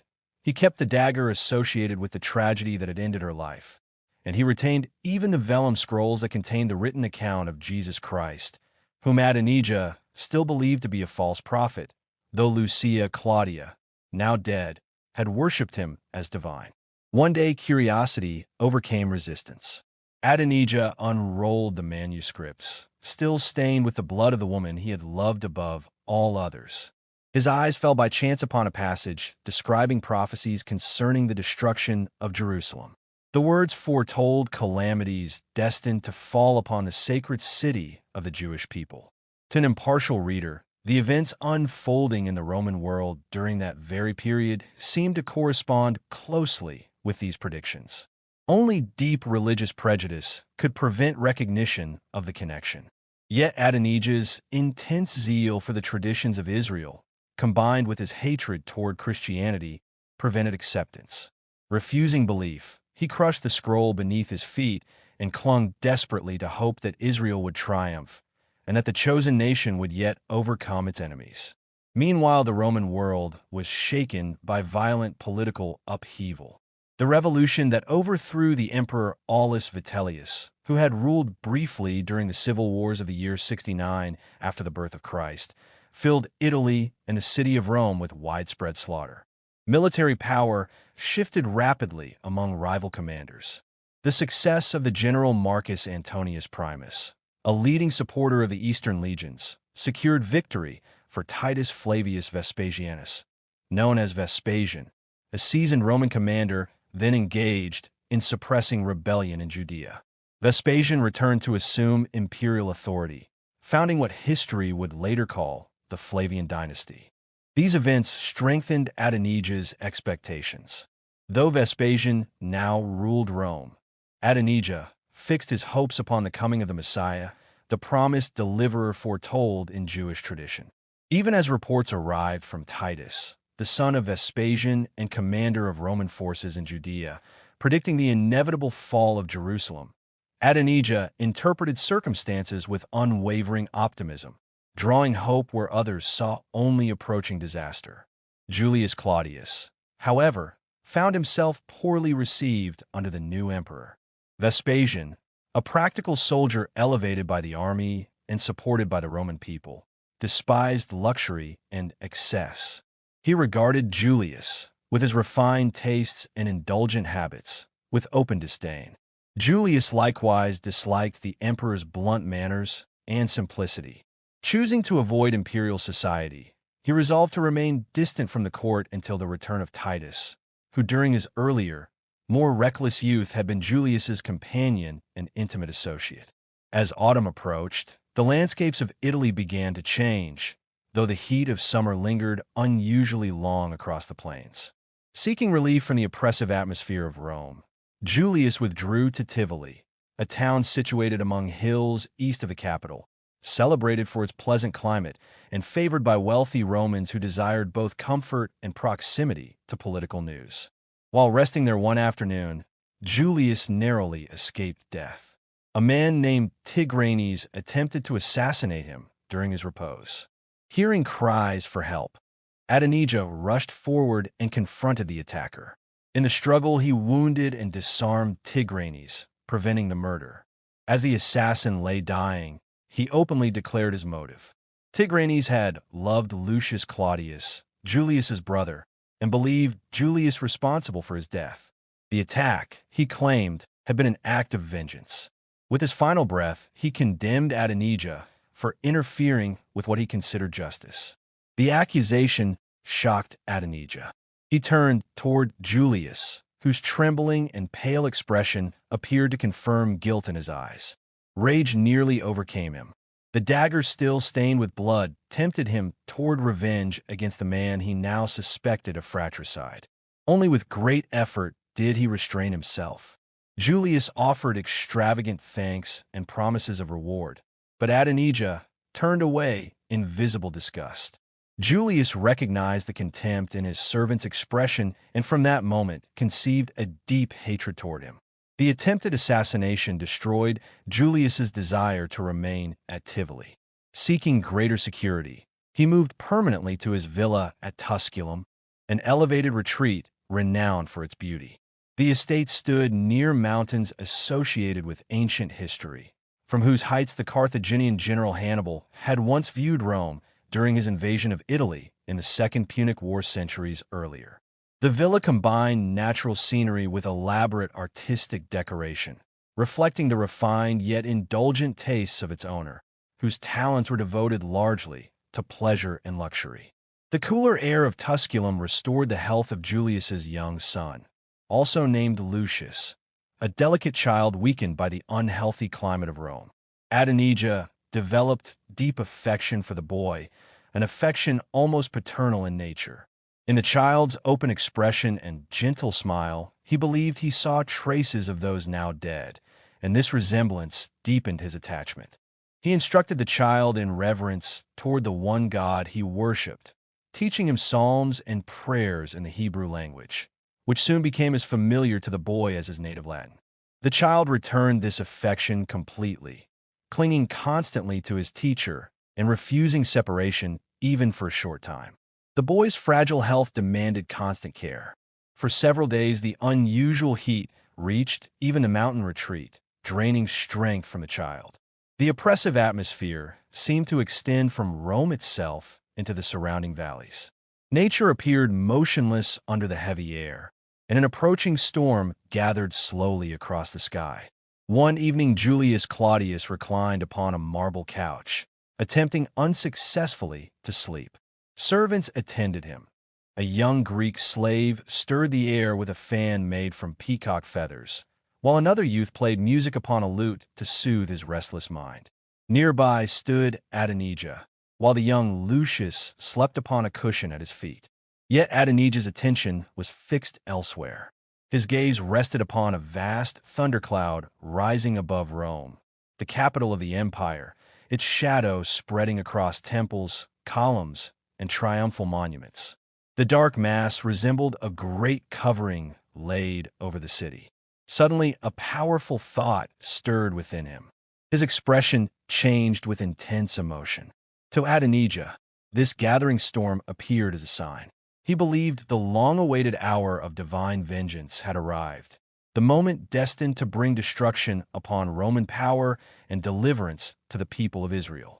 In his imagination, the God of hosts was preparing to overthrow the proud empire of the Gentiles, just as, according to ancient scripture, divine judgment had destroyed the sinful cities of the plain, leaving behind the silent sea as an everlasting witness to divine power.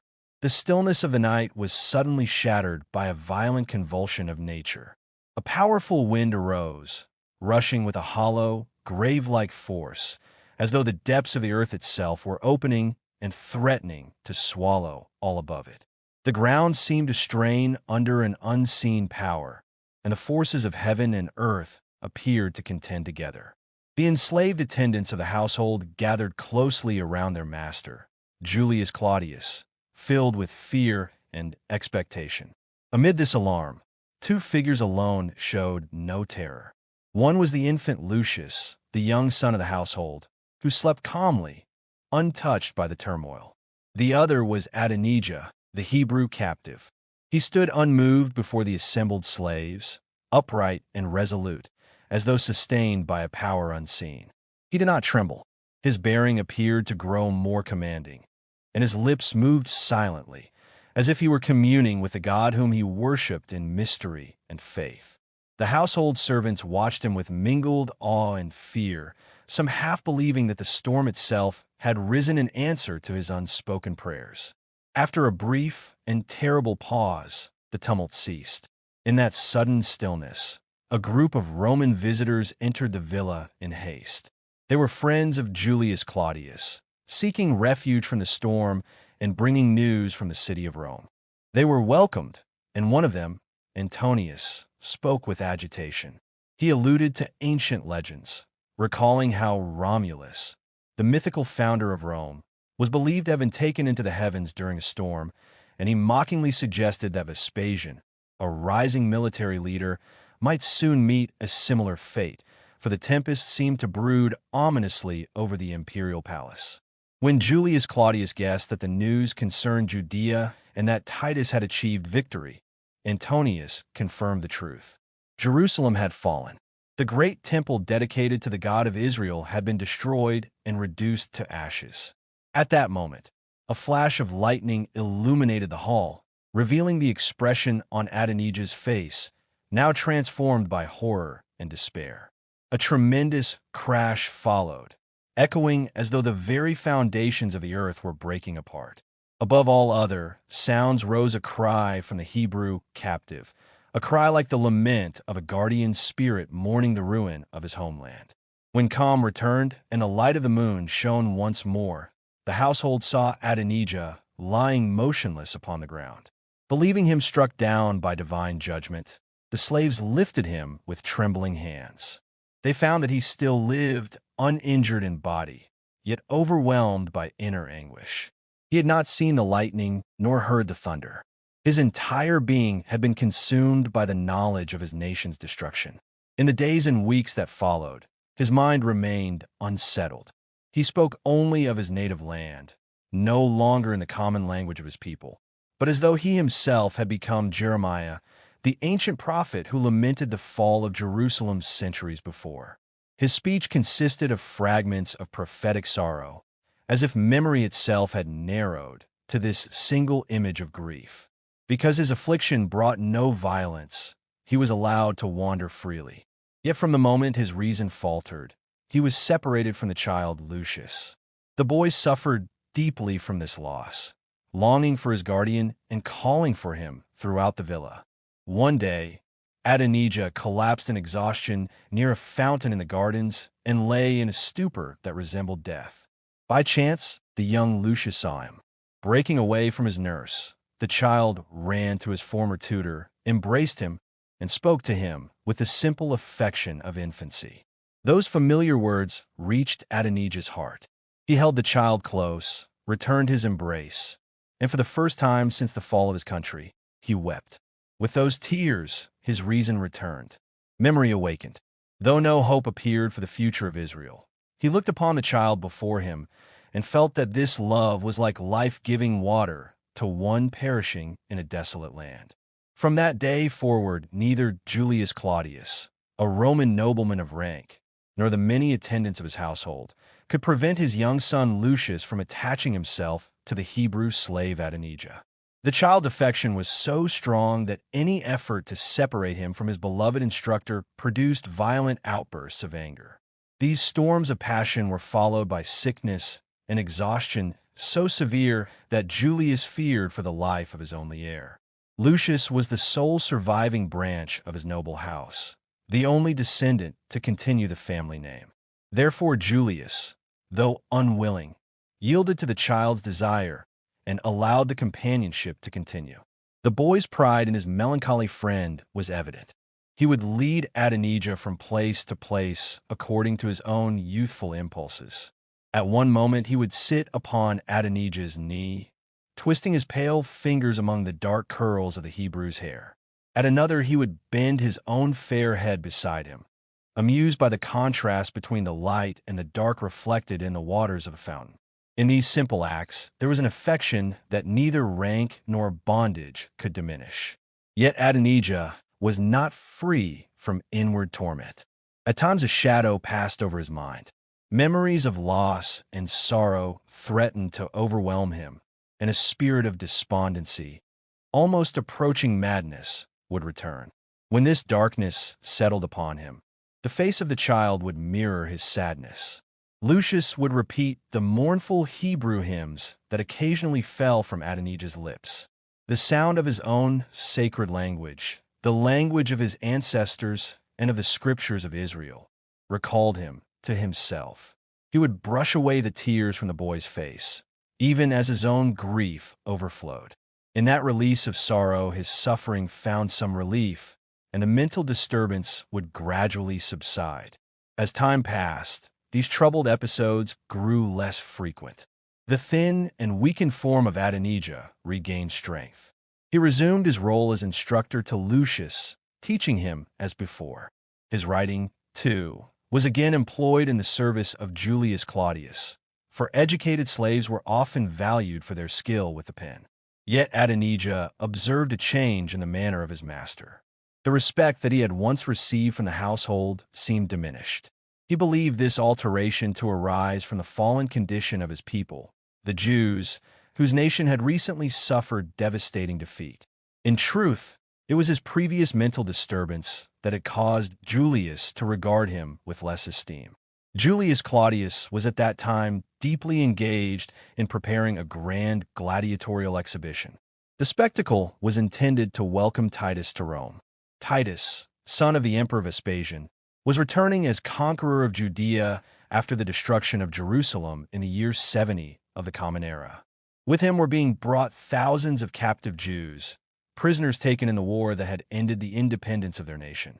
Public triumphs in Rome were occasions of display, celebrating military victories with parades, sacrifices, and games in the arena.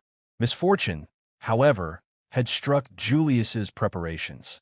Tullus, his most valued gladiator, a trained combatant who fought in the arena for public entertainment, had been seized by a fatal illness and died on the eve of the expected triumph. Without a worthy successor, Julius feared the loss of distinction. Suddenly, he recalled the former courage and skill in arms displayed by Adonijah. The Hebrew's form possessed both strength and dignity, qualities admired in a gladiator. Julius reasoned that even if the slave's mental instability might one day return, on this occasion he could serve a useful purpose. Adonijah was summoned into the presence of his master. Julius hesitated briefly, aware that his command would violate the final wishes of his deceased brother Lucius Claudius, who had once shown favor toward Adonijah. It would also diminish his own honor. Yet ambition prevailed. Hebrew, Julius said with imperious authority, "I have lost Tullus, the bravest of my gladiators. I appoint you to take his place. Your strength and former achievements in battle will give you advantage over your opponent. If you conquer, freedom shall be your reward." The word freedom stirred no joy in Adonijah. With bitter scorn, he replied that freedom now held no value for him. Judea, his homeland, had become desolate. The sacred temple in Jerusalem, where generations of his forefathers had worshipped the God of Israel, had been burned. The holy vessels and the book of the law had been seized by the Gentile conquerors. In obedience to the ensnaring command of his master, Adonijah stood near the Porta Triumphalis, the triumphal gate of Rome, that ancient entrance through which victorious generals passed when granted the highest military honor of the Roman state. It was through this gate that the Emperor Titus Flavius Vespasianus and his father, the Emperor Vespasian, were to proceed toward the Capitoline Hill, ascending to the temple of Jupiter Optimus Maximus, the chief deity of Rome. These were the men who, in the year 70 of the Common Era, had subdued Jerusalem and crushed the Jewish revolt, scattering the people of Judea into long and grievous dispersion. The triumphal procession began with chosen musicians. Their instruments and voices were raised in praise of the conquerors, proclaiming Roman victory to the assembled multitude. After them walked selected youths leading animals adorned with gold and garlands, prepared for sacrifice in the temple. Behind these came the spoils taken from the vanquished nation. Then followed a long line of Hebrew captives, richly arrayed, their splendor mocking their bondage, their chains testifying to their defeat. Most grievous of all, the sacred treasures once enshrined within the Holy of Holies in the temple at Jerusalem were borne openly before the eyes of the Roman people. The seven-branched golden candlestick, known as the menorah, the book of the law revered as the written covenant of Israel, the magnificent vessels attributed to the era of King Solomon, the golden vine, and many costly offerings consecrated by native Jews and by proselytes from distant lands. All were displayed as trophies of conquest. Adonijah's heart burned with grief and indignation as he beheld these holy objects profaned. To him, it seemed that the Lord had indeed forsaken his people. Art and pageantry were employed to heighten the spectacle. Moving tableaus and painted standards depicted cities, towns, and fortresses of Judea, each shown with cruel precision in its part in the war. On one side were images of the land before the Roman invasion, represented as fertile and flourishing. On the other, scenes of devastation, towers fallen, walls breached, fields laid waste. Adonijah's gaze was fixed upon these representations of national ruin. Yet when he saw the ruined towers of Jotapata, the stronghold in Galilee that had fallen earlier in the war, he felt a strange and bitter relief. There his kindred had perished. They were not among the chained captives who followed the chariot of the victors. Their ashes mingled with the soil of Judea. A harsher emotion seized him when his eyes rested upon Simon Joras, known in history as Simon Bar Jorah, one of the leaders within Jerusalem during its final struggle. To Adonijah, Simon's crimes and internal violence had brought divine judgment upon the city. Now this once powerful commander stood a captive, reserved for execution after the triumph, according to Roman custom. He showed neither noble pride nor steadfast remorse. He shrank from his fate, clinging to life after honor had departed. Adonijah turned from him with indignation and disgust. When the emperor and his son approached, the crowd raised the ancient cry of triumph, Io triumphi. Without conscious thought, Adonijah's voice joined in the shout. For a moment, he forgot that he hailed the conquerors of his own nation. His reason wavered. His eyes burned with a restless and fevered light as he turned toward a pageant representing the captivity of Jerusalem. There, beneath a sculpted palm tree, the emblem of Judah, sat a female captive chosen for her surpassing beauty to symbolize the fallen spirit of the land. She remained so motionless in her sorrow that many spectators wondered whether she was a work of art or a living form overcome by despair.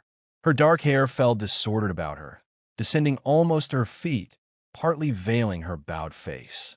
Her eyes, black and intensely bright, lifted for a moment beneath their long lashes and met the fixed gaze of Adonijah. Recognition flashed between them. She uttered a cry. He echoed it, striking his breast and exclaiming, "Tamar, unhappy Tamar! Woe to me, for you have been brought low, my sister. Why did you not perish at Jotapata? Would that you had died when the Roman sword was lifted above you. The chains of the Gentiles are upon your hands, my sister. Awake, arise, free yourself from the bonds of your neck, daughter of Zion. You who have drunk of the cup of trembling, who are overcome with sorrow, though not with wine." Tamar answered the incoherent and frenzied words of her brother with a single look so full of sorrow and despair that it instantly restored the scattered faculties of Adonijah's mind. In that one expression was written the entire tragedy of her life, a story of injustice, of humiliation, of bitter bondage, of undeserved contempt, of all the calamities and outrages that a helpless and virtuous woman must endure in captivity, yet which her lips, bound by the restraint of honor, could never speak aloud. Adonijah saw it all at once. With a surge of desperate strength, he thrust back the pressing crowd and leapt upon the Roman car that bore her, catching her in his arms. He cried out in a voice full of anguish and determination, "Tamar, my sister, we shall never part again." The poor, broken-hearted captive rested her head upon his shoulder, murmured his name feebly, hid her face in his chest, and died quietly, without a struggle, without a sigh. To the eyes of the throng, the tumult, the clamor of the furious populace, and the glitter of their weapons were lost. Adonijah, holding the lifeless body of his sister, poured out a lamentation in the Hebrew tongue, a cry so wild and full of pathos that had they understood its meaning, even the enraged Romans thirsting for his death might have been softened. The source of the uproar quickly reached the ears of Titus Flavius Vespasianus, known as Vespasian, Emperor of Rome, who commanded his voice to intervene. He ordered soldiers of the Praetorian cohorts, elite troops tasked with protecting the emperor and maintaining order in the city, to seize Adonijah. The Hebrew was overpowered in an instant, bound with fetters, and hurried from the scene where the last, tragic act of his people's story had been enacted, to the depths of the Mamertine prison, the notorious dungeon beneath the city that had housed countless condemned prisoners for centuries. Meanwhile, the Roman triumphal procession continued along the Via Sacra, the sacred street running through the heart of the city of Rome, until it reached the Capitoline Hill, the seat of the temple of Jupiter Optimus Maximus and the symbolic center of Roman authority. There, according to ancient and cruel custom, Simon Joras, the captive Jewish leader who had defended Jerusalem during its siege, was to be executed. A ferocious delight appeared on the faces of the Roman citizens as the lictors, officers charged with carrying out capital punishment, threw the rope about the neck of the condemned. They drag him to the edge of the Tarpeian Rock, a cliff on the southern summit of the Capitoline, for which traitors and criminals had been hurled for centuries. Simon Gioras fell, trembling and crying out, into the abyss. The dying man's cries mingled with the triumphant shouts of the Roman crowd and the curses of the Jewish prisoners, creating a dreadful cacophony. Thus perished Simon Gioras, whose life had been marked by cruelty and whose death was met with a mixture of fear and vengeance. The day of the Roman triumph approached its close, but distant shouts of the excited crowd still reached Adonijah, who lay bound upon the hard, flinty floor of his dungeon. Every sound struck his ears with the intensity of one awaiting the imminence of death. Between him and the infinite unknown of eternity, only a narrow gulf seemed to exist. Gradually, the storm of excitement that had shattered his reason subsided, leaving him in a melancholy awareness of the reality of the horrors he had witnessed. He longed to pierce the veil that obscured the destiny of himself and of his exiled people. He thought of the mighty arm that, according to sacred history, had divided the waters of the Red Sea to allow the Israelites to pass unharmed, and then commanded the waves to return, overwhelming Pharaoh and his chariots. Where was that power now, he wondered? Where was the promised Messiah, the hope of Israel, who could gather the scattered tribes, bind the wounds of the daughter of Zion, and restore the broken-hearted captive of Judah, condemned to carry the curse of a nation in exile? From these reflections, his mind turned inevitably to Tamar. She, long held in memory among the dead, was now gone from his life forever. Yet he recalled with vivid clarity her features, no longer fair and laughing as in happier days when brother and sister were each other's world, when her presence brought nothing but joy and sunlight. Tamar, dishonored and desolate, had become the emblem of her people's suffering. Her dark, troubled eyes, the cry of recognition, the final throb of her heart within his arms, all haunted him in unending, cruel repetition. Even as darkness deepened around him, Adonijah could not escape the vision. He shut his burning eyes, yet still saw her figure, sad and distinct, standing before his mind's eye. His spirit sank to the lowest depths of despair. He felt as if all the curses of the law were being poured upon him. "Why hast thou forsaken me?" he cried aloud. "My God, why hast thou forsaken me?" Then the memory of the warnings and prophecies recorded in the gospel, which he had once trampled beneath his feet in anger and unbelief, surged back with the sudden clarity of lightning. All that had been foretold seemed fulfilled. Bound in iron, cast into darkness, a fear entered his heart that Jesus of Nazareth might indeed be the Christ, the anointed deliverer. He struggled against conviction, yet it pressed upon him relentlessly, until exhausted by the mental conflict, he fell into a death-like sleep. He did not awaken until the sun, streaming through the narrow opening of his dungeon, struck upon the chains that bound him, recalling him to consciousness and misery. Morning came, bringing with it a companion to share his sorrow.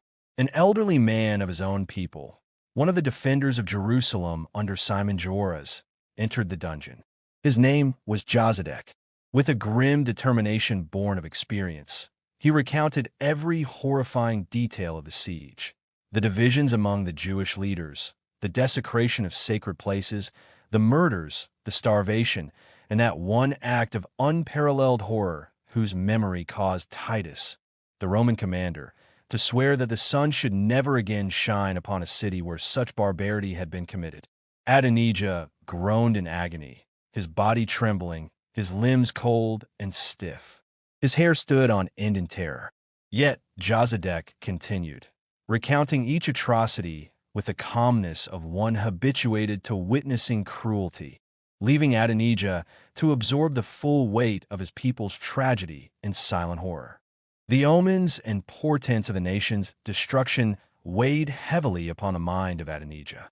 The warning voice that had cried ceaselessly, proclaiming woe, woe, a lamentation that no Roman missile had ever silenced, was forever stilled. A blazing star had hung over the doomed city of Jerusalem, shaped like a sword, as if the heavens themselves foretold its fate. The sound, vast as a host emerging from the innermost sanctuary of the temple, had carried the chilling words, "Let us depart." The sacred temple, the house of the God of Israel, lay in ashes, and under the orders of Titus, the foundations of the city itself had been plowed and torn apart. Each of these calamities convinced Adonijah that the Lord himself had utterly forsaken the Jews. The Almighty had fought against his own people. All the curses recorded in the law of Moses had now been fulfilled. The ancient prophecies concerning Jerusalem returned to his mind with vivid force. Jesus of Nazareth, the prophet from Galilee, had foretold the coming miseries of the city. "Heaven and earth shall pass away, but my words shall not pass away," he had declared. Adonijah stood confounded, unable to determine whether to acknowledge him merely as a prophet or as the promised Messiah, the Anointed One, who had been rejected by the people of Israel. He trembled on the precipice of despair, feeling himself exposed to divine wrath, wishing to pray, yet only able to lament. "Thou hast covered thyself with a thick cloud, so that our prayer cannot pass through." Beside him, his companion Josedek, equally bereft of hope, mocked him with bitter words. "God has forsaken us forever," he declared. "We are without a priest, without a king, without sacrifice. All prayer is vain, and from this second captivity there can be no return." Yet the heart of Adonijah softened. Pierced by the consciousness of his sins, he wept freely, a flood of tears pouring forth in grief and penitence. Josedek, sullen and rigid as marble, turned away, refusing to console his companion or offer counsel. That evening, the sentence of the Roman authorities fell like iron upon the captives. Josedek was condemned to combat wild beasts in the grand amphitheater, a punishment reserved for those deemed least deserving of mercy. Adonijah was condemned to face one of his own countrymen in the Circus Maximus, the enormous arena in the heart of the city of Rome, where gladiatorial games were held for the entertainment of the populace. Josedek received his fate with apathetic resignation, Adonijah with indignation. Raising his hand to heaven, he swore by the Almighty God that he would endure the most excruciating tortures rather than strike a hostile blow at a son of Israel. In that instant, the children of his nation, the captive and oppressed youth of his people, were dearer to him than his own life. Their suffering and degradation weighed upon his heart more heavily than even the triumphs he had once pursued alongside the Roman legions under Cestius Gaius, when he had believed himself an instrument of divine justice. The fatal morning dawned brilliantly over the metropolis of the world, yet the eyes of the Hebrew captives shrank from the light, recoiling from its glare and yearning in vain for its decline. The emperor had decreed 100 days of spectacle and bloodshed for the Roman people. During these games, the children of Israel were to be torn apart by ferocious beasts or forced to kill each other to satisfy the cruel appetites of the populace. Adonijah and his chosen adversary were included in this most barbarous entertainment, spared neither mercy nor consideration, brought forth in the prime of their youth and strength. Though enslaved and condemned, the spirit of the warrior within Adonijah endured. Even as he assumed sword and shield, a surge of pride and defiance arose in his breast. But the full realization of his situation struck him only when he entered the immense circle of the amphitheater. He saw before him the hostile gaze of tens of thousands of spectators. This was no battlefield where valor could prevail, but an arena where men were sacrificed for spectacle, for sport, for the amusement of a cruel people.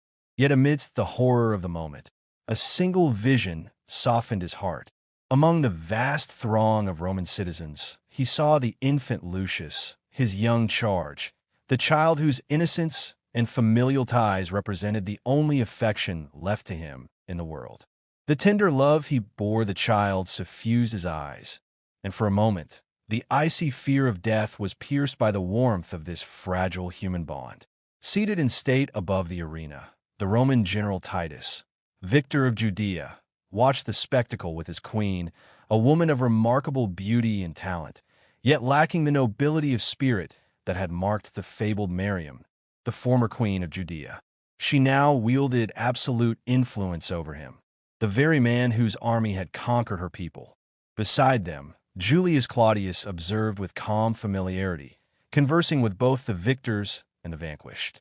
His little son reclined on his knee, adorned in the guise of Cupid, artfully made to appear rosy-cheeked and vibrant despite the pallor brought by sorrow and anxiety. Adonijah noted all this with anguish. In the midst of mortal peril, the infant Lucius, pure and innocent, remained a beacon of love and attachment, the sole human presence he could cherish. Driven by the deepest instincts of affection, he called the child by name, reaching out to him even in the shadow of the most dreadful moment in his life, his heart swelling with the simultaneous pain of impending death and the sweetness of that human bond. The boy Lucius, pale and weakened, lifted his head. When he recognized Adonijah, his unhappy friend and former instructor, joy returned to his face. He uttered a cry of delight and stretched out his arms toward him. By eager gestures, he invited him to draw near. Adonijah, now standing in the arena as a gladiator compelled to fight for the entertainment of Rome, struggled to master his emotion. For a moment, he turned his eyes away from the child and fixed them upon the man appointed as his opponent. The face of that adversary was at first averted. Adonijah expected, almost unconsciously, to see the familiar features of some former companion. When they faced one another, recognition came swiftly. The names Adonijah and Ithamar were spoken. On one side the name was uttered with defiance. On the other it was breathed in astonishment. In the worn and battle-scarred countenance of Ithamar, Adonijah saw not merely an enemy, but a fellow sufferer. Years of captivity and exile had nearly erased from his heart the memory of their former rivalry. Before him stood not a rival, but a countryman, one who had once fought for the same sacred cause, the defense of Judea and of the faith of Israel. They were united in defeat and sorrow. Lowering the point of his sword, Adonijah declared that he bore no hatred toward him. His hatred, he said, had perished with his country. He acknowledged no enemies but the Romans who had destroyed Jerusalem and scattered its people. Extending his hand in a gesture of peace, he awaited a response. Ithamar's gaunt features revealed surprise, yet no generosity followed. With sullen contempt, he rejected the offered pledge and took up a defensive stance. Adonijah pleaded again. He declared that he had sworn by the holy name of Jehovah, the God of Israel, that he would not raise his weapon against a fellow Israelite. He stood ready, he said, to cast down his arms and trample them underfoot if Ithamar would agree to peace. Let there be an oath between them. Let the Roman spectators, unbelieving Gentiles, cast them to wild beasts rather than force them to slaughter one another for sport. He urged Ithamar to honor with him the commandments given in the law of Moses, even in the presence of a pagan multitude. Ithamar answered not with reason, but with a laugh so harsh that it chilled the air of the arena. His eyes flashed with long-nurtured resentment. All the bitterness of past rivalry and wounded pride spoke in that look. Without waiting for the customary signal that began a gladiatorial combat, he rushed upon Adonijah and struck. The blow wounded him before he could properly defend himself. The treachery ignited Adonijah's anger. His vow was forgotten in the instinct of survival. Blow answered blow. Wound followed wound. Both men were equal in stature, in strength, and in skill. The immense crowd that filled the amphitheater, numbering tens of thousands, applauded each stroke. Bets were laid freely on both sides, as fortune or favor inclined spectators. Julius Claudius, aware that Adonijah's mind had once been shaken by sorrow, wagered heavily upon Ithamar. He believed that Ithamar possessed steadier judgment and would direct his courage more wisely. He misjudged the nature of the men. The suffering that had overwhelmed Adonijah had not destroyed his reason. The fierce zeal that drove Ithamar was nearer to frenzy. Blinded by rage, Ithamar, who was known as a Sadducee, a member of a Jewish sect that rejected certain traditions and held distinctive theological views, gathered all his strength for a final and crushing assault. The blow struck Adonijah with deadly force. He staggered beneath it, Yet summoning his remaining strength, he drove his sword into Ithamar's breast. Ithamar fell lifeless at his feet, without cry or struggle. A vast shout rose from the multitude. 60,000 voices greeted the victor. Adonijah paid no heed. He bent over the body of his fallen countryman and remembered the vow he had broken. For a moment, he looked upon Ithamar's rigid features. Then the great amphitheater, with its rising tiers and circling thousands, seemed to whirl before his eyes. Slowly he sank, his posture resembling that later immortalized in sculpture, his dark hair touching the blood-stained floor of the arena as he collapsed upon the body of the man he had slain. Another shout rose, louder and longer than the first. It echoed through the arena. Amid the noise, Adonijah seemed to hear only one voice, that of Julius Claudius. He opened his heavy eyes and fixed upon his master a look of unyielding defiance. With feeble strength, he lifted his hand, as though challenging him even in defeat. That effort exhausted his remaining power. The final sound that reached him was the cry of the child Lucius. Then sight and sense failed him. He lay unconscious, yet still breathing, before the vast assembly. The spectators were divided. Titus, son of Emperor Vespasian and conqueror of Judea, recognized in the wounded gladiator a former captive taken at Jotapata, a stronghold in Galilee that had fallen during the Jewish War in the year 67 of the Common Era. Moved by admiration for his courage, Titus inclined toward mercy. Julius Claudius opposed this. He declared that Adonijah had disturbed the triumph and should die. Those who had lost their wagers on Ithamar supported him. Berenice, the Jewish princess and sister of King Agrippa II, who at that time was closely associated with Titus, took the side of the fallen victor. Offended by Julius Claudius's bold opposition to her wishes, she resolved to assert her influence. She pleaded earnestly for Adonijah. With Titus, she possessed great influence, and her plea prevailed. Titus gave the signal of mercy, commanding the attendants of the amphitheater to tend the gladiator's wounds and to ensure that nothing necessary for his recovery should be withheld. Berenice was not content with saving his life. She used her influence to diminish Julius Claudius in the esteem of Titus, whose regard she guarded jealously. The proud Roman patrician discovered, to his humiliation, that a single word or suggestion from this foreign princess could weaken the bond of friendship he had long enjoyed with the future emperor. Like most Romans of that turbulent period, Julius Claudius despised strangers, a sentiment he had not hidden from Berenice, the beautiful Jewish princess.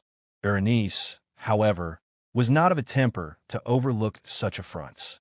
Though unaccustomed to conventional feminine delicacy, she possessed the distinctly womanly desire to humble those who scorned her authority. Employing her brilliant intellect, she set about exposing the effeminate manner and pretensions of Julius, and did so with such success that Titus Flavius Vespasianus, the son of the emperor and heir apparent, laughed aloud at her wit. Titus, like the Persian kings of ancient times, mirrored the moods of the woman he admired. He smiled when she smiled, frowned when she frowned. Julius, stung by the public humiliation, replied with a careless and ill-considered remark, one that drew tears from Berenice and angry looks from Titus, leaving him mortified and reflecting bitterly that the attention of a foreign princess outweighed his years of intimate companionship with the young prince. Julius Claudius had displayed exceptional political acumen during the bloody contest that had turned the Italian peninsula into a war zone and a graveyard. He abandoned the adopted son of the late Emperor Galba, Gaius Calpurnius Piso, at the precise moment when fortune was about to desert the prince.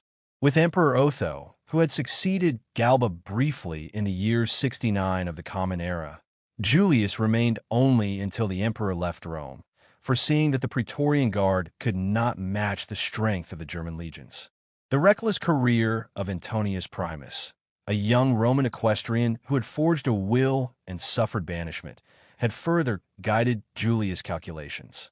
Antonius Primus was recalled by Galba and entrusted with a legion, but as his fortunes waned and the favor of Vitellius, the new emperor, fated Julius attached himself instead to Titus and Vespasian, who had claimed the throne through military might and bloodied victories.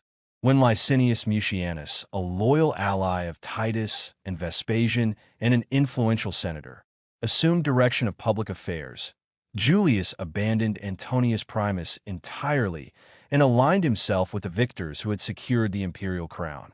From Emperor Vespasian, Julius Claudius had expected little favor, yet Titus received him warmly. Despite this, the favor of Titus seemed eclipsed by the allure of Berenice, whose years nearly doubled those of her youthful lover. Yet Berenice's intelligence and cultivated manners allowed her beauty to defy time, much as Cleopatra of Egypt had once retained her charm and influence over Roman rulers. Once, in her youth, Berenice had stood barefoot before a Roman procurator, imploring clemency for her people. Her petitions, however, fell upon the hardened heart of an avaricious magistrate, and the tears of the beautiful princess could not counter the lure of gold or the satisfaction of vengeance. History preserves this solitary act of compassion as evidence of her rare capacity for mercy, despite the darker tendencies of her character. Berenice had shown cruelty to her sister, Drusilla, long celebrated as one of the most beautiful women of the era.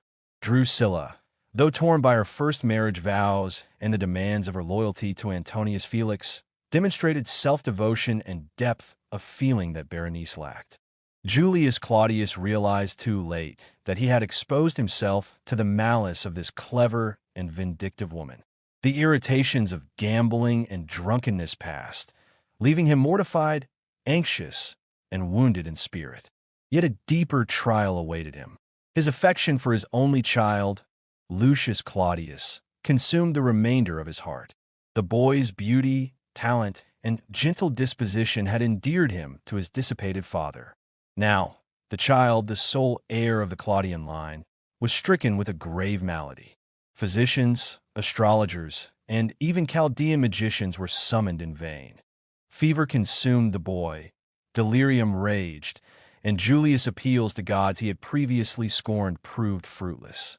The child, raving, called upon the name of Adonijah, a young Hebrew slave of exceptional piety and knowledge, as his last earthly thought. Julius, unable to witness the slow death of his beloved son, fled from the chamber into the night, torn between despair and fear of the unknown beyond death. Into the forsaken room came Fulvia, the aged deaconess of the Christian faith, a devoted servant of the household. She knelt beside the couch, grasped the frail hand of the dying boy, and with fervent prayer, administered the sacrament of baptism, the rite by which a Christian is cleansed and welcomed into the faith. Lucius opened his eyes briefly, recognized the familiar face of the devoted servant, and smiled, even as his spirit departed from the mortal frame, leaving the Claudian household bereft and Julius Claudius undone. Julius Claudius found himself before the sepulchral monument that held the ashes of the ancient house of the Claudii, the noble Roman family from which he descended, before the wild impulses that had driven him from his home could be quelled. He opened the massive gate of the tomb, the same gate which in time would admit the last and dearest of his bloodline. A faint light glimmered within the stone enclosure, but lost in bitter reflection upon his own conscience. He noticed it only passively. His pride, his ambition, his fleeting glory, all must one day descend into this abode of death. The stillness of midnight offered him a brief reprieve from the thoughts that had urged him toward the dagger, to end his life and his ignoble career through suicide. Before the urns and marble effigies, he mused upon the ultimate nothingness of human achievement. The dead around him had known joy and sorrow, had been legislators, orators, and warriors, yet now their existence was reduced to dust, and the inscriptions upon their funeral urns alone testified to the lives they had lived. He knew that he too, in time, must join them as mere ashes. These reflections, so foreign to a man devoted to pleasure, gave birth to a new awareness. For the first time, Julius Claudius saw himself as others saw him, and the image provoked loathing.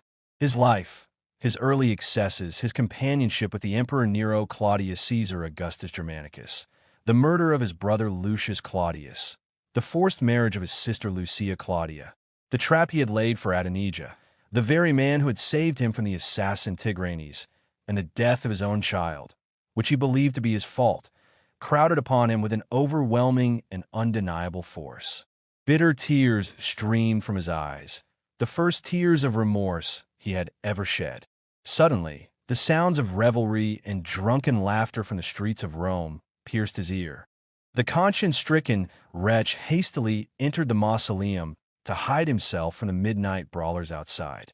Within, a sepulchral lamp burned dimly, casting its feeble glow upon the urns, each surmounted by effigies representing those whose ashes lay within. The craftsmanship of these statues traced the evolution of art, from rough molded clay to chiseled marble, each displaying the semblance of life and immortal memory. Julius, the last surviving Claudius, stood surrounded by these illustrious dead, feeling unworthy of his bloodline. His crimes made him feel he had no right to approach the resting place of the great, the valiant, and the wise. Yet a strange fascination compelled him to gaze upon the effigy of his murdered brother, Lucius Claudius. The marble, crafted by a skillful artist, bore an animated expression, the martial form of the brother rising vividly before the eyes of the guilty fratricide. Julius almost expected to hear from his sculpted lips the commanding oratory that had characterized Lucius in life. The ostentation of piety that had led Julius to commission the statue did not compel him to view it upon completion, and the mortified sculptor had received gold but no praise.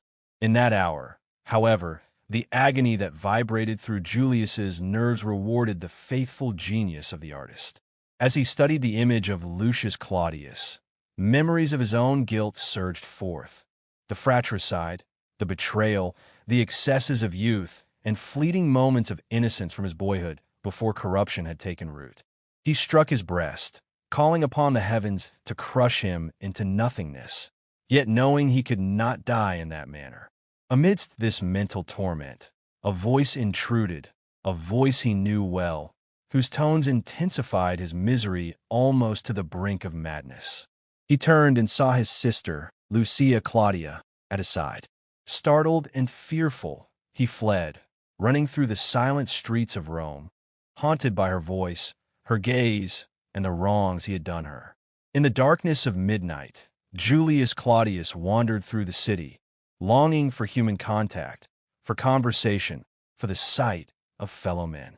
By chance, he encountered a group of people gathering along the Julian Way, one of the principal streets of ancient Rome. Without understanding the purpose of their assembly, he followed them, desperate for the relief of human presence. They led him to the cemetery of Ostorius, a burial ground outside the walls of Rome. Entering the catacombs, Julius discovered a spacious subterranean chamber, illuminated by numerous lamps, where a veiled woman, standing upon a tripod, admitted him into the assembly.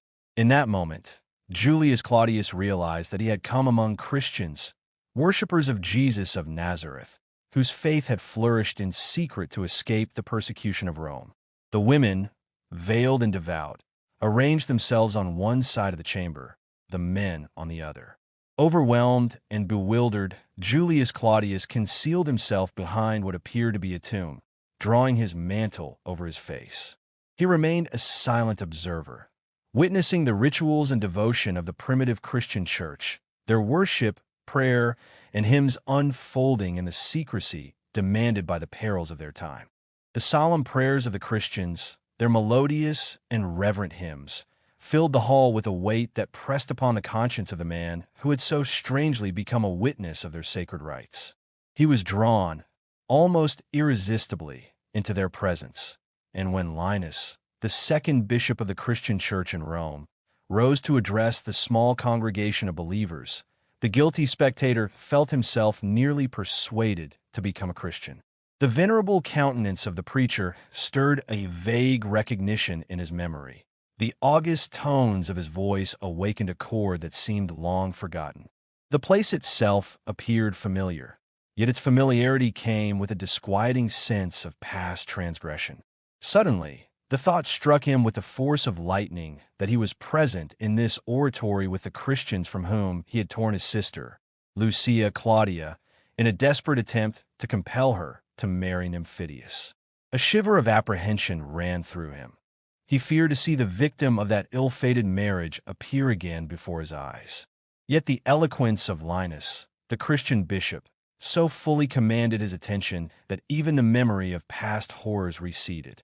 From the tenor of the sermon, it became apparent that some young men of the congregation had witnessed the gladiatorial spectacles of the Roman circus, events held in abhorrence by the Christian faithful, who regarded such games as murders sanctioned for public amusement. Linus, in his authoritative voice, addressed this transgression with severity, speaking of the sin of murder and the grave consequences it would bring in the life to come. He expounded upon righteousness, temperance, and the judgment that awaits the disobedient, so powerfully that not only the erring youth trembled, but the fratricidal Roman patrician, Julius Claudius, felt the weight of divine accusation upon his soul. For the first time in his life, Julius Claudius heard the gospel preached fully and faithfully, not merely as a message of love, but as a warning to the disobedient and the impenitent. Each word penetrated his conscience, sharper than a two-edged sword, compelling him to confess every hidden sin. With a cry that shook the hearts of all present, he rushed from his hiding place, falling upon his knees before Linus, imploring him to save him from the wrath to come. The memory filled the father's heart with renewed sorrow. Tears fell from his eyes upon the burning brow of the wounded slave. Adonijah perceived the emotion of his master, but could not understand the reason for this transformation of feeling. His mind was clouded by exhaustion and fever. A state of stupor gradually overcame him. Before he regained clear consciousness, he was transported to Tivoli in a covered litter, a closed carriage carried by servants, and supported by a trusted slave belonging to Julius's household. The unconscious Adonijah was placed under the care of Lucia and her attendants at Tivoli, the town east of Rome where the family residence was situated. Julius Claudius remained in Rome to perform the burial of his child Lucius. No elaborate funeral spectacle honored the young boy. There were no public games, no grand funeral speech delivered in the forum, and no gathering of ashes into a decorated funerary urn, as was customary among wealthy Roman families. Instead, Christian believers sanctified the child's burial with prayer. They placed him not in the tombs of his pagan ancestors, but within the subterranean burial chambers known as the Christian catacombs, the underground cemeteries used by early Christians in Rome, believing that the child would rest as an heir to a higher hope, waiting for the resurrection and the dawn of eternal life. Religion brought profound consolation to the grieving father. Julius Claudius accepted baptism into the Christian faith and submitted himself quietly to what he believed to be the will of God. He looked forward with humility to the reunion of his child in heaven. The transformation of Julius Claudius was complete. His former habits, thoughts, and emotional dispositions were replaced by repentance, hope, and steadfast religious faith. He felt deep self-reproach for his past conduct. Genuine penitence had taken the place of despair. The Christian teaching that old life must pass away and new life begin became the guiding principle of his existence. To the outside world, particularly to the society of Rome, his conversion was regarded with surprise and sometimes with ridicule. Some called it madness or eccentricity, viewing his religious devotion as folly. But among the Christian community, his change was regarded with reverence and wonder. They spoke of him as a soul rescued from destruction, a sinner redeemed through the atoning sacrifice of Christ. Within his own heart, Julius Claudius experienced a still deeper astonishment. He believed that the hidden corruption of his former life had been exposed by the working of the Holy Spirit, the divine power believed by Christians to reveal sin and apply spiritual redemption. From that time forward, he resolved to dedicate his life to spreading the gospel message. He desired to proclaim what he believed to be the great truth of salvation to those who lived in spiritual darkness, to those who followed the impulses of a sinful and distorted nature, and to guide them toward what Christians described as the new and living way, the path of redemption opened through the teaching and sacrifice of Jesus Christ. This purpose became the central aim of the Roman patricians' renewed existence. For many wearisome days, Lucia Claudia tended with unwavering devotion to the sick couch of her beloved, Adonijah. She offered fervent prayers for his recovery and for the enlightenment of his soul, that he might embrace the faith she cherished. Though he was at first unconscious of her presence, her step, her voice, haunted him as a vision of something familiar and long cherished. Gradually, reason returned to him, and light once more shone upon his eyes. In that moment, he beheld the radiance of Lucia kneeling before him, her form bathed in the soft beams of morning, her presence alive and comforting. Adonijah spoke her name only once, for words could not convey the depth of his relief and joy. To him, she seemed risen from the dead, a tangible mercy of God. He gazed upon her, absorbing the living proof of her survival. A faint scar upon her throat, partially concealed by the golden sun-bright tresses that fell over her face and bosom, revealed the peril from which she had escaped. How had she survived the jealous fury of Nymphidius Sabinus, her cruel husband? By what intervention of Providence had she been spared? His eyes sought the silent confirmation from her brother, as if imploring him to recount the tale of her miraculous preservation. Lucia understood his meaning, and seating herself beside him, she began her account. Adonijah, thou wouldst know how the Lord's mercy shielded me from the consequences of my husband's posthumous jealousy. His strange demeanor during our brief meeting, the passionate farewell, the abrupt departure, and the ominous import of his final words filled me with dread. Some dark and ambitious design stirred in his mind, while distant tumult in the Roman camp warned that yet another revolution threatened the city.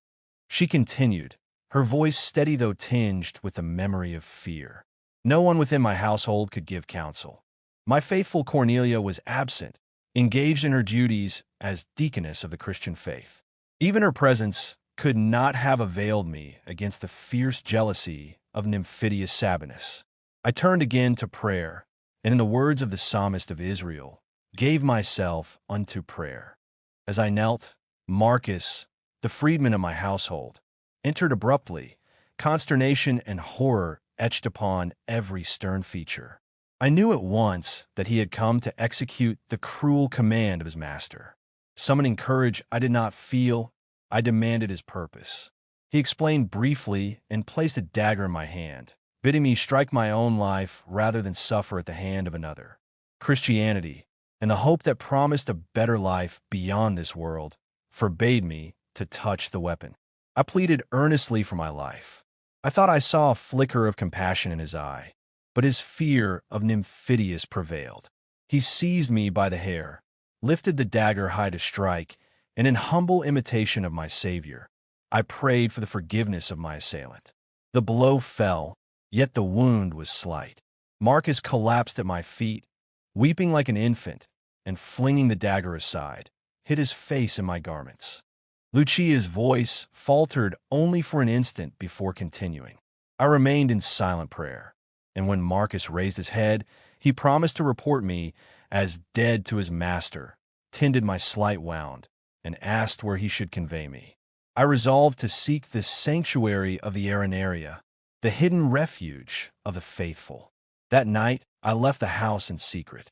Marcus wrapped me in my veil and pallium, kissed my hand, and departed. That night, Nymphidius met his death. He lost the object of his ambitions, and I the grievous bonds of a wretched marriage. Words cannot suffice to describe the horrors of that union, or the guilt of that licentious and ambitious man.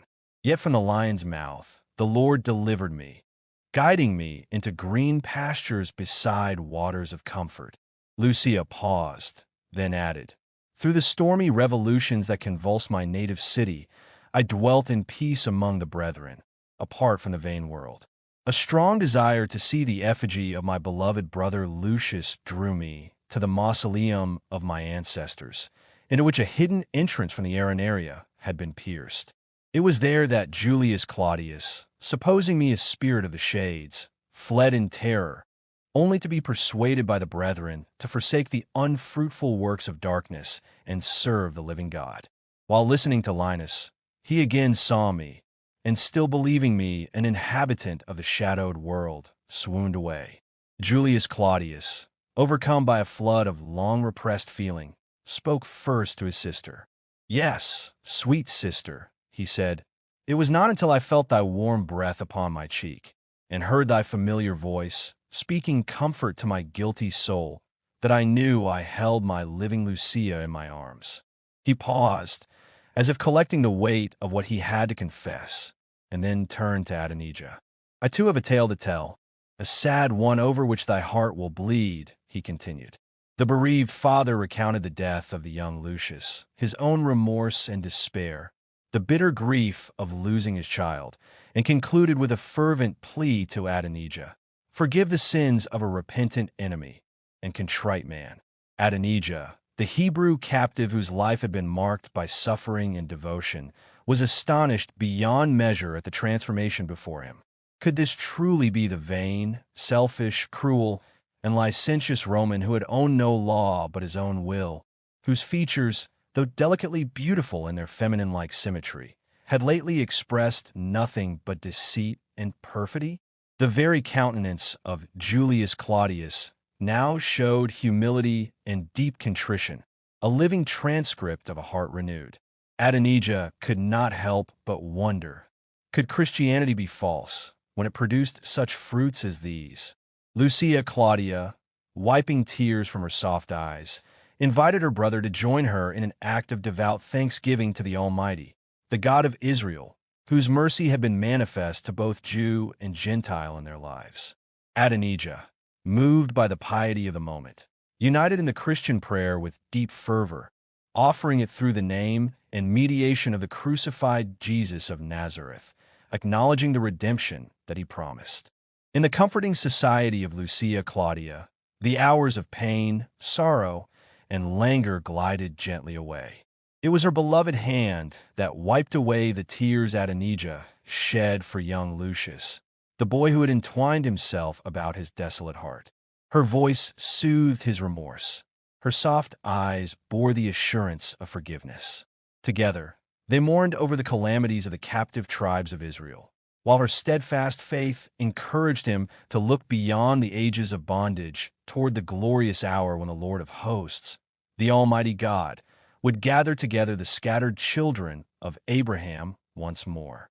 In her face, the Hebrew still traced the love that had once gilded his chains and made his captivity almost bearable. All that a pious Christian could feel toward one of a differing faith, Lucia Claudia felt for Adonijah.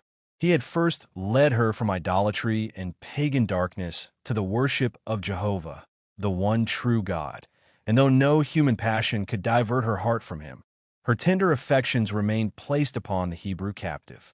She prayed unceasingly for his conversion, and each conversation they held was guided by the noble purpose of drawing him toward the truth. Adonijah, the once staunch Pharisee, felt a profound sense of his own unworthiness, a sensibility to sin never before experienced. Reviewing his past life, he saw the imperfection of his deeds and acknowledged that he had come short of the perfection demanded by a holy God. He was ready to recognize Jesus of Nazareth as a prophet, as a teacher sent from God, for had not the prophetic words concerning the destruction of Jerusalem been fulfilled within his own lifetime? This admission was significant for a Jew, for it marked a willingness to confront the evidence of divine revelation outside the narrow bounds of national expectation. As the Lord had instructed the Jews of the first century, "Search the Scriptures, for in them ye think ye have eternal life, and they testify of me," so too Linus, the Christian overseer and teacher, spoke to Adonijah, "Search thou the Scriptures, thou who art heir to the promises made to Abraham, and thou shalt see that we have not followed cunningly devised fables." Adonijah examined the sacred records daily, persevering in prayer to the Lord Jehovah, seeking enlightenment concerning him whom the Christians proclaim to be the Messiah of Israel. In the Hebrew scriptures, he found every type and shadow complete, every prophecy fulfilled in the person of Jesus, whom the Jews had rejected and executed. His heart was softened, pierced with the recognition of his own sin, and moved by the sufferings of the sinless Savior. At first, the divinity of Jesus was a stumbling block to Adonijah, as it had been for many of his contemporaries, an obstacle to faith and understanding. Yet the New Testament, declaring him to be the Son of God with power, harmonized perfectly with the witness of the Old Testament. Comparing the prophecies and their fulfillment, Adonijah saw the continuity of God's plan. Slowly, with the weight of conviction pressing upon his soul, he acknowledged the truth. Like Thomas the Apostle of old, he declared with heartfelt devotion, "My Lord and my God." The life and teachings of Jesus of Nazareth, the Son of God, bore witness to his divinity in a manner that no human intellect or effort could emulate.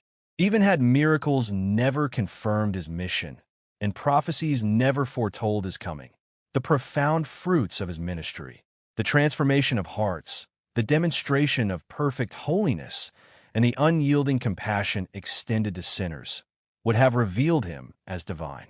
Human nature, fallen and corrupt as it was, could never have produced works of such purity and moral grandeur.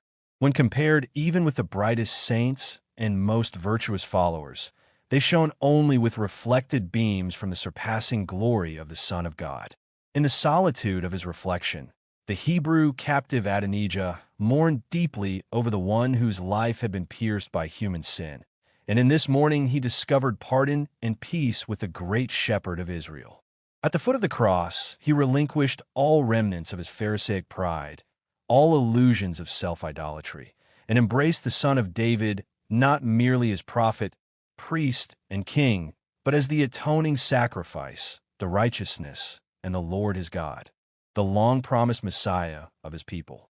Meanwhile, Julius Claudius, a man once steeped in sin and rebellion against the faith, was now redeemed. Plucked from the flames of moral destruction, he resolved to dedicate his life to the ministry of the Christian word. He intended, upon receiving the sacrament of baptism, to devote himself fully to the service of the Church, seeking to repair past wrongs by uniting Adonijah to his sister Lucia Claudia and bestowing upon her an ample dowry. The remainder of his wealth he entrusted to the Church for the support of the Christian community, recognizing the necessity for such contributions as recorded in the Acts of the Apostles. The dowry of Lucia Claudia herself had already been destined to aid the impoverished Jewish Church, which, having been planted by the Lord, held preeminence over all other Christian assemblies. The manumission of Adonijah preceded his baptism in accordance with Roman custom. His dark, clustering hair was closely shaven, and the cap of liberty, a ceremonial emblem marking the transition from slavery to freedom, was placed upon his head. He was no longer a slave, but a freeman without a country. No civic privileges accompanied this liberty. He could not serve in the Roman army, hold office in the state, or enjoy full citizenship unless granted by the emperor. Nevertheless, he could enroll in a guild, follow a trade, or remain in the household of his patron, and both influence and wealth were exercised in his favor to secure civic recognition. The conversions of Julius Claudius and Adonijah became events of great interest to the Christians of Rome. Their sponsors, or sponsari, were chosen from the most distinguished members of the Church. In the primitive ages, sponsors were responsible for the good faith of those preparing for baptism, and this practice later evolved into the modern custom of godparents for baptized children. The sponsors of Julius Claudius and Adonijah were not men of rank, but devout and experienced Christians. One, indeed, was an aged freedman, yet the Church of that early era counted such persons among its brightest treasures. The structure of the Church, though marked by hierarchy and degrees of spiritual office, relied not on worldly status, but on the bond of love that united all members of the universal, or Catholic, Church. Following their baptism, the marriage of Lucia Claudia and Adonijah took place in private. The union occurred in the Soterrania, an underground or secluded place, to protect the former Vestal priestess from the dangers and censure that would have arisen had her marriage been publicly known in the pagan city. Julius Claudius, leveraging the influence of Sanus, succeeded in having the name of Adonijah enrolled in one of the civic tribes, securing his formal recognition as a Roman citizen. Although now a citizen, Adonijah did not intend to remain in the metropolis of the world. His heart longed to return to his homeland, for the desolation of Judea held more significance to him than the splendor of imperial Rome. In Judea, the Church of Jerusalem had been re-established under its bishop, Simeon, and the converted Israelites, including the members of this church, were received with hospitality and affection. The Gentile conquerors, those who had subdued Judea in the campaigns of Titus, offered no molestation to Jews who had abstained from armed resistance. The church in Jerusalem, holding preeminence over others as having been directly planted by the Lord, was led by an apostle descended from the lineage of David, a kinsman of the Lord and disciple of Christ himself. Adonijah and Lucia Claudia were welcomed in every place they visited, for the tenets of Christianity were widely spread throughout Asia. The dispersion of Israel had brought Gentiles into the church, and not all Jews remained in spiritual blindness. Many repented and accepted the faith they had once blasphemed and persecuted, convinced by the ruin of their city and the destruction of the temple that the crucified Jesus was indeed the promised Savior of Israel. The couple found themselves embraced by a community that transcended nationality, past grievances, and worldly power, united in faith and love, as they prepared to live among those who worshipped the one true God. In passing through his native land, Adonijah paused often to weep and to pray. Though his heart was filled with sorrow for the sufferings of Israel, he also acknowledged that the calamities which had fallen upon the nation were, in his belief, the consequence of judgment pronounced upon the people. He visited the desolate ruins of Nazareth, the village associated with the early life of Jesus of Nazareth, and he journeyed to Bethlehem, the town remembered as the birthplace of the promised Messiah according to Christian belief. He stood in mourning upon Mount Calvary, the hill outside ancient Jerusalem where Christians believed Jesus was crucified. He lamented over the destruction of the Jewish temple in Jerusalem, the great sanctuary that had once been the center of Hebrew national and religious life. Yet when he saw the marks left in the living rock by the earthquake associated with the crucifixion tradition, and remembered the empty sepulchre that could not hold the risen Son of God, he found comfort in the doctrine of resurrection. One companion shared his pilgrimage, walking beside him in sorrow and in hope, sharing his grief for the sins of his people, while rejoicing in the atonement through which, according to Christian teaching, humanity might be forgiven and restored. In the earliest centuries of the Christian Church, pilgrimages were not common. The sacred writings of the New Testament contain no record encouraging such journeys. The faith of the primitive believers was sustained by spiritual conviction rather than by physical visits to holy sites. Christians believed that their Lord was seated in heaven and that it was unnecessary to trace his earthly footsteps in order to maintain faith. Lucia Claudia had not left Rome without sorrow. She belonged to the early fellowship of believers within the city that had received the famous epistles written by the Apostle Paul, while he was still personally unknown to the Roman Christian community. She was regarded as a spiritual daughter of Linus, who is remembered in Christian tradition as one of the first bishops of the Roman Church after the Apostle Peter. Within that community, she was also counted among the friends of Pomponia Graecina, an aristocratic Roman lady who had embraced Christian faith, and of the British Christian convert Claudia, who was praised in the Roman world by the poet Martial for her beauty. The church also numbered among its beloved members the writer Clement and many other believers whose names were believed by Christians to be written in the Book of Life, meaning the heavenly record of those destined for salvation. No human society, it was said, had ever been more closely bound by affection than the primitive followers of Christ. Their conduct was governed by the commandment which Jesus Christ is believed to have given to his disciples, that they should love one another with sincere and spiritual love. Lucia Claudia discovered that the Christian believers in Palestine possessed the same spirit of brotherly affection that she had experienced in Rome. Some among them had personally heard the teachings of Jesus Christ during his earthly ministry. These men and women remembered the message that had astonished the soldiers sent to arrest him, who returned to their masters declaring, "Never man spake like this man," expressing their wonder at the authority and compassion found in his words. Lucia no longer regretted leaving Rome.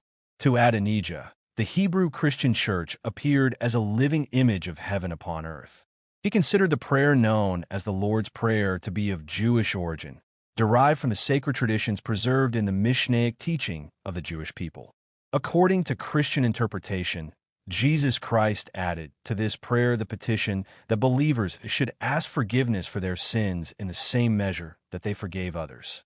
The followers of Christianity sang the Psalms attributed to King David, the ancient king of Israel, whose songs were believed to contain prophetic light spreading across the world to dispel pagan darkness. Though the city of Jerusalem and other Judean cities might lie in ruins for generations after the Roman conquest, the land was honored by Christians because, according to their faith, the Messiah, the Son of David, had lived and taught there.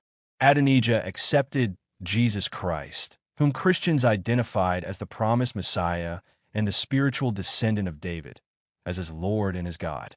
Christians referred to Jesus as the Son of Righteousness, whose coming was believed to bring healing to humanity.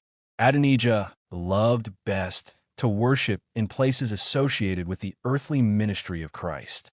Among the early Christian community, there also existed traditions concerning church leadership and martyrdom. A man named Simeon, believed by some traditions to be a relative of the family of Jesus, later succeeded James the Less in the leadership of the church at Jerusalem and was said to have been crucified during the reign of the Roman Emperor Trajan at the advanced age of 120 years, according to ecclesiastical tradition. Christian customs also preserved certain ceremonial practices inherited from earlier cultural traditions. The placement of a ring upon the finger of a bride had been practiced in ancient pagan societies before being adopted by some Christian communities. Similarly, the wedding cake decorated with ribbons, later associated with medieval Christian marriage rites, may have originated from older customs that were not considered inconsistent with Christian belief when adapted by the church. The teaching that infants of Christian parents might receive baptism was common in the 2nd century of the Common Era, a practice supported by the writings of theologian Cyprian of Carthage and other early Christian authorities, although the custom later declined during the 3rd and 4th centuries. Thus Adonijah, the long-exiled Hebrew, worshipped in the lands where the footsteps of the Messiah had once been believed to pass, acknowledging Jesus Christ as the fulfillment of the promises given to Israel, the Lord whom he accepted as divine. Adonijah and Lucia Claudia remained for many years in the environs of Jerusalem, dwelling among the faithful Christian community under the guidance of the apostolic Bishop Simeon, who had known the earliest disciples of Jesus and presided over the church with apostolic authority. During this time, they raised a lovely family, nurturing their children in the fear of the Lord, instructing them in both the faith of Christ and the reverence due to their Hebrew heritage.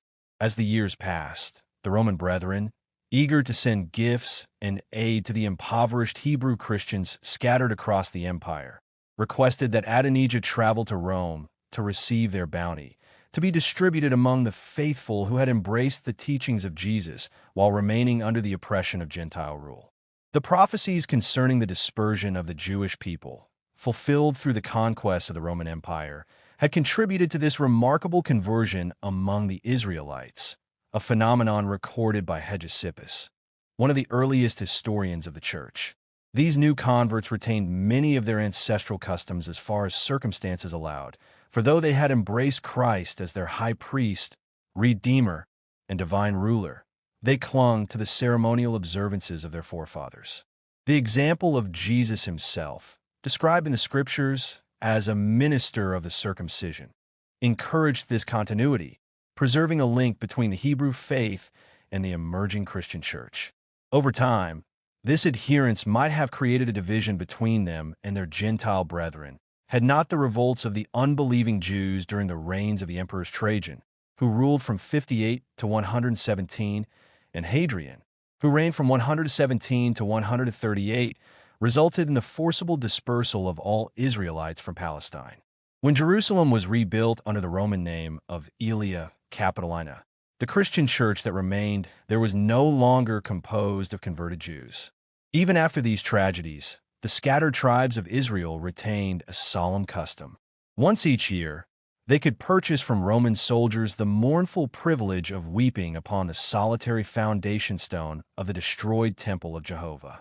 Poverty and slavery allowed few to avail themselves of this opportunity, yet the tradition persisted through the centuries.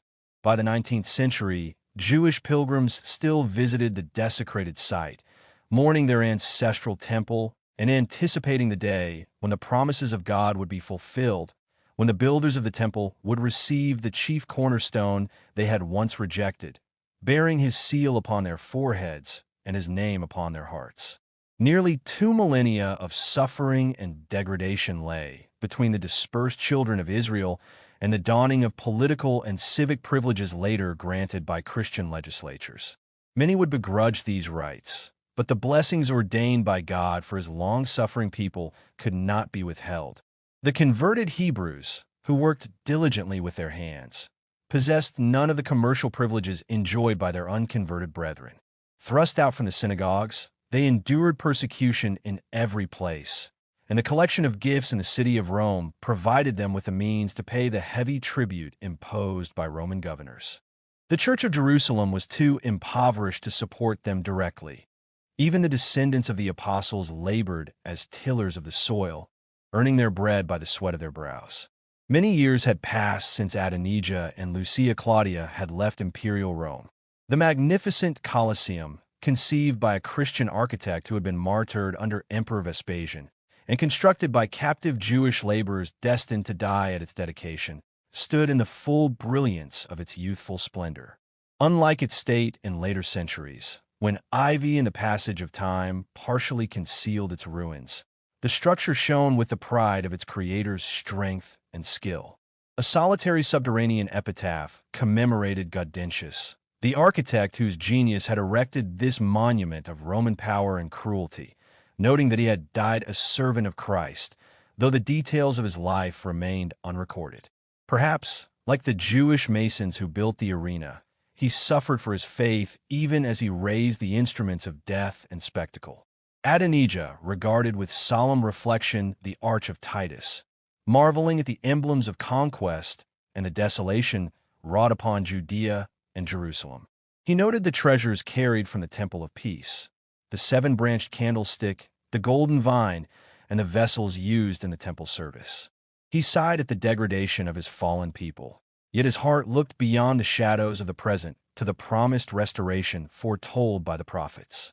Lucia Claudia saw in the condemned prisoner the same Cornelia of Nero's reign who had once urged that sovereign to arraign and punish the lapsed Vestal, the wife of his guilty favorite.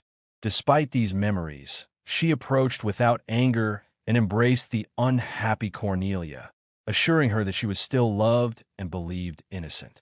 At first, Cornelia attempted to disengage herself from the embrace, but last yielded to the gentle influence of womanly compassion, weeping long and passionately on Lucia's supportive bosom. Remarkably, Cornelia had never shed a tear during the prosecution, and even when she descended into the living grave, as Roman law prescribed for a condemned Vestal, she would shed none. When Cornelia answered the inquiries of her long-lost friend, her tone remained composed, full of placid dignity. "Lucia Claudia," she said, "I was formerly tried on this false charge and acquitted. Why the accusation has been renewed, I cannot say, but Caesar has condemned me without trial or hearing." "No one believes the charge, dear Maxima," replied Lucia Claudia. "It is said that the emperor would pardon you if you would justify his cruelty by calumniating yourself." "The two ocelli and poor Veronilla," Cornelia continued, dreading the living grave, confessed themselves guilty of a crime they never committed, and thus were permitted to choose a milder death. But I am a Roman virgin of loftier lineage and nobler spirit. I can die, but I will not justify my persecutor. Celer cleared himself and me by heroic endurance of the scourge. but Valerius Licinianus has purchased life and shame at my expense. His eloquence might have saved us both. He falsely avowed himself guilty. Licinianus has justified me, Caesar himself remarked, and he is pardoned, while I am condemned and slandered. He is again imprisoned for concealing your freedwoman at one of his estates, Lucia noted.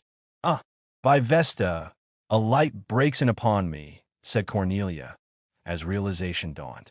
She was fair and young. He loved her then, doubtless. Those stolen visits to the temple were truly for her.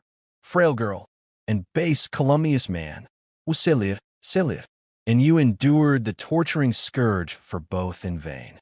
Cornelia then sank to the ground in silent agony, a grief so intense it found no relief in tears, sighs, or groans. Her lament recalled the heroic endurance of the Roman knight Seller, whose fate had earned the admiration of the people, in contrast to the degraded Licinianus, a Sicilian schoolmaster whose praetorian rank provoked scornful pity, yet who survived through cowardice. Gradually, Cornelia overcame her bitter grief, lifting her head so that a faint smile passed over her wan countenance. We two, Lucia Claudia, were once esteemed the pride of the Vestal order, she said, and now I am condemned for incest, while you are the widow of a bondwoman's son and wife of a Hebrew freedman. Lucia blushed at the sarcasm, but responded with meek forbearance. I quitted the college a believer in the God of Israel. How could a Jewish convert minister in the temple of a heathen deity? Afterward, I became a Christian, striving to bring to salvation him who had first taught me to worship the one true God. He betrayed the brethren in blind zeal, and I gave my hand to Nymphidius Sabinus to protect my fellow Christians. It was feminine weakness.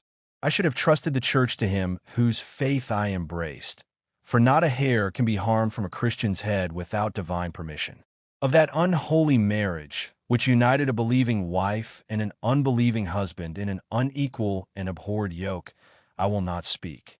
Listen, Cornelia, as I recount how it was severed, and recognize the hand of God who saved one and destroyed the other. Lucia then unfolded to Cornelia the history of her own trials and of Adonijah, the Hebrew convert, describing the Christian mission and imploring the condemned Maxima to repent and be baptized. The Maxima shook her proud head and turned away in disdain. No, Lucia, I am no believer in strange gods. My austere and holy life leaves no room for repentance. It is my pride and glory to have been a chaste votary of Vesta. Nor would I exchange my fate with one who has abandoned the sacred flame, upon which the existence of Rome depends, to contract second nuptials and bear children to a Jew.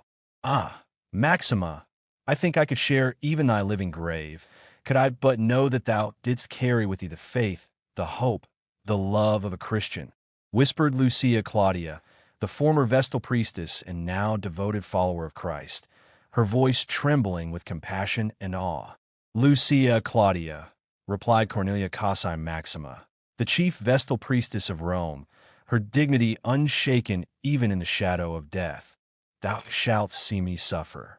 Yes, I pray thee, follow my bier, watch me descending into my living grave, and bear witness to my constancy. I loved thee once, and I love thee still. Thou wilt be near me. Thou wilt not deny me my last request. And Lucia Claudia promised. She wept, then departed to obey, her steps heavy with sorrow. The Roman Emperor Domitian, who ruled with a reputation for cruelty and severity, was exceedingly anxious that his victims submit to his sentence. He had offered Cornelia a full pardon if she would slander her own character, but the proud priestess refused in steadfast silence. He pronounced judgment upon her at his villa in the Alban Hills, while the prisoner remained in Rome, deprived of all means to defend herself, and unable to employ the talents of an eminent pleader. The measure was unpopular among the citizens, and the emperor's assumption of the office of supreme pontiff, the chief priest of Rome, in this context of judgment was unprecedented even in that era of crime. No Roman citizen believed the charges against the unfortunate Maxima.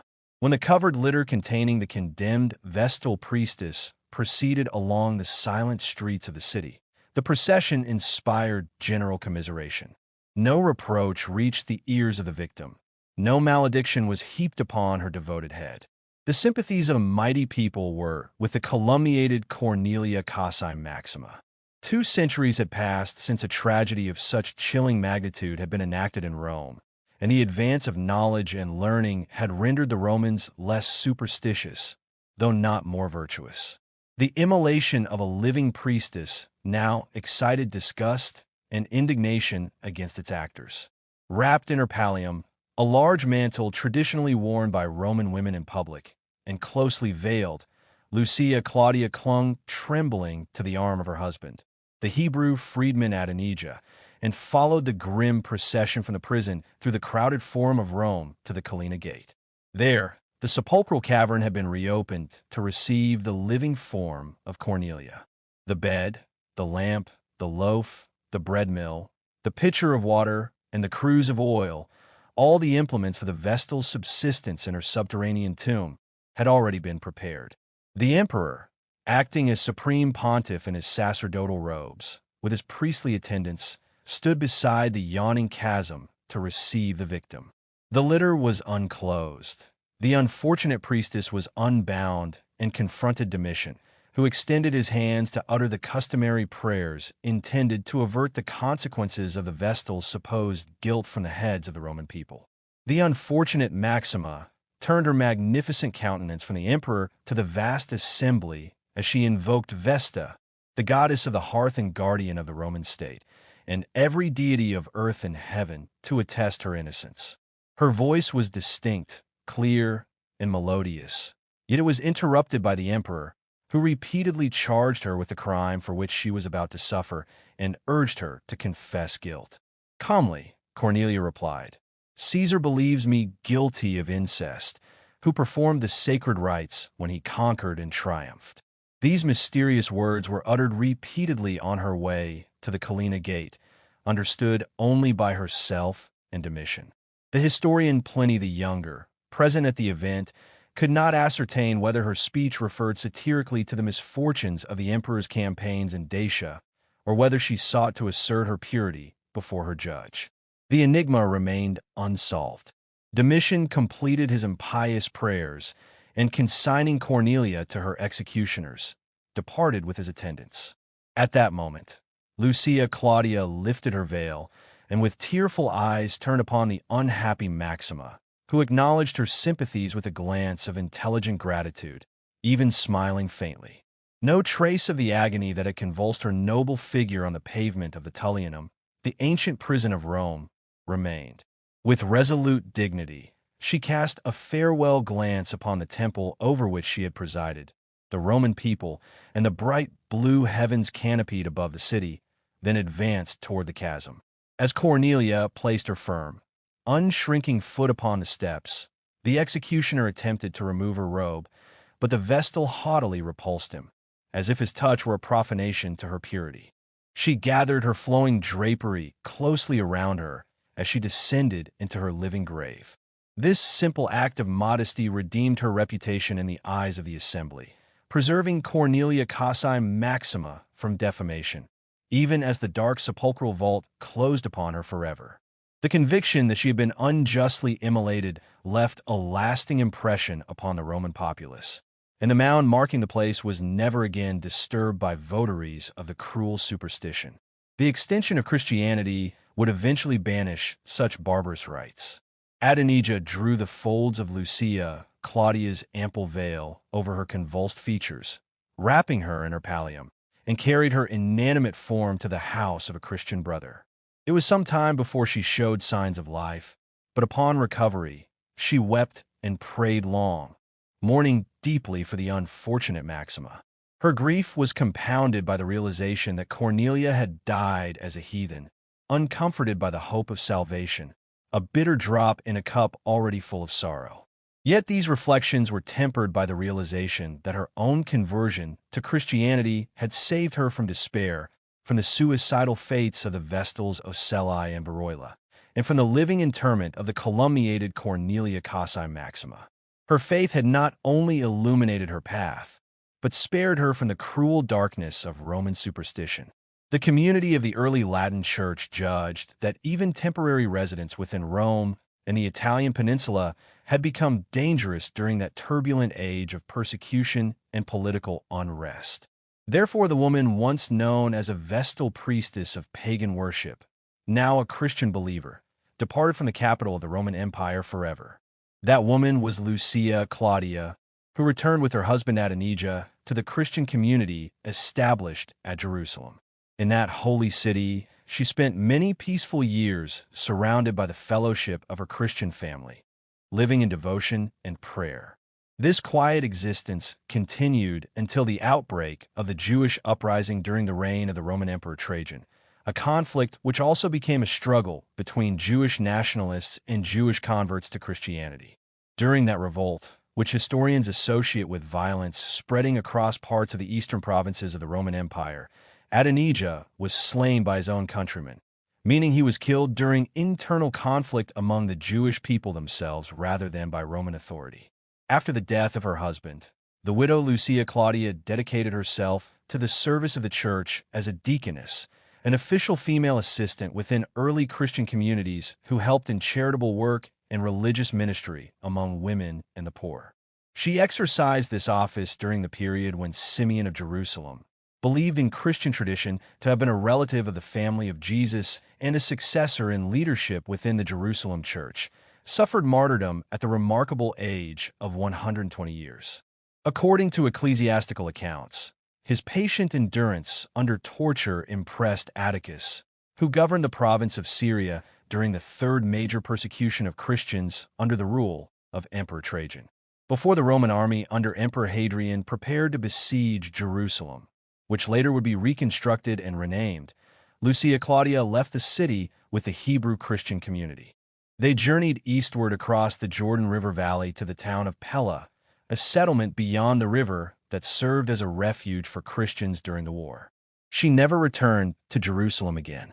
She died at an advanced age, passing away in what Christians described as the assurance of eternal hope, meaning she died believing in the promise of resurrection and salvation through Christ. The Hebrew Christian community in Jerusalem gradually lost its distinct identity when it could no longer maintain a continuous succession of Jewish bishops or preserve its ecclesiastical seat. The imperial decrees issued by Emperor Hadrian, which forbade Jews from dwelling in the region of Palestine after the suppression of rebellion, effectively ended the ancient Jewish Christian hierarchy. A new Christian community later arose in the city, renamed Aelia Capitolina, a pagan settlement constructed by Roman authority on the site of the destroyed Jerusalem. This later church was composed primarily of Gentile converts who had abandoned traditional Roman polytheism and embraced the faith of Jesus Christ. In later generations, another Hebrew Christian congregation was founded in Jerusalem under different political and historical circumstances, supported by rulers who acted as protectors of the Christian faith. This development was interpreted by believers as fulfillment of ancient prophetic language, declaring that powerful nations would serve as guardians of the people of God, and that Jerusalem would become a source of spiritual joy for the world. Poetic traditions associated with Jewish Christian memory spoke of the endurance of the Jewish people who cleaved to the divine commandments even without temple, priesthood, or sacrificial altar. These traditions portrayed the Jewish believer as remaining faithful to the law of God, as if the invisible presence of the divine mercy seat were still manifested among them. The imagery drew upon the sacred description of the cherubim, angelic beings believed to guard the throne of God, according to Hebrew Scripture. The prophetic symbolism extended to the arch erected in Rome by Emperor Hadrian's predecessor, Titus. Jewish tradition held that many members of the Jewish community avoided passing beneath the monument known as the Arch of Titus in Rome, because it commemorated the Roman victory over Jerusalem and displayed symbols representing the spoils taken from the destroyed temple. To this day, according to that tradition, observant Jews would alter their path to avoid walking directly beneath it. The poetic prophecy continued with imagery describing the restoration of Israel and the spread of divine teaching across the world. It spoke of the coming of the day, spring from on high, a metaphor associated with the appearance of spiritual salvation. The figure described as the stone cut without human hands alluded to prophetic writings interpreted by Christians as referring to the establishment of the kingdom of God spreading throughout the earth.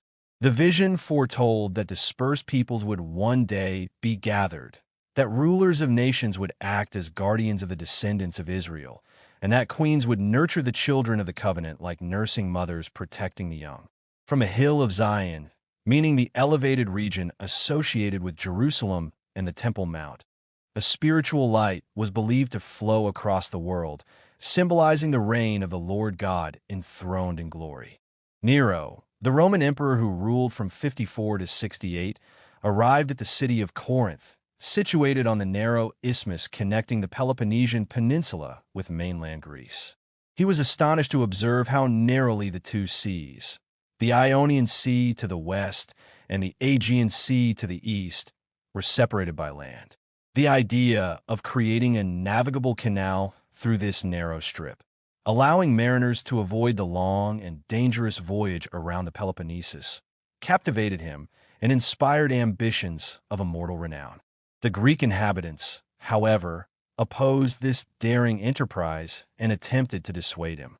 Their objections were framed in the language of superstition, claiming that to join two seas separated for ages would be an impious violation of the natural order. Nero remained undeterred.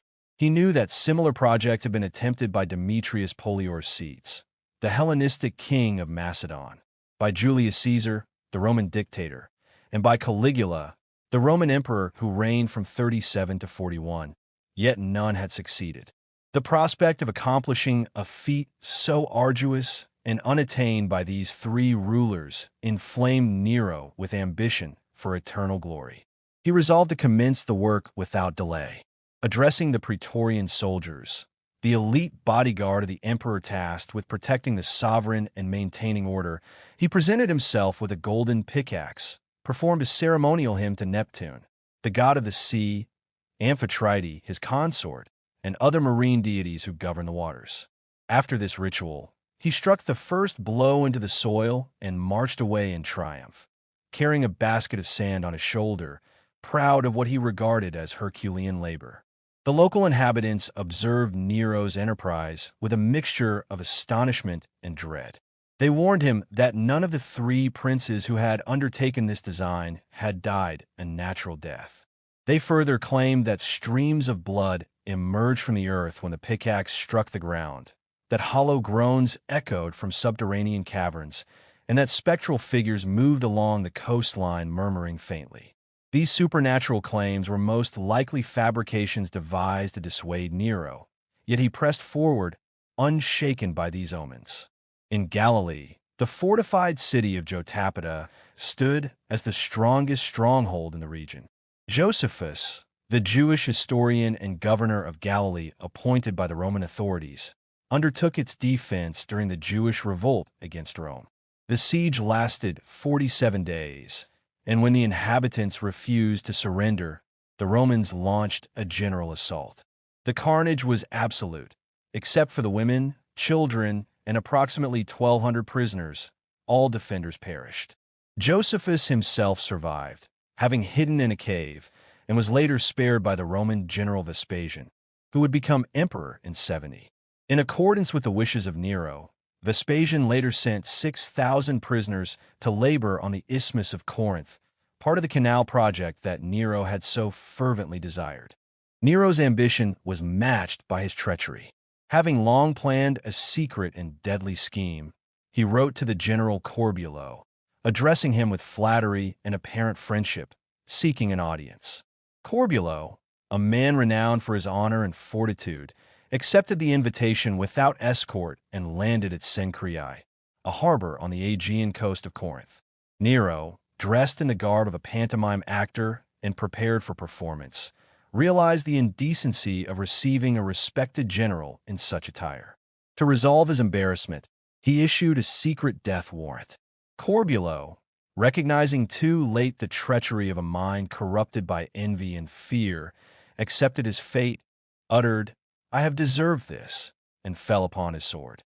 The Sacred Order of the Vestal Virgins, an institution of ancient Rome, was derived from Greece and formally established by Numa Pompilius, the second king of Rome, who reigned from 750 to 698 before the founding of the city. These women were dedicated to celibacy, and their chastity was considered essential to the welfare of the state.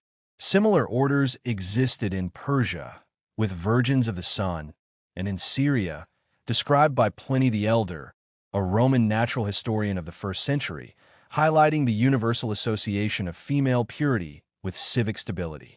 Originally limited to 4 priestesses, the Vestals were increased to 6 by Servius Tullius, the 6th king of Rome, who ruled in the 6th century before Christ.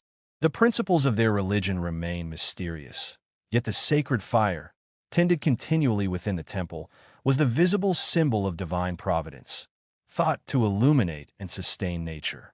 The Vestals were charged with maintaining the fire, and by their vigilance, the welfare of the Roman state was believed to rest. A secret was contained in 2 small casks preserved in a private chamber of the temple, to which no person was permitted access, safeguarding the hidden knowledge of the order. The Sacred Order of the Vestal Virgins, dedicated to the worship of Vesta, the Roman goddess of the hearth and domestic flame, endured until the time of the Emperor Honorius, who reigned from the year 400 to 424 of the Common Era, but its dissolution left the inner mysteries of their vocation forever unrevealed. The Vestals had ancient parallels among the Saxon ancestors of Germany, who worshipped a deity called Hertha, served likewise by virgin priestesses. Scholars believe that Hertha represented the German counterpart of Vesta. The earth itself was the object of their veneration, and thus we may conclude that Germanic and Latin religious superstitions shared a common origin, tracing back to early pagan conceptions of divine power vested in the natural world. A girl entered the Vestal College at the age of 6 years and was vowed to 30 years of celibacy. Even the smallest violation of this sacred vow exposed her to the grim punishment of a living grave, a penalty in which the priestess was buried alive. The privileges granted to these virgins, however, were extraordinary. A lictor, an official attendant charged with enforcing the authority of magistrates, always preceded their chariots, which were drawn by white horses. Every man, regardless of rank, was required to yield the way.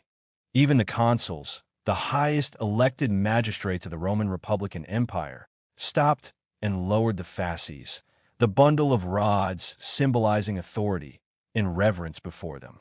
To insult a Vestal virgin was to court immediate death. These priestesses enjoyed precedence in public spectacles, occupying distinguished places at theaters and circuses, and could even determine outcomes of legal disputes submitted to their arbitration. They had the rare privilege of saving a criminal en route to execution if they declared the encounter to be purely accidental. The Vestals exercised political influence, which could prove decisive in matters of life and death. The life of Julius Caesar, the future dictator of Rome, was preserved through the intercession of these priestesses, whose appeal to the tyrant Lucius Cornelius Sulla persuaded him to spare Caesar's life. In addition to their spiritual and political powers, Vestals managed considerable property. Wills of eminent citizens were often lodged with them, and they took charge of sums of money, considered safer in their hands than in those of the owners. Even in death, the Vestal held a unique distinction. She was entitled to burial within the walls of the city, intramural interment being the highest honor that Rome could confer. The Vestal costume was emblematic of purity. They wore a white stole bordered with purple, and their head was covered by a coif from which long ribbons or streamers hung. The long hair of a young Vestal was cut upon admission and hung upon a barren tree, signifying the cessation of personal vanity. Any hair that grew thereafter was concealed beneath the coif, closely fitted to the head and encircled by a white fillet across the forehead. Perfection of form and features was essential, and thus the Vestals, taken from any social order, were always beautiful. They were maintained in affluence by the state, and the funds of their college were continually augmented by legacies from the devout or gifts from those seeking their favor. The Vestals alone among Roman women possessed the right to dispose of property by will. At the end of 30 years, a Vestal might return to society and marry, but none ever did, for marriage meant the loss of privileges and veneration. Yet these privileges were precarious. A lapse from virtue or a false accusation could destroy them. If disaster befell the city, the secret guilt of a Vestal might be blamed, and she could be condemned to the living grave unless a skilled advocate intervened. The orator Marcus Tullius Cicero once saved a Vestal by his eloquence.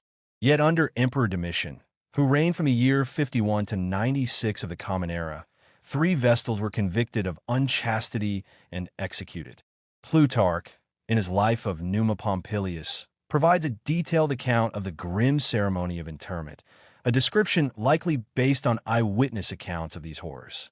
The Vestals presided over numerous festivals in honor of Vesta.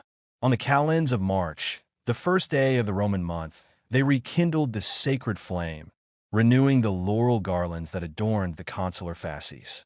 This practice bore similarity to that of the Druids, though the Druids began their year on the 1st of January, while the Vestal College adhered to the early Roman calendar of regal times. On the Ides of May, the 15th day of the month, Vestals, accompanied by the Pontifical College, threw 30 symbolic figures from the Sublician Bridge, replacing the ancient practice of human sacrifices to Saturn. A custom tradition held had been abolished by the hero Hercules. The greatest festival of all, Vestalia, occurred on the 9th of June.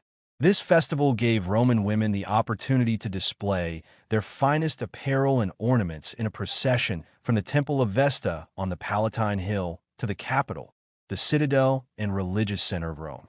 The month of December was also dedicated to Vesta. Her temple, circular and simple in design, housed the sacred fire upon its central altar. Men were permitted free access during the day, but were strictly forbidden entry at night, and no masculine foot could approach the sanctuary. This sacred fire, symbolizing the continuity of Rome, was kept burning for centuries and was extinguished only with the dissolution of the priestly order that had maintained it for so long. The Christians of Rome were accused and punished as the incendiaries responsible for the great fire that had consumed much of the city. The Roman Emperor Nero assumed the dual role of accuser and judge, presiding over the condemnation of a people already distrusted for their unfamiliar customs and religious devotion. It must be remembered that the historian Tacitus, though deeply prejudiced against the Christians, provides a testimony to their innocence. Tacitus records that nothing could erase from public memory the prevailing belief that Nero himself had ordered the fire, and that the infamy of that terrible event clung to him. Seeking to divert blame from himself, Nero resolved to transfer the guilt to others, selecting the Christians, a group detested for their distinct practices, to bear the punishment of a crime they had not committed. The term Christian was derived from Christ, the teacher and prophet from Nazareth, who during the reign of Tiberius suffered under Pontius Pilate, the procurator of Judea. The early followers of Jesus had suffered in those times, but the movement revived, spreading with renewed strength, not only in Judea, the land of its origin, but also into Rome, a city into which the most infamous and vile elements of the world were drawn. Nero's schemes found accomplices among profligate and abandoned men, who were persuaded to confess guilt, and, based on their false evidence, a number of Christians were condemned. These convictions were less a matter of actual crime than a punishment for their steadfast refusal to conform to Roman idolatry and the general contempt they were held in for rejecting the wider population's ways. The Christians endured exquisite tortures. Some were clothed in the skins of wild beasts and left to be devoured by dogs. Others were nailed to crosses, and many were smeared with flammable substances and set alight to serve as living torches during the night. Nero, in his characteristic ostentation, lent his gardens for the spectacle, added the amusements of the circus, and participated personally, sometimes driving a small carriage called a cuckle, or mingling with the crowd in the dress of a coachman. The cruelty eventually provoked compassion even among the spectators. Humanity recoiled at the excesses, and it became evident that these Christians were suffering not for the public good, but to satisfy the caprice and rage of one man alone. Tacitus' account, while recording the atrocities, leaves a modern reader with a sense of indignation, for it fails to acknowledge fully the holiness, courage, and brotherly love of the primitive Christians. Tacitus allowed the torrent of popular prejudice to color his narrative, attributing the vices of the Jews indiscriminately to the Christians and condemning the innocent by the authority of rumor rather than evidence. The Roman governor and author Pliny the Younger, a friend of Tacitus, likewise recognized the moral integrity of the Christians, noting that they could not be forced to renounce their beliefs. Their gatherings were simple and harmless. They met before daybreak to pray and sing hymns to Christ, binding themselves by solemn oaths never to commit theft, adultery, fraud, or betrayal, and then they shared a meal together in peace, without causing harm to anyone. The early Christian writer Tertullian celebrated their fortitude, declaring that for their innocence, justice, probity, and devotion to the living God, they were burned alive, and that the cruelty of their persecutors reflected only upon themselves, while the glory remained with the martyrs. These Christians, living in the earliest age of the faith, were unworthy only in the eyes of the world that did not comprehend their courage and righteousness. Meanwhile, the triumph of Vespasian and his son Titus, celebrated after the conquest of Judea and the destruction of Jerusalem, was described by the Jewish historian Flavius Josephus. At daybreak, the two emperors emerged from the temple of Isis, adorned with laurel crowns and clad in the traditional purple garments of their family. They proceeded to the walks of Octavius, where the Senate, principal magistrates, and equestrian order awaited them. A tribunal had been erected with ivory chairs for seating, and the soldiers immediately acclaimed Vespasian and Titus for their valor. After a signal for silence, Vespasian offered solemn prayers, followed by Titus, and then addressed the assembled people briefly. The soldiers were subsequently dismissed to a banquet prepared by the emperors, concluding the ceremony that marked the formal recognition of their triumph. The persecutions and triumphs of this period illustrate the stark contrasts of the age. The courage and holiness of the primitive Christians standing against imperial cruelty, the disciplined grandeur of Roman ritual and triumph, and the moral and spiritual awakening that would eventually bring the gospel light to both oppressor and oppressed. Then the triumphal procession of Roman victory moved toward the structure known as the Porta Triumphalis, which was also called the Gate of the Palm, because Roman triumphal ceremonies traditionally passed through that entrance. At this gate, the victorious commanders and their followers paused briefly to partake of food in preparation for the long ceremonial march. After eating, they clothed themselves in garments specially prepared for triumphal honor, and sacrifices were offered to the statues of the Roman gods that stood near the gate, for Roman triumphs were not only military celebrations, but also religious acts meant to honor divine protection over the state.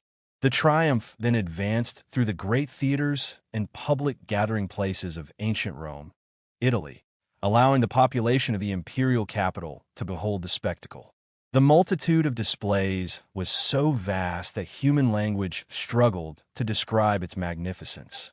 The riches carried in the procession were assembled from many distant provinces of the Roman Empire, demonstrating the extraordinary extent of Roman political and military dominion across the Mediterranean world and beyond.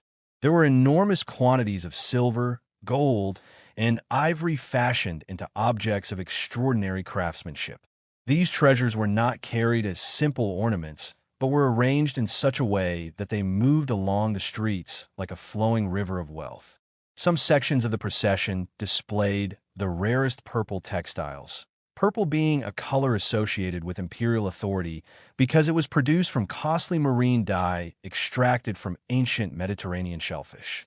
Other portions displayed embroidery patterns attributed to the artistic traditions of Babylonian craftsmen, representing the luxury culture of the eastern provinces once associated with the ancient empire of Babylon.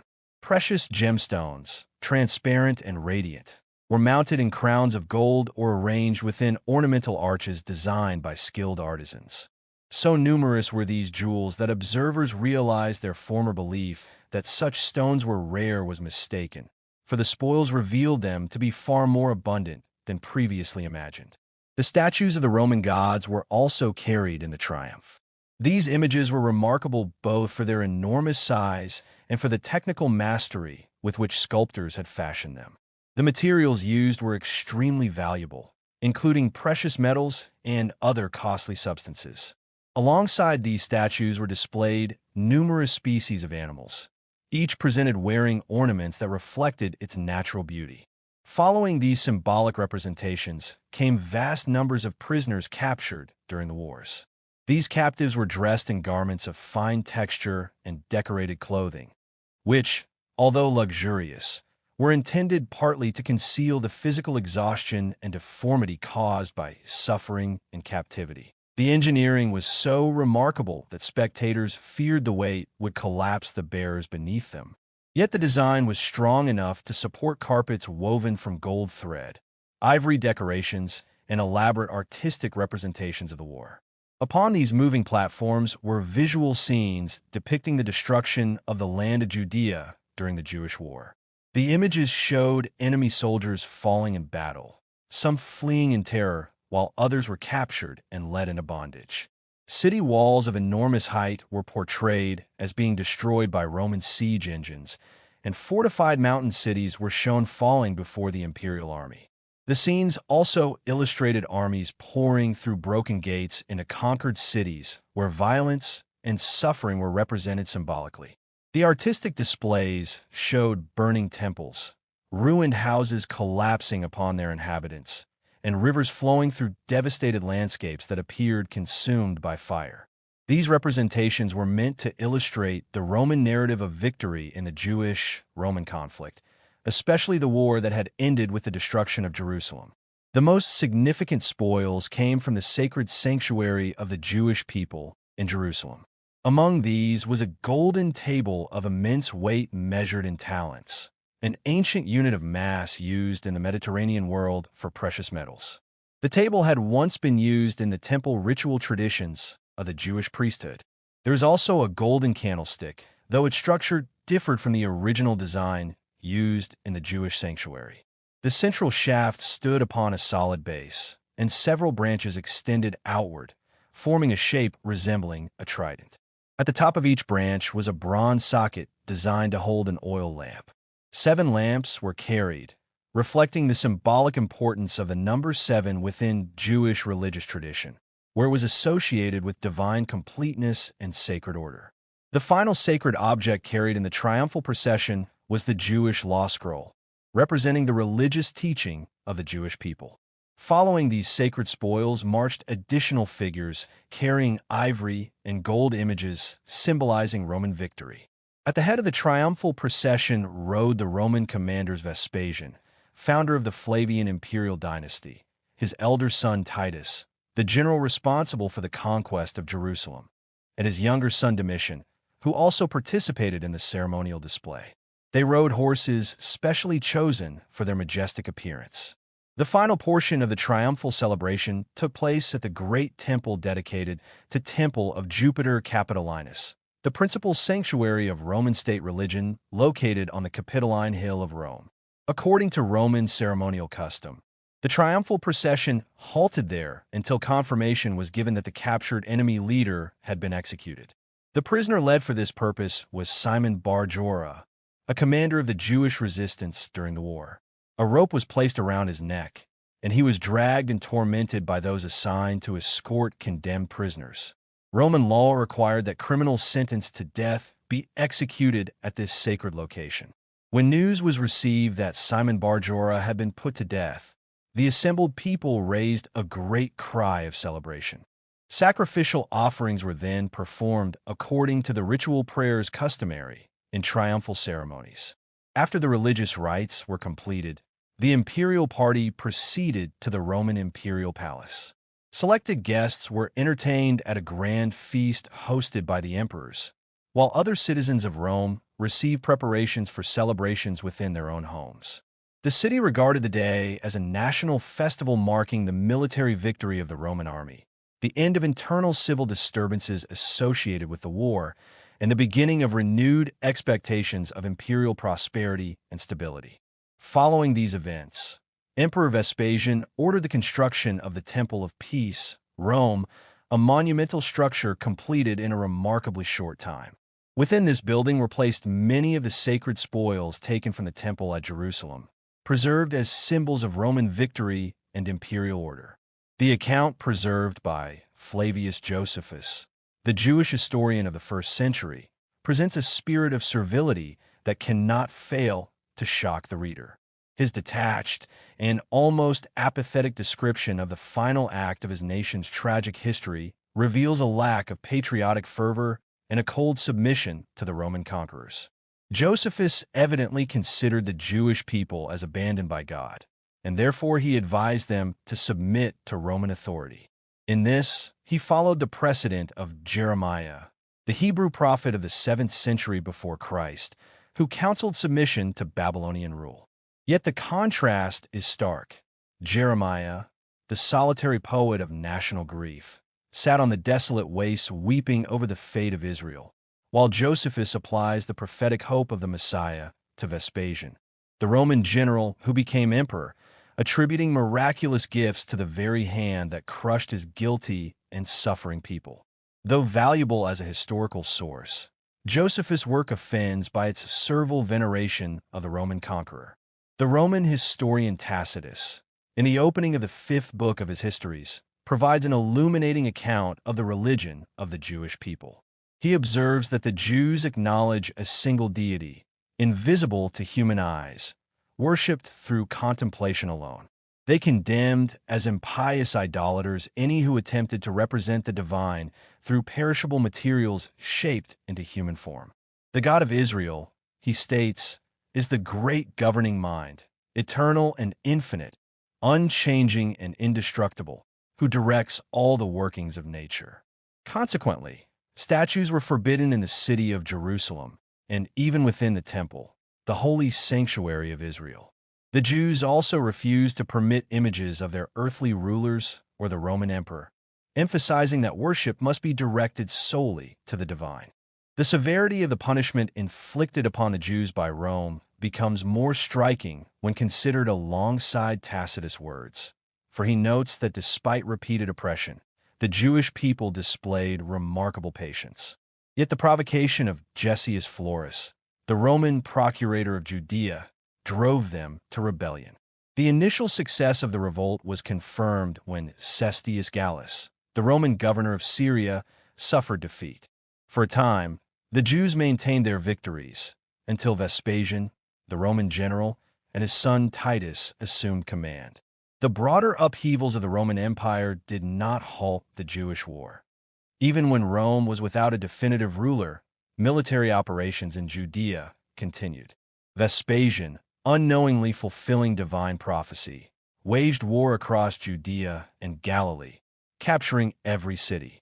Upon his elevation to emperor in 70, he left Titus to complete the siege of Jerusalem, the city deemed guilty of rebellion. The Christians, warned by the prophetic voice of Jesus Christ, withdrew to the town of Pella, beyond the Jordan River, escaping the total destruction that befell the city. Within Jerusalem, famine, factional disputes, and bigotry raged. 3 armies, each led by its own general, fought among themselves. Battles occurred within the city walls, and fires consumed large stores of grain.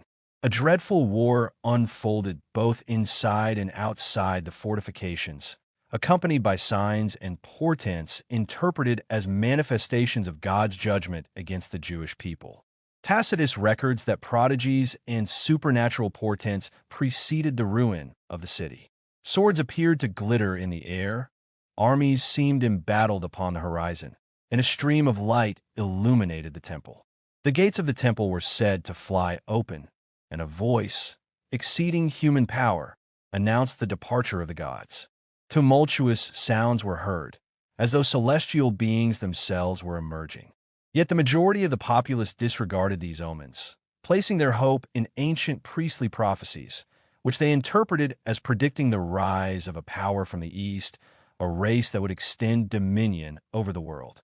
Tacitus and Josephus misapplied this prophecy, envisioning Vespasian as its fulfillment, whereas in reality, it referred to the spiritual kingdom of Christ, the Messiah, foretold in Hebrew Scripture as originating from the East. In the centuries that followed, Christian nations would come to preeminence, advancing the cause of the gospel among idolatrous peoples, fulfilling in part the divine promises of the Hebrew prophets.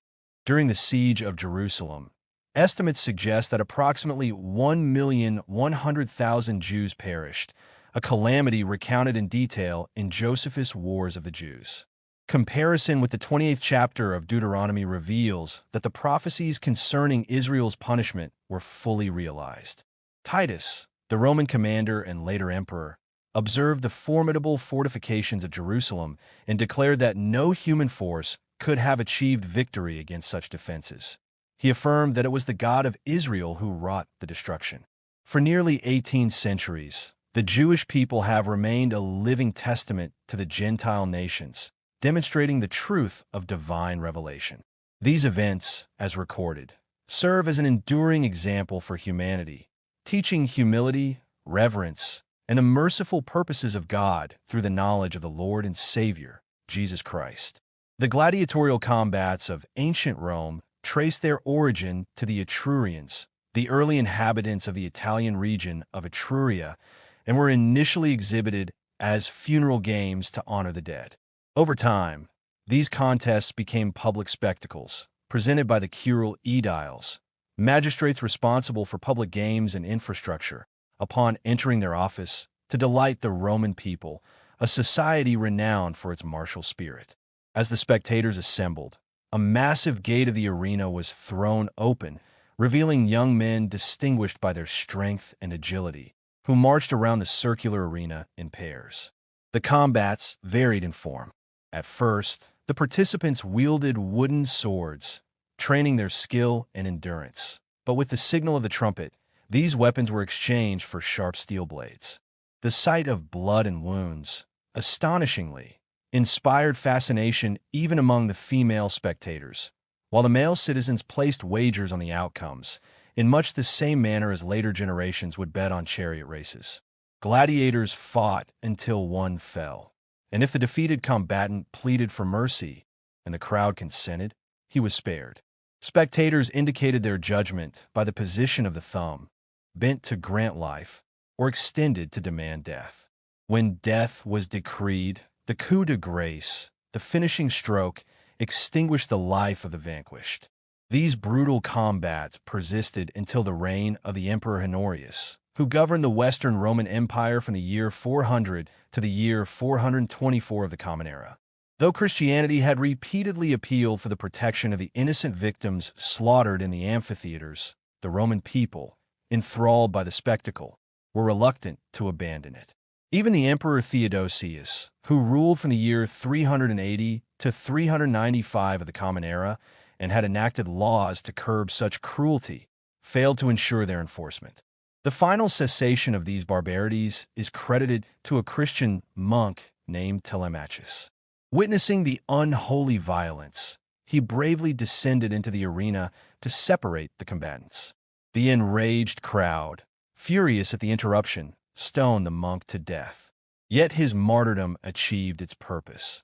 The gladiatorial combats were forever abolished under the authority of Emperor Honorius, marking one of the earliest triumphs of Christian moral influence over Roman customs. The scriptures, moreover, foretold the ultimate restoration of the Jewish people to their ancestral homeland following their conversion to Christianity. Passages in the book of Isaiah, particularly chapter 11, verses 10, 11, and 12, describe this return.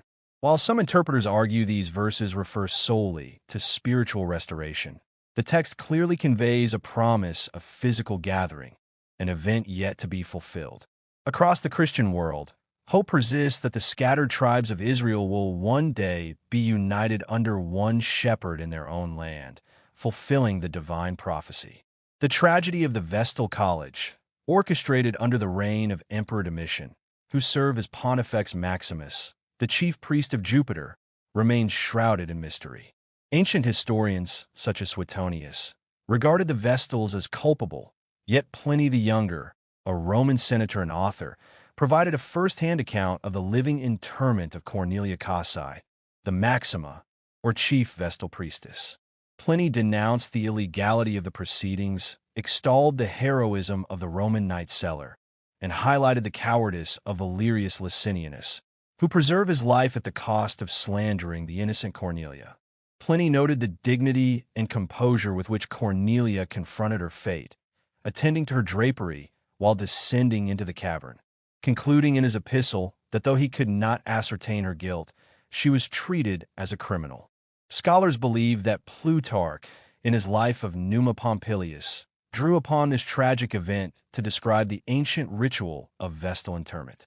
The history of the Church of Jerusalem, one of the earliest Christian communities, is preserved in fragments of the work of Hegesippus, the earliest known historian of the Church, quoted by Eusebius in his ecclesiastical history. Hegesippus traveled extensively, collecting materials and conversing with men who had known the apostles. He records the martyrdom of Simeon, brother of Jude, during the reign of Emperor Trajan, when Simeon, serving as the second bishop of Jerusalem, reached the age of 120 years. The early Church of Jerusalem survived the first siege of the city, but after the second siege under Emperor Hadrian, a rescript forced Jews to leave Palestine, ending the predominance of Jewish Christians in the city. 15 successive bishops governed the church over a span of 150 years, after which the Jerusalem church became primarily composed of converted Gentiles or their descendants, maintaining the continuity of Christian worship despite the exile of its founders. Thus, the Chronicles conclude with the testimony of Josephus, the first-century Jewish historian, who recounts the departure of the remnants of Jerusalem's people, leaving the city to history as a testament to the convergence of divine providence, human suffering, and the enduring faith of those who preserve their beliefs across centuries.